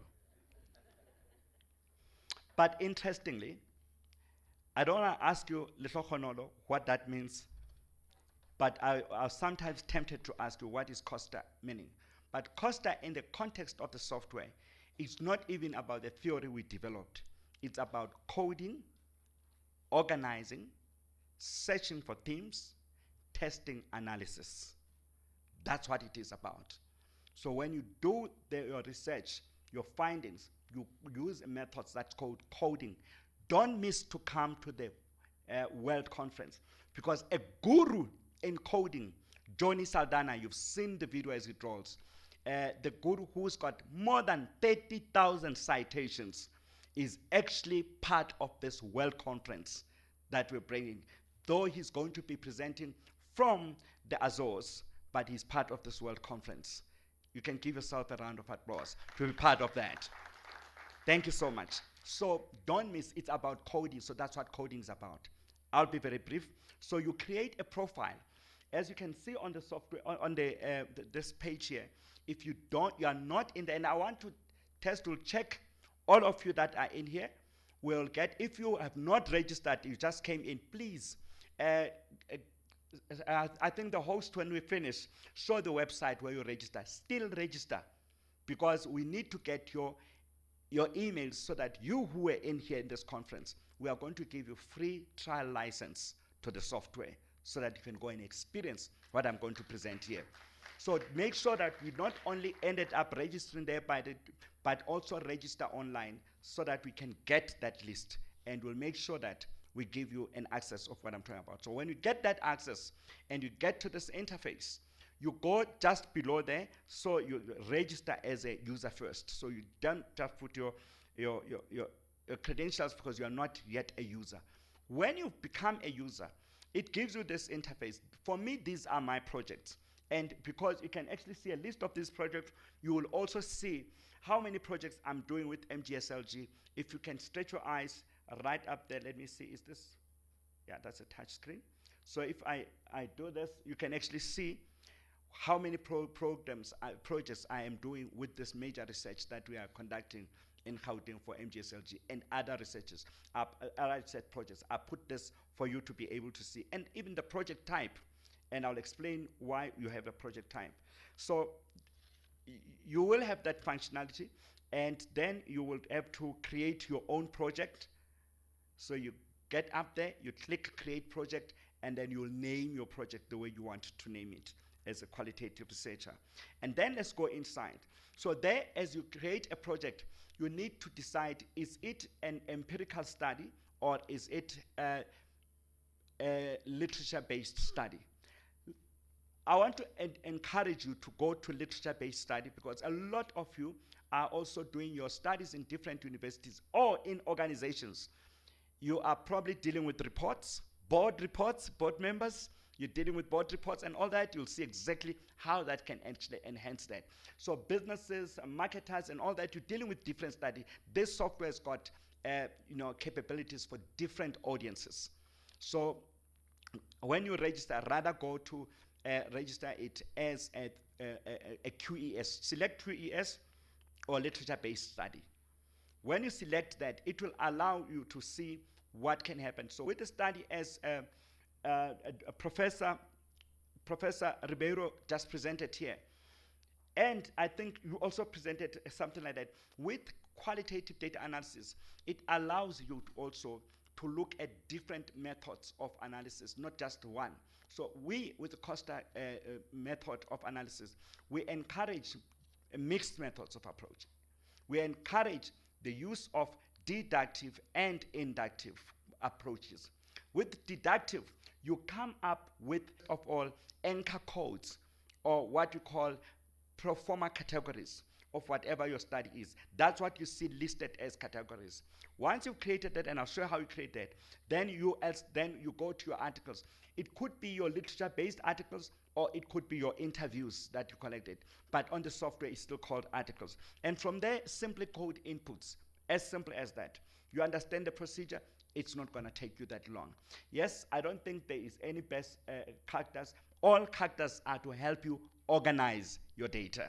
You can actually use Excel for that matter. All right? So when you created a project, it comes empty as this. So you would have to go to create these categories. All right? And then now I'm going to categories. I've got these categories, for instance, for the research we're doing with Rajesh, who is presenting here on Business Rescue, so you can see that. So it doesn't matter how many categories we have. We encourage in qualitative research not to have many categories, because it will end up creating problems for you. So the key variables of your study, so make sure that they are between 3 up to 5 or maybe 6. Don't have many, because the more you have many, it's going to create problems to your study. Okay? It's part of growing older. There are many things that you've got to contend with. And accept them. It's part of evolution. Right. So the next part is your articles or your minutes. If you are doing a chair, it's for your board, so it's your minutes. And a CEO, maybe it's different divisions, it's for your reports, but it will be articles on the system. Or for you, Ms. Maluka, with your study, it probably could be your interviews. It will still be articles on the system. But the nice thing about this is data integrity, number one. Every time we deal with students and you ask, where are you going? There is in the ethics question, there's a part that says, how are you going to store your data and where are you going to store your data? And a lot get away with that part. But you've got a solution now where you can actually store your data on cloud-based computing software that allows access to quite a different number of people, as I'll show you now. Okay? So you would add your article, same process as I've shown you, and then you coding, remember, I said, you know, those that, I know one ontological aspect which I subscribe to it. I'm a Christian, so that's my philosophy, that's my reality, that's my ontology. I observe that there are many realities. Those that are Christians, what we do in our Bible, you get our Bible, you see that we've marked it like this. You've seen that?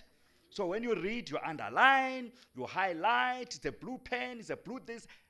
That is coding. So today out of this workshop, you already know how can you start. It's first cycle coding. That's it. I used to worry about coding a lot. One of the things I consider myself a research methodologist, it's because it's been hard for me. So I decided this elephant called research, let me face it, let me hold on to it. And I found out that it was very, very friendly. So coding is as simple as that. When you read and you highlight something, that's what I've just done. In other words, you take these significant statements out of the whole lot of data that is there. You want now to transform your data into information. And you can't take everything. Not that the data is not good. The reason you need to have this kind of software is because, for instance, the current study that we are doing at Metigoniwe, the GDE here as well is also partner now onto it. They can decipher some kind of information that we don't need at Metigoniwe, but because it's stored, the purpose of storage. So when you see your coding being like this, it doesn't mean that the other areas are not important. They are not talking to what you are doing, to what you are doing on this study.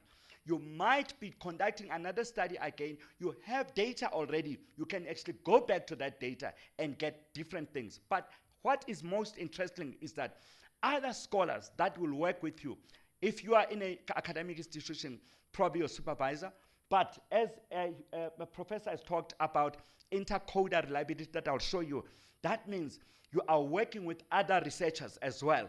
They can actually go in there and find some things that subjectively you might not have seen them, and somebody can see them, but you are doing the coding. So the software allows you to do that coding. All right? So this is just an example of the coding that I wanted to put for you. Once you've done that, you've got to go code input, load your codes. Commercial, what do you think?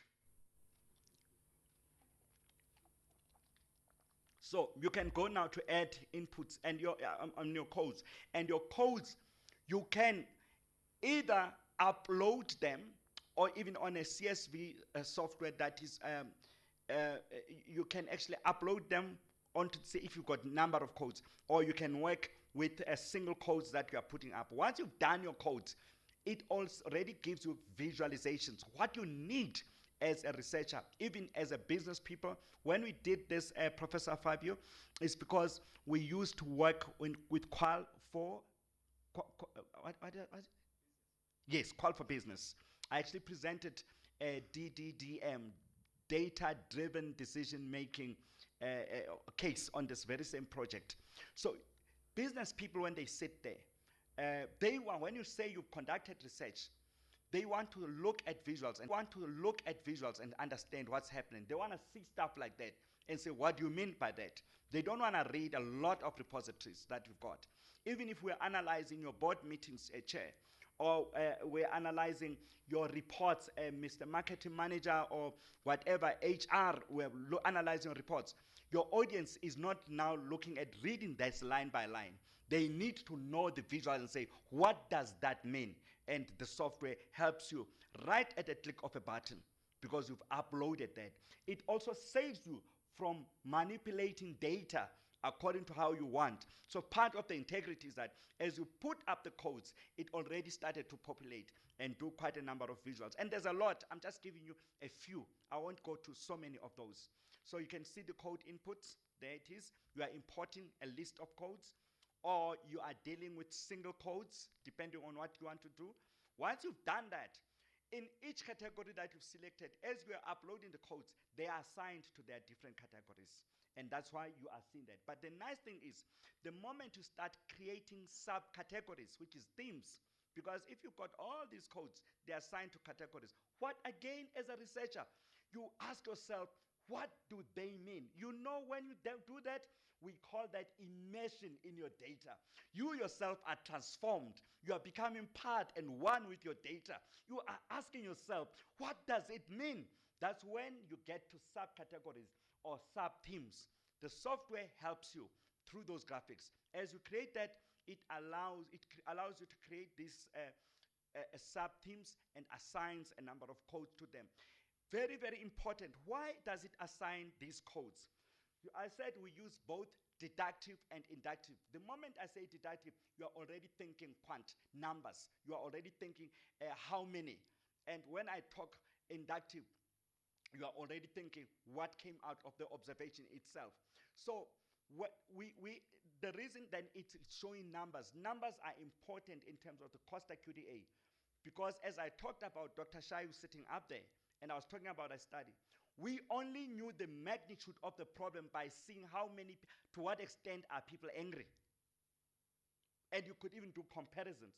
To what extent are people happy or loving, angered, annoyed, and all that. So it expresses these numbers, even if it's a qualitative study, are good. And you get the benefit of that by the use of characters. And trust me, all these characters, they do that. Atlas TI will also give you numbers. NVivo will give you numbers. The one that we have in Europe within our organization that was actually started by or authored by Professor Costa and Professor and a number of professors, and you guys working on that. The Web QDA is what inspired the creation of this. And you know what happened to Web QDA, how we had to solve the solution. When something was halting that site, it gave us an opportunity to come up with the South African-based kind of a qualitative data analysis software, yours, in support of the Southern epistemology, yours, for you to use. Okay, so I'm going towards the end. You've seen this chart. Now, we talked about intercoder. He talked about intercoder reliability. So we pushed qualitative research. You see, I pushed, and you can hear my sound on the mic. Let me stand back a little. We pushed qualitative research because many a times qualitative research has not been believed. You will be surprised, colleagues, when I was doing a study entitled The Quantitative Aspect of Qualitative Research, I knew it was going to be a controversial study. So when I came up with, because I knew, Dr. Tanya, that it is not true that we don't use numbers in qualitative research. The moment you start saying so many people were my participants, the use of numbers is there. And sometimes you say 50% of them where they had this qualification, or numbers are there. So that fallacy, I could not be with it. I wanted to go controversial and say, but there are numbers. As there's no language that does not use numbers. I ask you how much time did you spend in here? You will not be able to make me believe, except by saying you've been here from 9 o'clock, and perhaps 9 we didn't start because there was this and that and that. You can only communicate in numbers. Check from now when you talk how vital numbers are in there.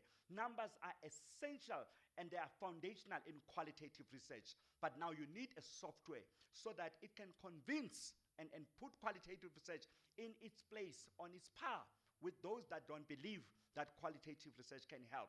And I'll talk to policymakers who are in here. I have already interacted with you in many interactions.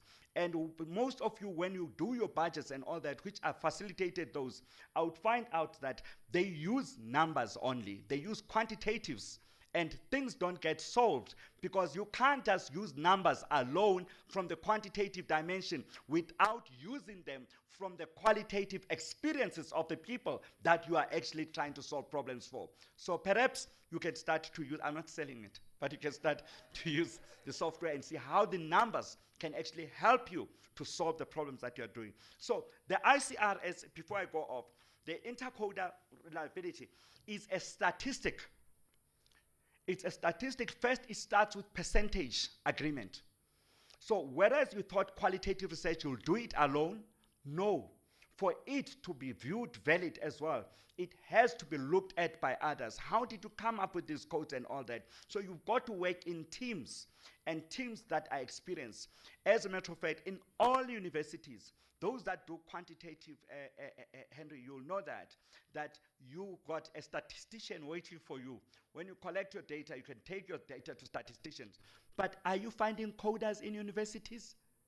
It's a concept that's probably growing. We don't have coders. So those that do qualitative research, nobody verifies your codes and all that, all right?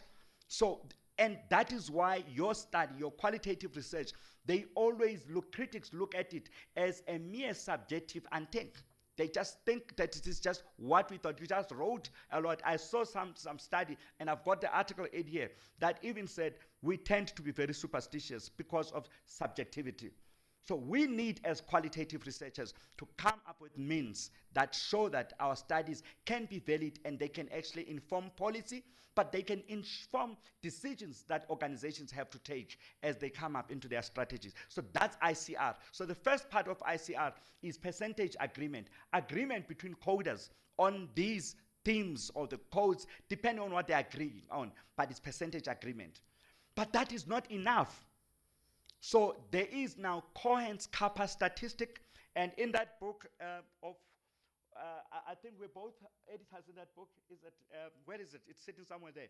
There is a chapter that actually demonstrates how you can actually use Cohen's kappa. What I'm showing here, Cohen's kappa is a statistic. Can you imagine? I talk statistics in qualitative research. It's nothing that we've been talking. We've said qualitative research analysis. Look at a lot of things that are written. Analysis doesn't use numbers, doesn't use statistics. But we do use statistics. Intercoder reliability statistic, Cohen's kappa, and there's quite a number of them. Krippendorf's kappa as well is one of them, and quite a number of those. But for my students, I actually prefer to use Cohen's kappa because it's also acceptable, all right? And that's what is embedded in the software. So you can see the themes above, sub-themes above there, and below now calculate, have an agreement with those that are doing, so that we can see what a statistic, it works exactly as, it's a coefficient. So we talk coefficients again in qualitative research. It's a coefficient. And you know coefficients are between -1 and 1. and whatever happens between there. So you use coefficients. We run colloquiums all the time, and some of them we're going to be running with you guys. Those that attend and register as a research methodologist on our website and start to be part of this. Let's drive, the power that qualitative research has through softwares such as this. All right? So you can now, you've got your themes from your different categories, so you are able now to formulate themes. Isn't it interesting, qualitative researchers, that you work, some of you doing masters for 2 years, to come up with these 4 lines and say, this is what I found, and then you've got to pass. Thank you. I end there.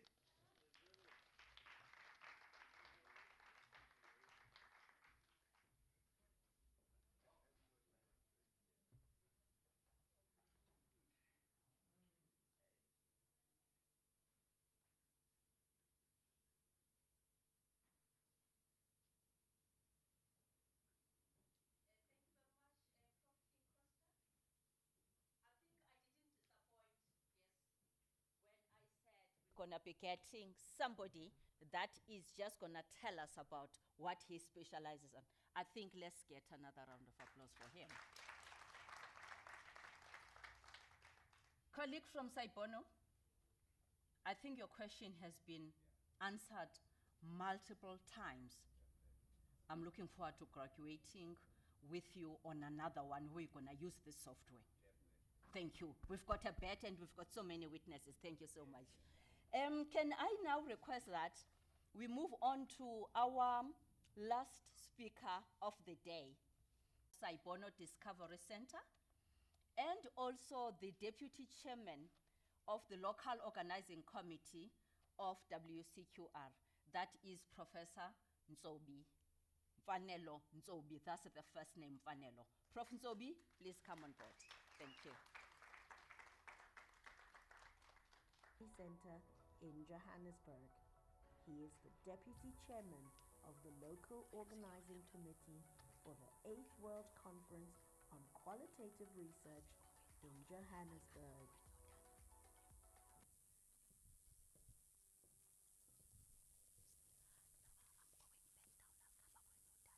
Good afternoon. Yeah, I know I'm the only one standing between your nice afternoon rest and the last part of the session. I promise it won't be long. Potarde, komistas, stobe. Colleagues, maybe let me do this. Let me thank the board of Saibono, thank colleagues from Methugoniwe, but most importantly, also thank the local organizing committee and the various teams, which I will thank towards the end. In the main, what I'm presenting would be the reflections about our preparations for the World Conference in January 2024. Maybe let me remind you. It's like we are preparing for a World Cup. Today is a friendly. Ne? I see some of you are sad because of the many glitches that we would have experienced. This was a friendly. A very good friendly, though.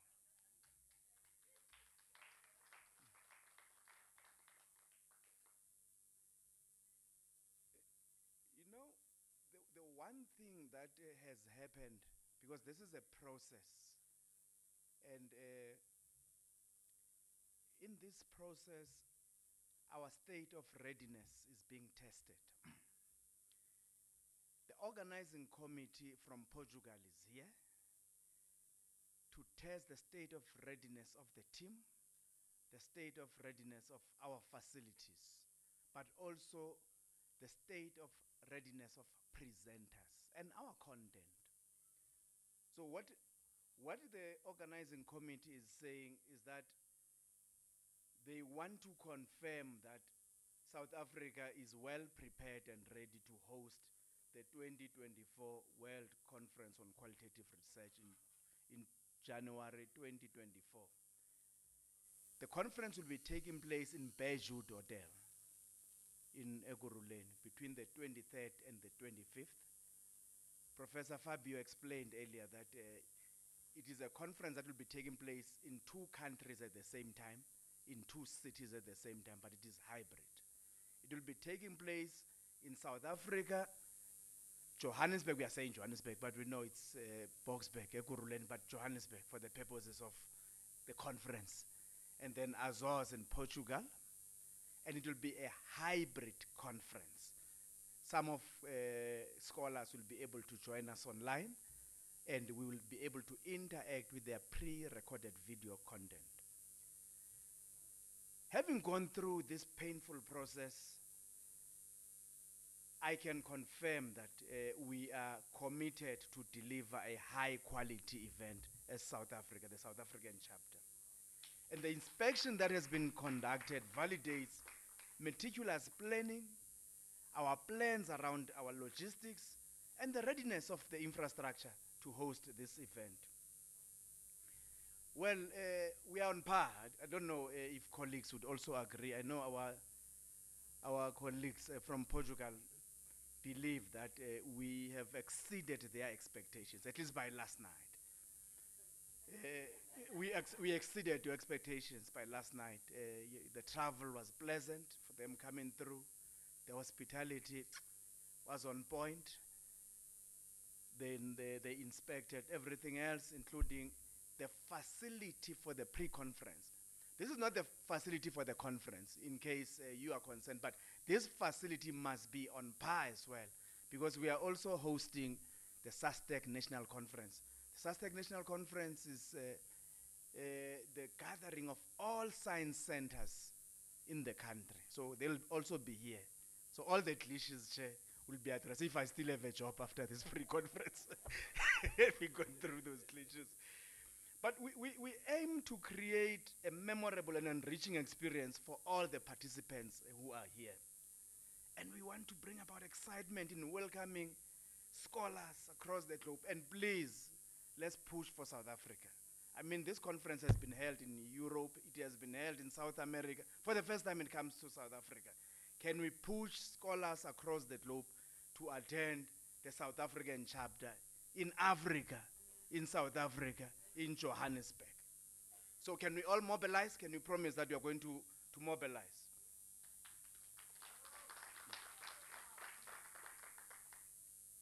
Colleagues, we have gone through a very interesting program for the day. And we don't take for granted the presentations that you shared with us. The 2 beautiful program directors, Prof. Nisi and Dr. Madiba, you did a wonderful job. I'm going to critique you at the end, ne? And I know, Mos, Nina, you embrace criticism, constructive criticism. Prof. Costa, you did well, my dear brother. I'm quite happy, as always. I am not surprised. I know you also get irritated when things don't go well. Remember, this is a friendly game. It's not the final, the friendly, preparing for the conference. And the HOD Mutrana, Rufus, is he still here? No, HOD did well as well. He not only welcomed us, he engaged on issues related to whole school functionality. So for that, we learned so much as part of research. But don't forget, he is encouraging us to conduct research in the education sector. So don't forget, he has invited us. We also had a presentation from Professor Fabio, who was introducing the World Conference. Broadly, he was introducing it, the history of the World Conference, and what you stand to benefit. Those that have not registered, please register. Those that have not submitted either their papers or their abstracts, the deadline is the 29th of September 2023. Let's encourage other scholars from public universities, from private universities, research institutes, even individuals, including learners. Anybody is welcome, so long as the discipline is qualitative research and mixed methods. Vincent, you asked that question. It's not only qualitative, it includes mixed methods as well. So you are more than welcome. I found the presentation by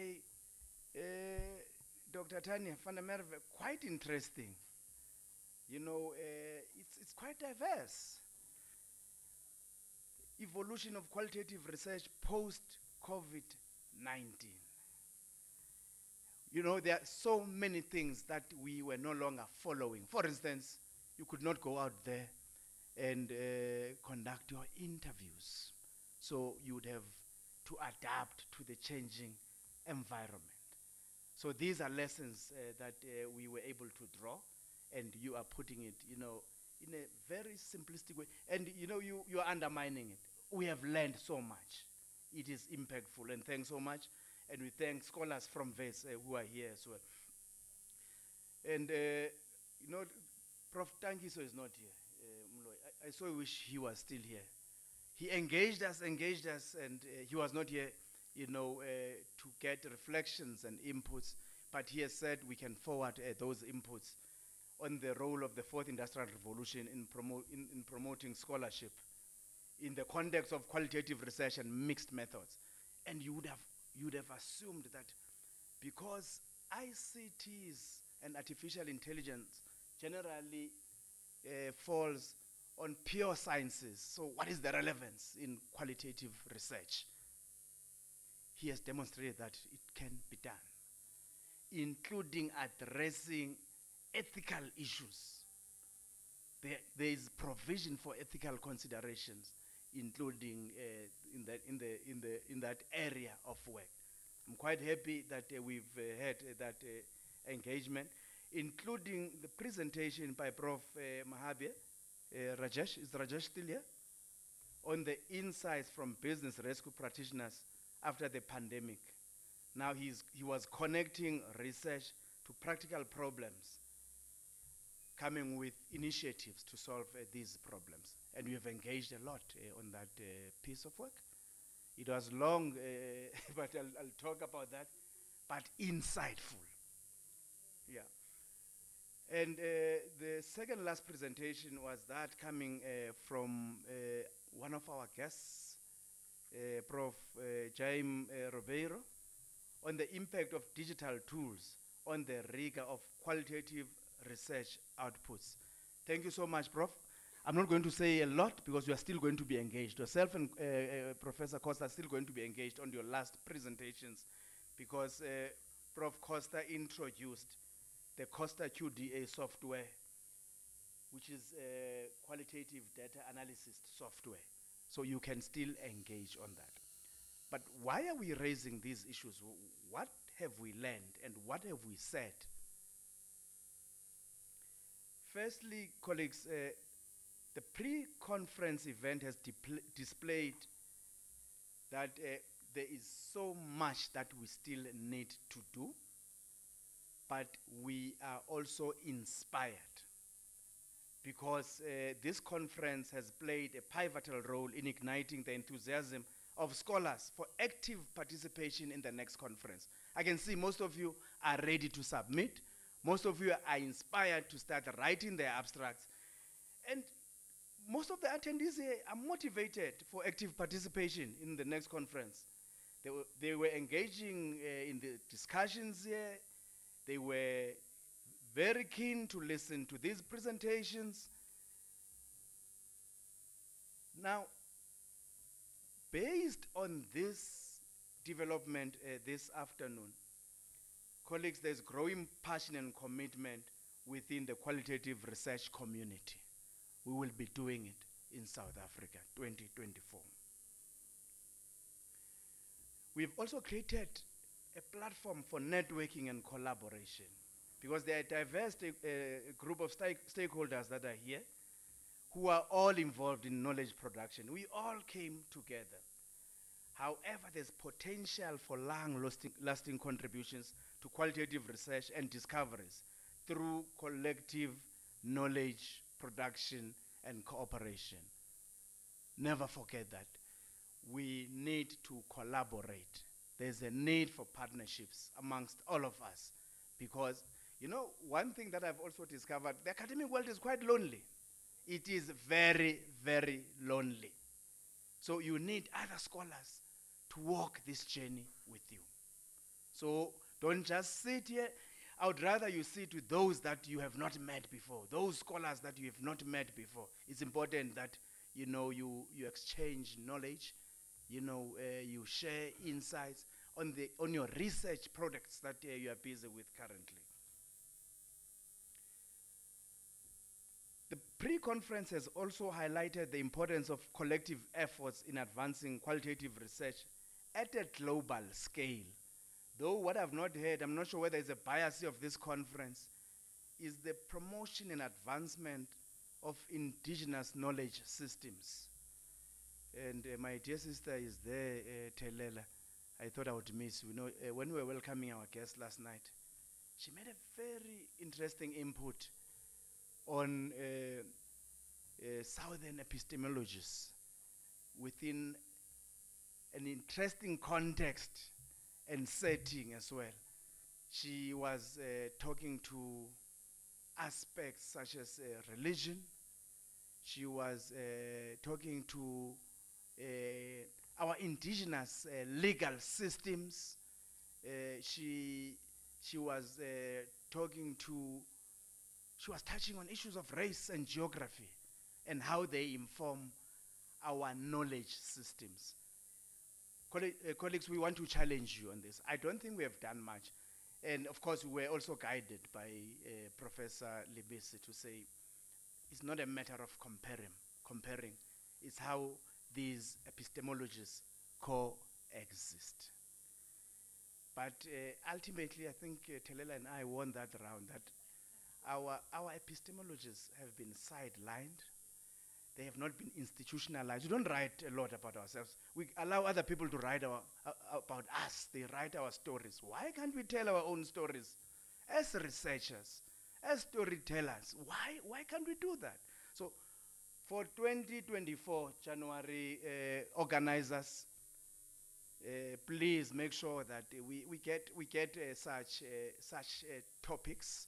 If we can get people working on that, because it's also diverse. We get it in health. We have indigenous knowledge systems in health, but how do we advance them to get to the level of research? Because it's the lens through which we see the world, and we can't divorce ourselves from that. So I think it's something that we may need to look at later, but the outcome is that we are also going to promote our indigenous knowledge systems as part of this journey. Vincent, you were answered as well. It's not the inclusion. Mixed methods have always been there. I just want to emphasize, because you are here. You are not just a scholar, you are a royal scholar. With royal scholars, so I needed to bring it. Mixed methods, we are diverse. So mixed methods are there, and the good thing is mixed methods also encompass both qualitative and quantitative studies. Oh, before I forget, there is provision for early bird registration and accommodation. So those discounts that we spoke about, you'll get the discounts for registration, of the registration of your papers and abstracts, but you'll also get a discount for early booking on accommodation. Remember, the conference is going to Beirut. I want to remind you all the time, when we think about this conference, yes, we can think about Saibono is important, but think about Saibono in Beirut. So that conference will be in Beirut. We all know where Beirut is. So start booking now. We have detailed information about the registration and accommodation discounts. This information is available on the website that we are going to share with you online. But this will also empower attendees to make informed decisions about their participation, especially those who are outside of South Africa. Please come to South Africa. But I also want to appeal to the scholars, especially in public universities. I know you get funding, for traveling and at times to participate in research. Please choose South Africa this time. Just for once, close your eyes and say, no, we're not going to Portugal. We're not going to Spain for other researches, for other conferences, not the World Conference, Fabio. I'm referring to other conferences. Save the money from other conferences and rather spend it wisely in South Africa. But we are also promoting local tourism. So why can't we do it here at home? And we are calling upon all important stakeholders, government, state-owned entities, research institutions. We want to expand this. It must be as inclusive as possible. It's not something that is the exclusive domain of Saibono and Matthew Gwaniwe. We want all stakeholders to be on board. As I conclude, what are the lessons that we have learned? Something that you may not want to hear, especially myself as the CEO, but we must talk about these things. You can't have connectivity issues on the day of the conference. So we've experienced a lot of connectivity issues here. Secondly, we've had challenges on sound and the quality of some of the presentations. It means our technical team must be ready and empowered when we go to the World Cup, not the World Conference. Think about this World Conference as a World Cup. We are going to the World Cup in January. We can't be having these issues. Huh? Yeah, no, these are trivial, man, amateurish. We don't deal with this. We solve complex problems. We are a science center, man. We can't be solving small things, connectivity challenges, sound. No. So we need expert sound equipment, and we also need expertise on engineering, sound engineers. We may need sound engineers. I am confident, colleagues from Portugal, that those problems will not be there. That is a big institution. It's a conferencing center. So they have all this in-house. It's not like us. Whilst I want to thank my team, you tried. You know, it's like people who are playing in Vela League, all of a sudden they are saying you are playing in the World Cup. You gave it your best. You gave it your best. I'm not worried. If you are given another opportunity with friendlies, it can't be only one friendly. At least we need 2 or 3 more friendlies. So we need webinars, Prof. Costa. We need more webinars to test our readiness for January. We have not practiced enough. We still want to practice for January. Well, time management, I'm coming back to you, my dear colleagues, the program directors, the beautiful ones. Program directors, 10 minutes is 10 minutes. 30 minutes is with some of the speakers, we allowed them to go. You know, 1 hour, I checked, no, man, it's too much now. Remember, we are not alone. A hybrid event is an event that also includes participants from Portugal, because it will be running it from 2 different countries. Ne? And secondly, it will be online that side as well. And there are time differences. So if you are not on time, you are going to plunge us into crisis. Serious. It will collapse the conference.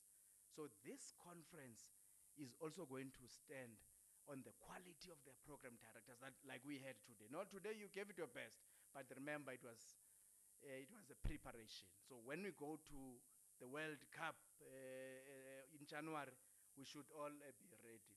And content approvals, you know, prior to the event.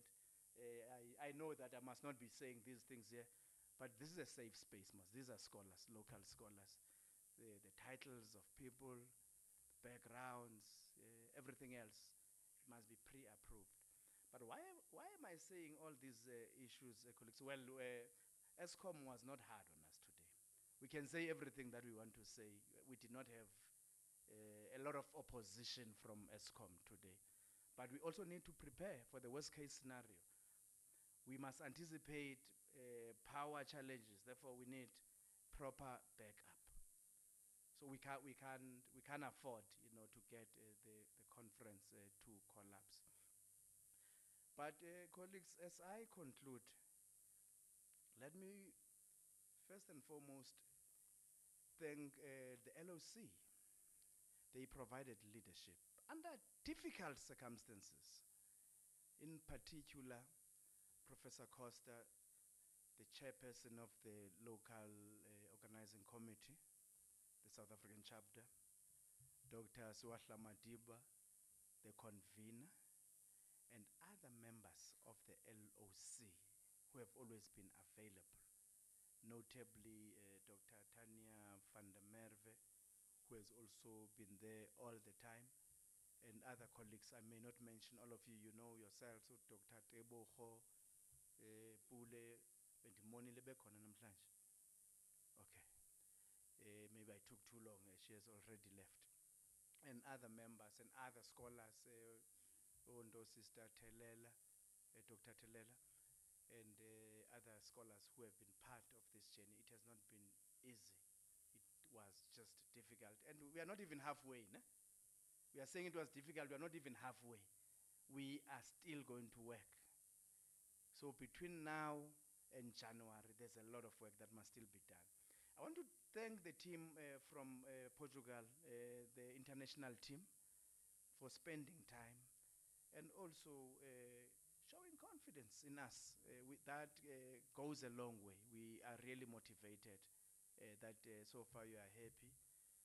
I want to thank partners and stakeholders. And I will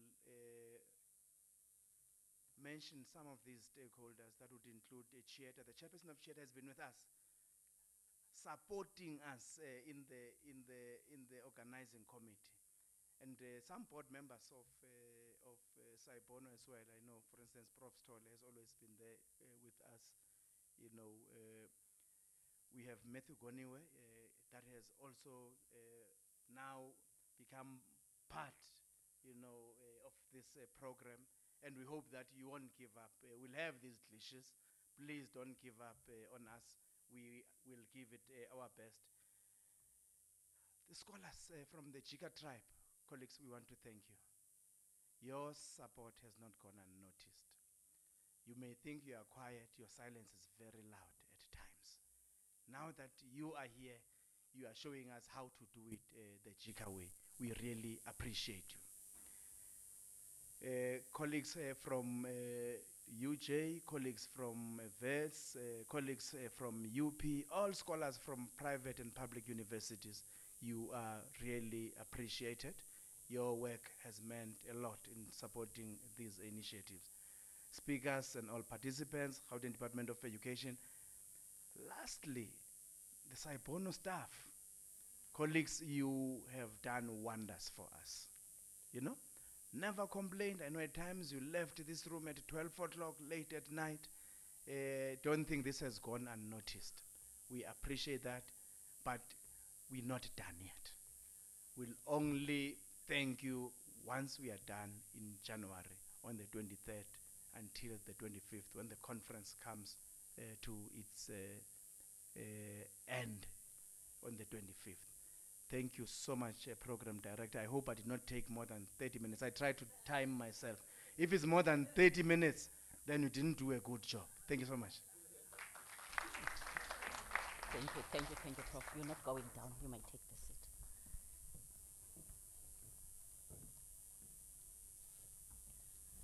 I'm tempted to say esteemed scholars instead of saying honorable guests, because I think everyone seated here today has become a scholar from now onwards, even if you were not.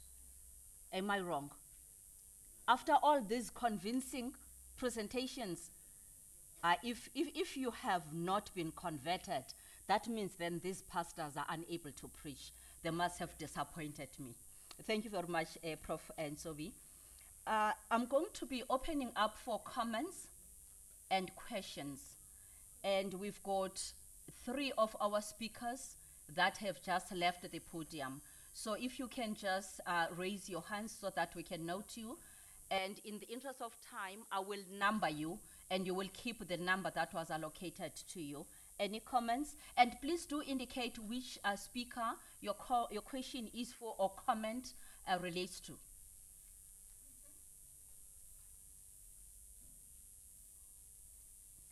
Looks like it's the graveyard session.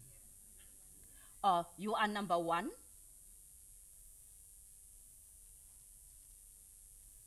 Looks like we have 1. Let's give her the mic.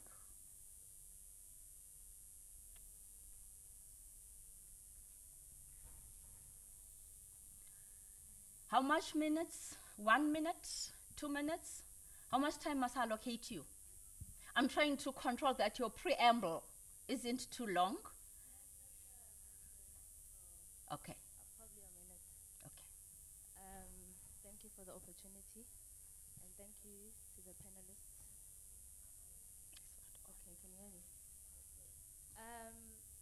question is basically based on the fact on the digital tools and the AI generated tools that we use for research. And as researchers, we pride ourselves in our novelty and creativity. So it's a critical issue to, look into whether these tools are some sort of substitution for us as researchers, since most of our major task of research, we are using these tools to provide information. So many would argue that these tools are some sort of a substitution or will replace the researcher or our major activity, which is research. So my question is basically, what would be the extent or the degree of which and in which research tasks can AI not replace us as researcher or the research itself? I hope I'm clear. Are you able to indicate which speaker your question relates to, or we can just leave it open? Yes, I'm leaving it open. Okay. Yes. Okay, thank you. Okay, there's number 2 at the back. There's number 3 here. Thanks, Dr. Nandi. Mine is a very practical question, and it stems from within Saibono as well. I've seen a couple of youngsters who are doing either the masters or the PhDs, but some of the time, work commitments or home commitments takes quite a lot of precedent, and some of them fall between the cracks. What is actually being done to assist out there, from the world out there in academia and from the scholars as well, to assist these scholars take on the challenge once they drop a year or 2? Thank you. Okay. There was another hand here. Yes, okay, mine is actually a request. I had this request when the conference began. I have my notepad here where I have notes that I have written. And my page is covered in abbreviations and a lot of words I do not know the meaning of. So my request is that when we are presenting information, let us try to use as little jargon as we can. Thank you. Thank you. That was the 3rd question or comment. The last one is, there's a hand at the back there. Mine is just in general for the committee, because I went through the website and I was looking at the prices when you have to register. And as we all know, we come from different backgrounds. Some students, the amount there was like, wow. Is there a way maybe Department of Education can help, I don't know, some students who like in paying for that?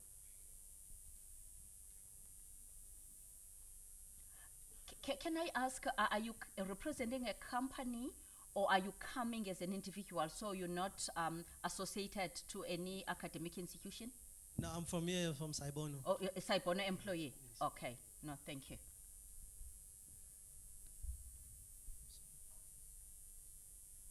I think we don't have further hands, therefore I will give to our speakers to actually assist. You know, we've got 3 members of this panel, and there was an indication at some point that the question isn't directed at one, so I will leave them open for them to respond to your questions. Thank you. Hello, I'm listening. We agreed I'm going to answer the first one. Sure. Okay. About the tools and the part of the researcher. One main premises of the qualitative research is that you can see it in several books, and it's true, is that the main instrument of the research is the researcher. Even though, for example, you have also quantitative research, you have lots of tools also.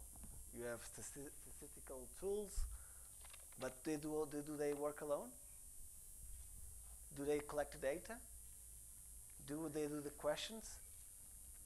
You don't forget each research begins with one simple thing, the problem. the question. And you can have lots of tools. For example, you have agriculture. Does the tools do the agriculture by themselves? Even the mechanized, how you say, the tractors and stuff like that, even they are programmed, but they are programmed. Someone did the programming. So the tools are the same thing. You have your objective, your aim, your goal. You have your data, but they don't interact alone. They have to have someone to steer it. So you have, for example, you have the software. Even the software of Costa KDA doesn't work alone. It needs someone to push the buttons. It needs someone to introduce the data and says what has to be done. So you, for example, you can put the data on the KDA's analysis software. You can even use the automatic coding, but I never use automatic coding because it only uses algorithms, for example, the number of words or similar words. The coding, the most basic analysis of the research, of qualitative research, is coding. And it has to be done, as Costa said then, at least by two persons. At least, okay? Because if it's one person, it will give his personal perspective, can be a bias. So the tools are to be used, not to substitute. You never, for example, as you said, when you say statisticians, normally people pay statisticians to do the work. You can't do that on qualitative research. People have asked us, me, Fabio, and other people that work with qualitative research, if you can do the coding for them. And we say, I can help you do the coding, but I can't do the coding because I don't know the context. I don't know, because don't forget that qualitative researcher is someone who knows the context. Someone close enough to do the research, but far enough to not to mess around. Okay? So a qualitative researcher has to know the context, has to be informed by key informants, but you can delegate those tasks of coding. You can delegate the task of analyzing the data. Because even in qualitative research, the gathering and analyzing the data sometimes is simultaneous. It's called not the interactive process. It comes forward and, are you saying, not direction, but ways, in different ways and back and forth. Exactly. So, no, the tools won't substitute researchers, but I would say yet. Yet. I don't know how it's going to evolve, because there's another stuff evolving for like machine learning, and it's possible in the future. You saw the sci-fi movies, as the sci-fi books we read on the 18th century, 19th century, they became true. So we've all seen sci-fi movies where the machines learn, they learn feelings, they learn interactions. I don't know what it becomes, but for now, and I believe in the next 10 to 20 years, I would say the sailor, the steerer will still be a human, a person, the researcher. Yeah, thank you so much, Professor. I just want to add there. Already at Saibono, I've always accused Pepper. Is that Pepper? Yes.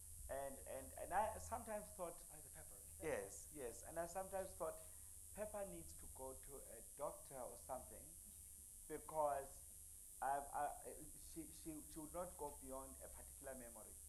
But now I think maybe let me leave Pepper alone, because I've seen how the cell phones have taken our power, how the cell phones have taken our control.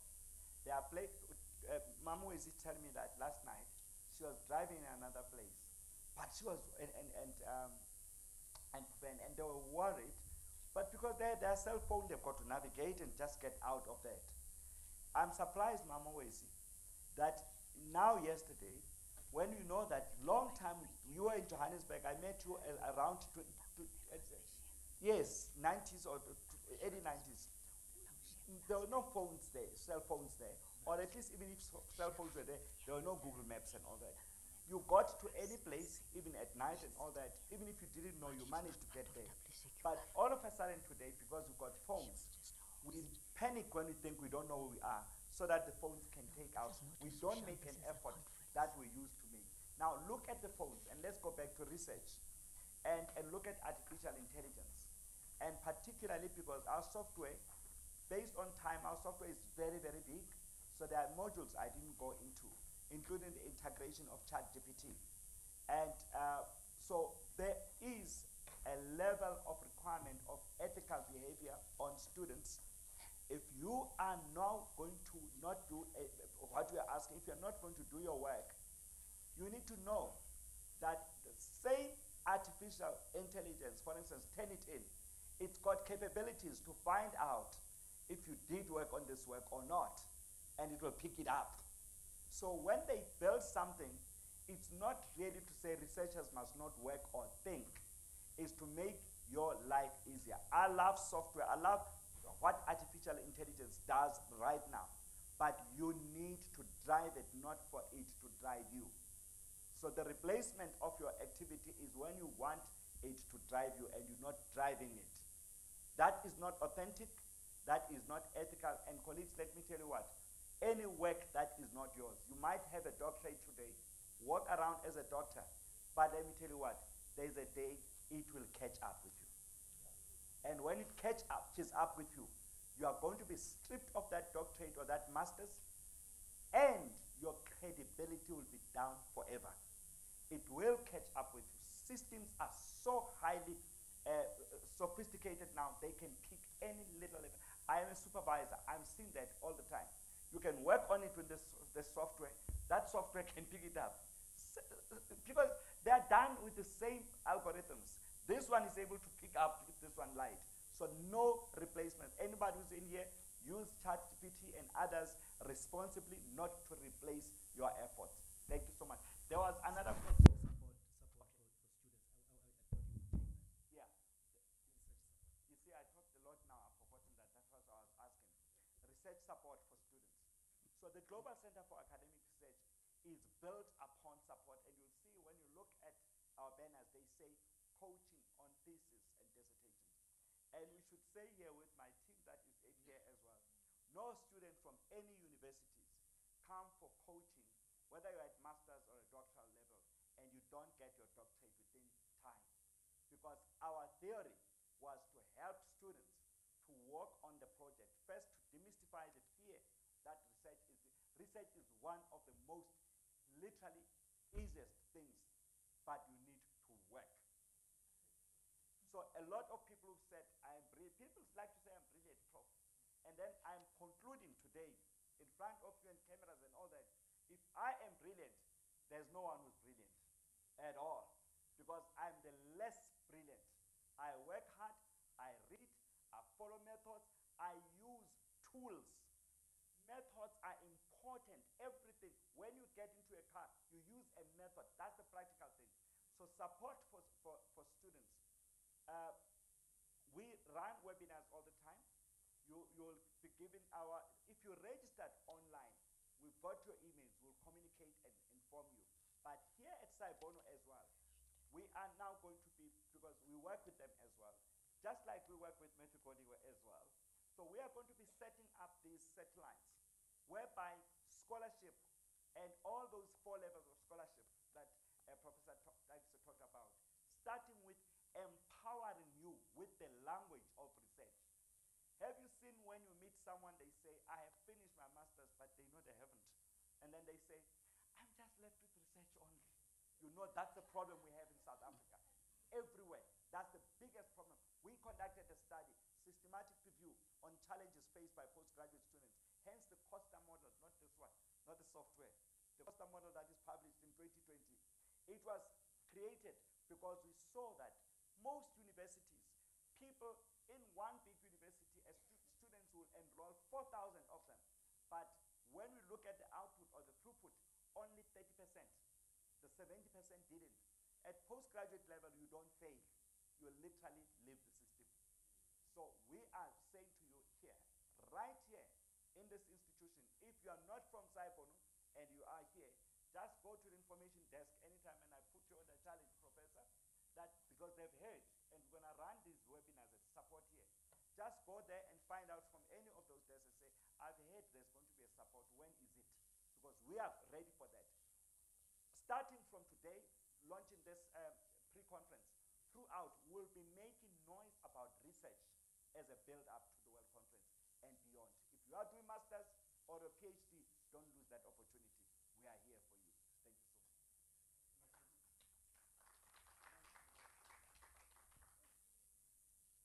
The pricing was a concern.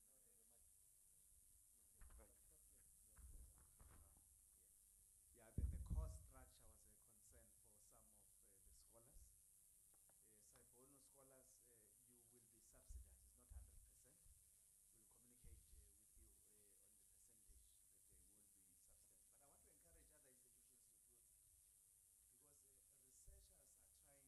But I want to encourage other institutions to do it, because researchers are trying to find solutions for complex challenges facing our institutions, facing our country, and facing the world. So I would encourage institutions where these scholars are affiliated to please subsidize these scholars. This conference is pricey, I want to admit, because it is priced in euros. Our situation is quite different in South Africa. It's a lot of money for South Africa, I must say. We'll be subsidizing, but it's something that we may need to look at. We may not be able to change. I'm not promising that we will change, but I want to admit it's pricey, and Saibono scholars, you will be subsidized. Thank you.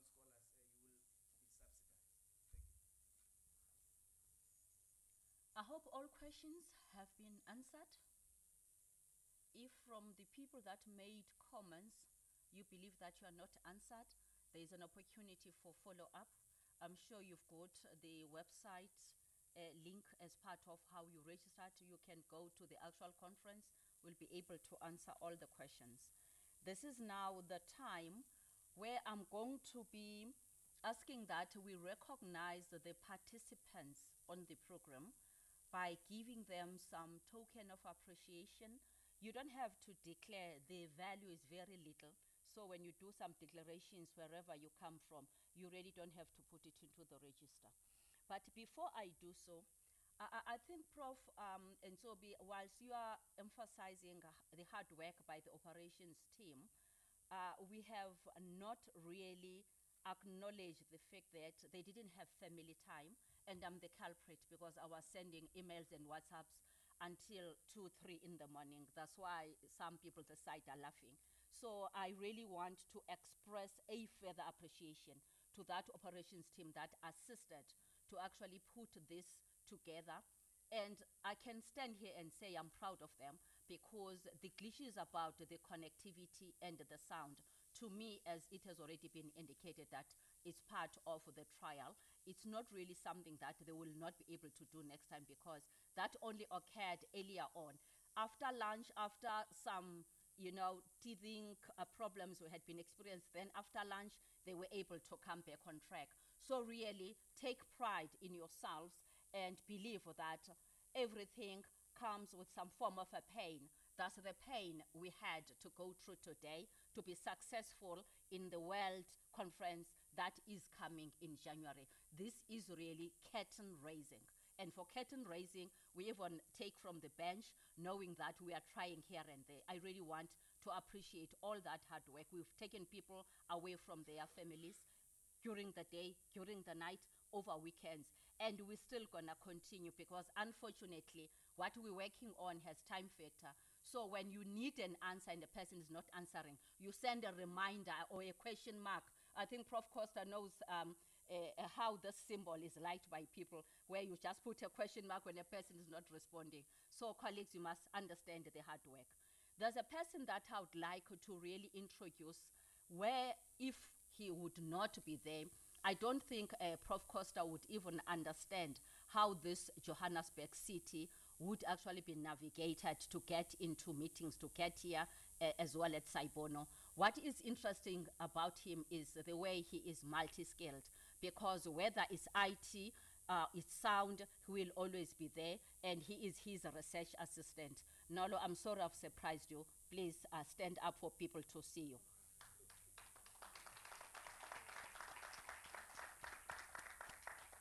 That young man does a lot of work behind the veil. And I'm sorry that I did not consult you, Prof. Costa, before I say so. Let's now ask Mamuwezi Koza, who is in a subcommittee which is referred to as public universities, colleges, as well as SETAs, and that subcommittee is doing a coordination of higher learning.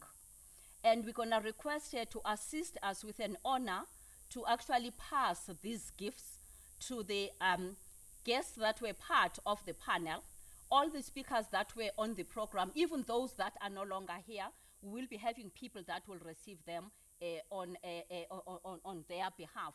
So please, Mamukoza, if you can please come forward. Those that were not here when we started, Mamuwezi Koza is the chairman of the board of the Chemical Industries Education and Training Authority, shortened as CHIETA.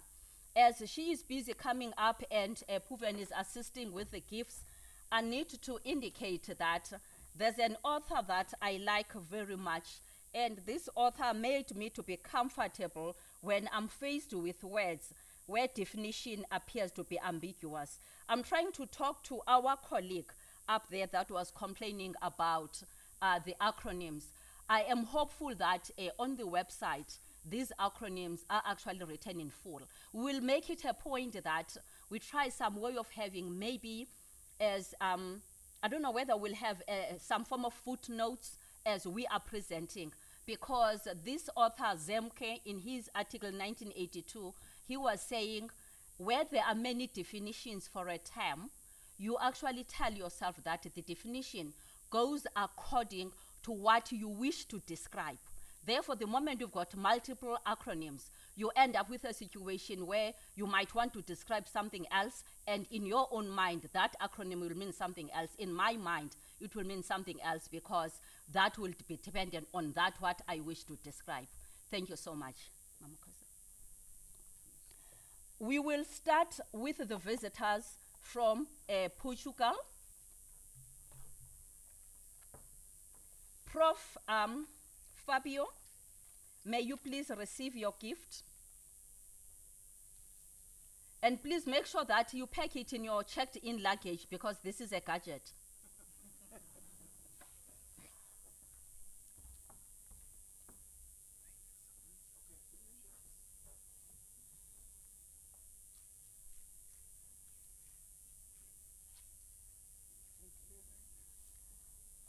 You may take the seat.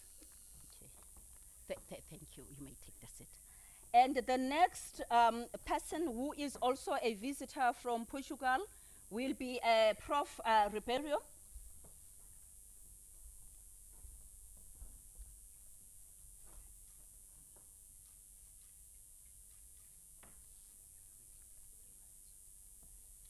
Now I'm coming back home.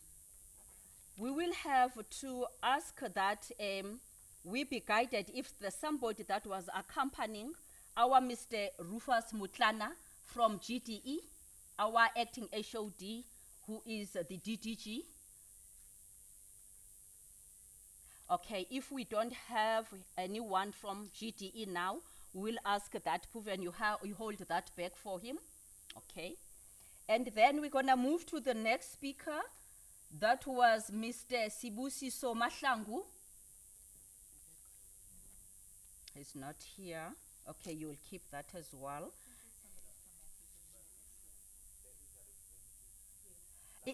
Is there a representative for CEO of Matthew Goniwa? Who? Tlali? Can you come, Tlali? Okay, thank you.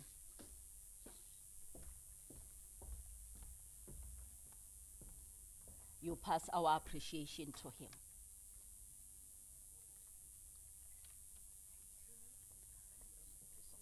The next one will be Prof. Tangiso Muloi. Did he come alone as well? Nalo, can you take it on his behalf?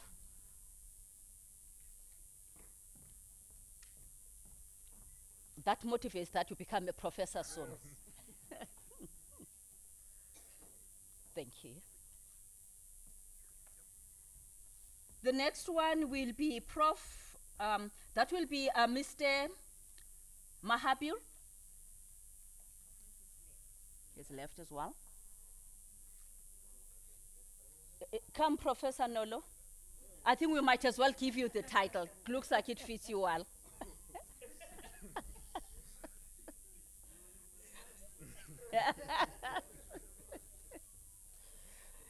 Thank you. Okay. Oh, he must study first. That's one of the board members of Saibono saying that it's not from me. And then the next one will be, let me reverse. I'm gonna go now to Prof. Mfanelo Nzobi, not as a CEO of Saibono.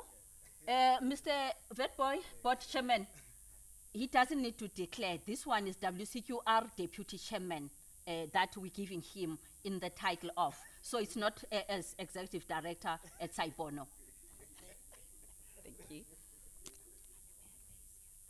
And then we also have Dr. Tanya van der Merwe.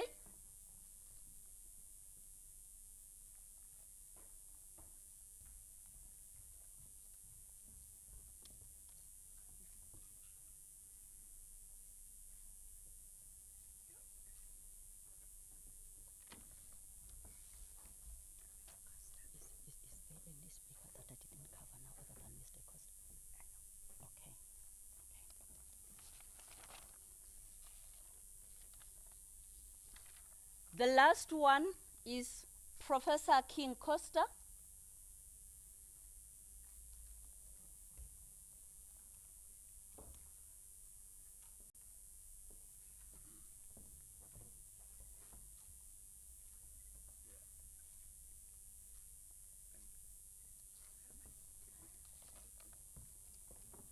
And I wish to then remind you that this was opened by Prof. King Costa. And therefore, when you open, people expect you to come and say goodbye. I'll allow you just a minute to get settled in putting your items away so that we can welcome you back for purposes of the ending of the day. You can't assemble a congregation and you leave us here. You have to come and dissolve your congregation. But before he does so, I would like to really thank Mamuwezi for assisting us on this particular one in terms of honoring our speakers. And the last one is, we have a Facebook page for WCQR. I wish to appeal to everyone here present to pass this message, to preach this gospel. Let's make it a point that hashtag WCQR 2024 is what we have on our Facebook pages, on our status, whether it's WhatsApp. You can even post today's pictures onto your Instagram, put it onto Twitter, wherever you can, even LinkedIn, because we wish to ensure that all our scholars, irrespective of where they're coming from, not only within the continent, they are able to be with us and join us physically here, because there's going to be a lot of excitement. There are also some social programs to let those that don't know South Africa be taken into those places of interest. So please, colleagues, let's work together, because from the concept or phenomenon of holism, all of us here together, each one is making the point that if our efforts are combined,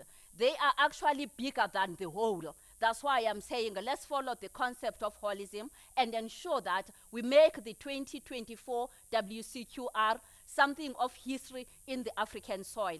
Thank you very much. You were such an audience that I enjoyed to be with. And good luck with your abstracts. Let's submit before 29th September. And my birthday is 22 September. Remember, you can make it my birthday to submit. Thank you. Over to you, Prof.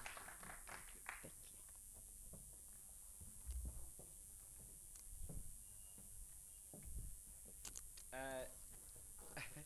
If I were at university, I would be saying, by the powers upon me, I constitute. But I'm not at a university. You were such a great audience. You stayed with us all this time. you know, representing the World Conference on Qualitative Research, I can only thank the board chair of this institution, and I would really call upon the CEO to get the board to close everything. You stayed with us. You were here in the morning. You stayed the whole day, showing how passionate you are about scholarship. What you think about, you showed sign of leadership. Siyakubulela tata. Ra o leboha ntate. Okay, I wanted to say it in Afrikaans, I can't remember. You'll remind me. Baya danki tata. Yeah, there are 11, I can't finish them all. Yeah.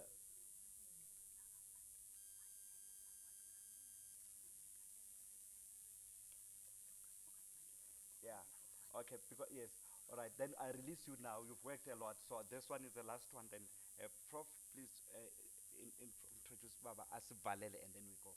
That's the last one. The group picture will do that all. Hey, I've called the side to the side. They-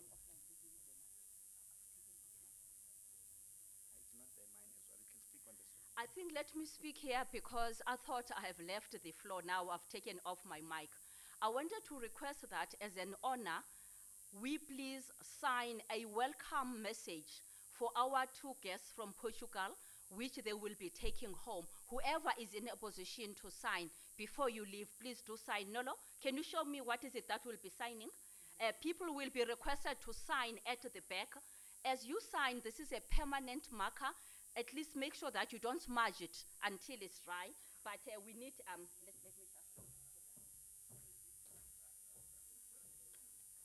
We have this for each and every one of the two, so that they both take this as a message home, because they were in South Africa for the first time, except the one that was here 4 years ago. He has even forgotten. So we request that as some form of a souvenir, you sign at the back so that they can be able to take this home as their souvenirs.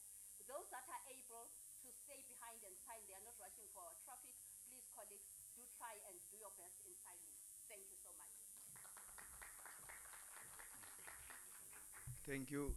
At this moment, I want to call upon the chairperson of the board of directors of Saibono, Mr. A.B. Vedboy, to come and close the pre-conference. Mr. A.B. Vedboy.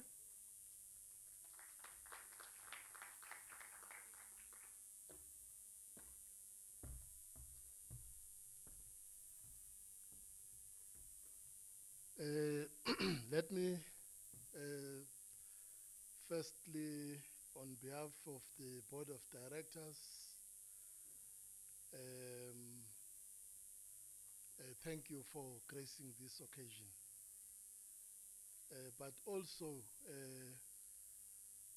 thank the two guests from Portugal, together with the World Conference on Qualitative Research, you know, to honor us as an institution, but most importantly, to give us this opportunity as a country to host such a big conference, because it's going to put us in the map and continue to put the good name out of South Africans who are known for hosting big events and for committing ourselves into ensuring that those events become a success.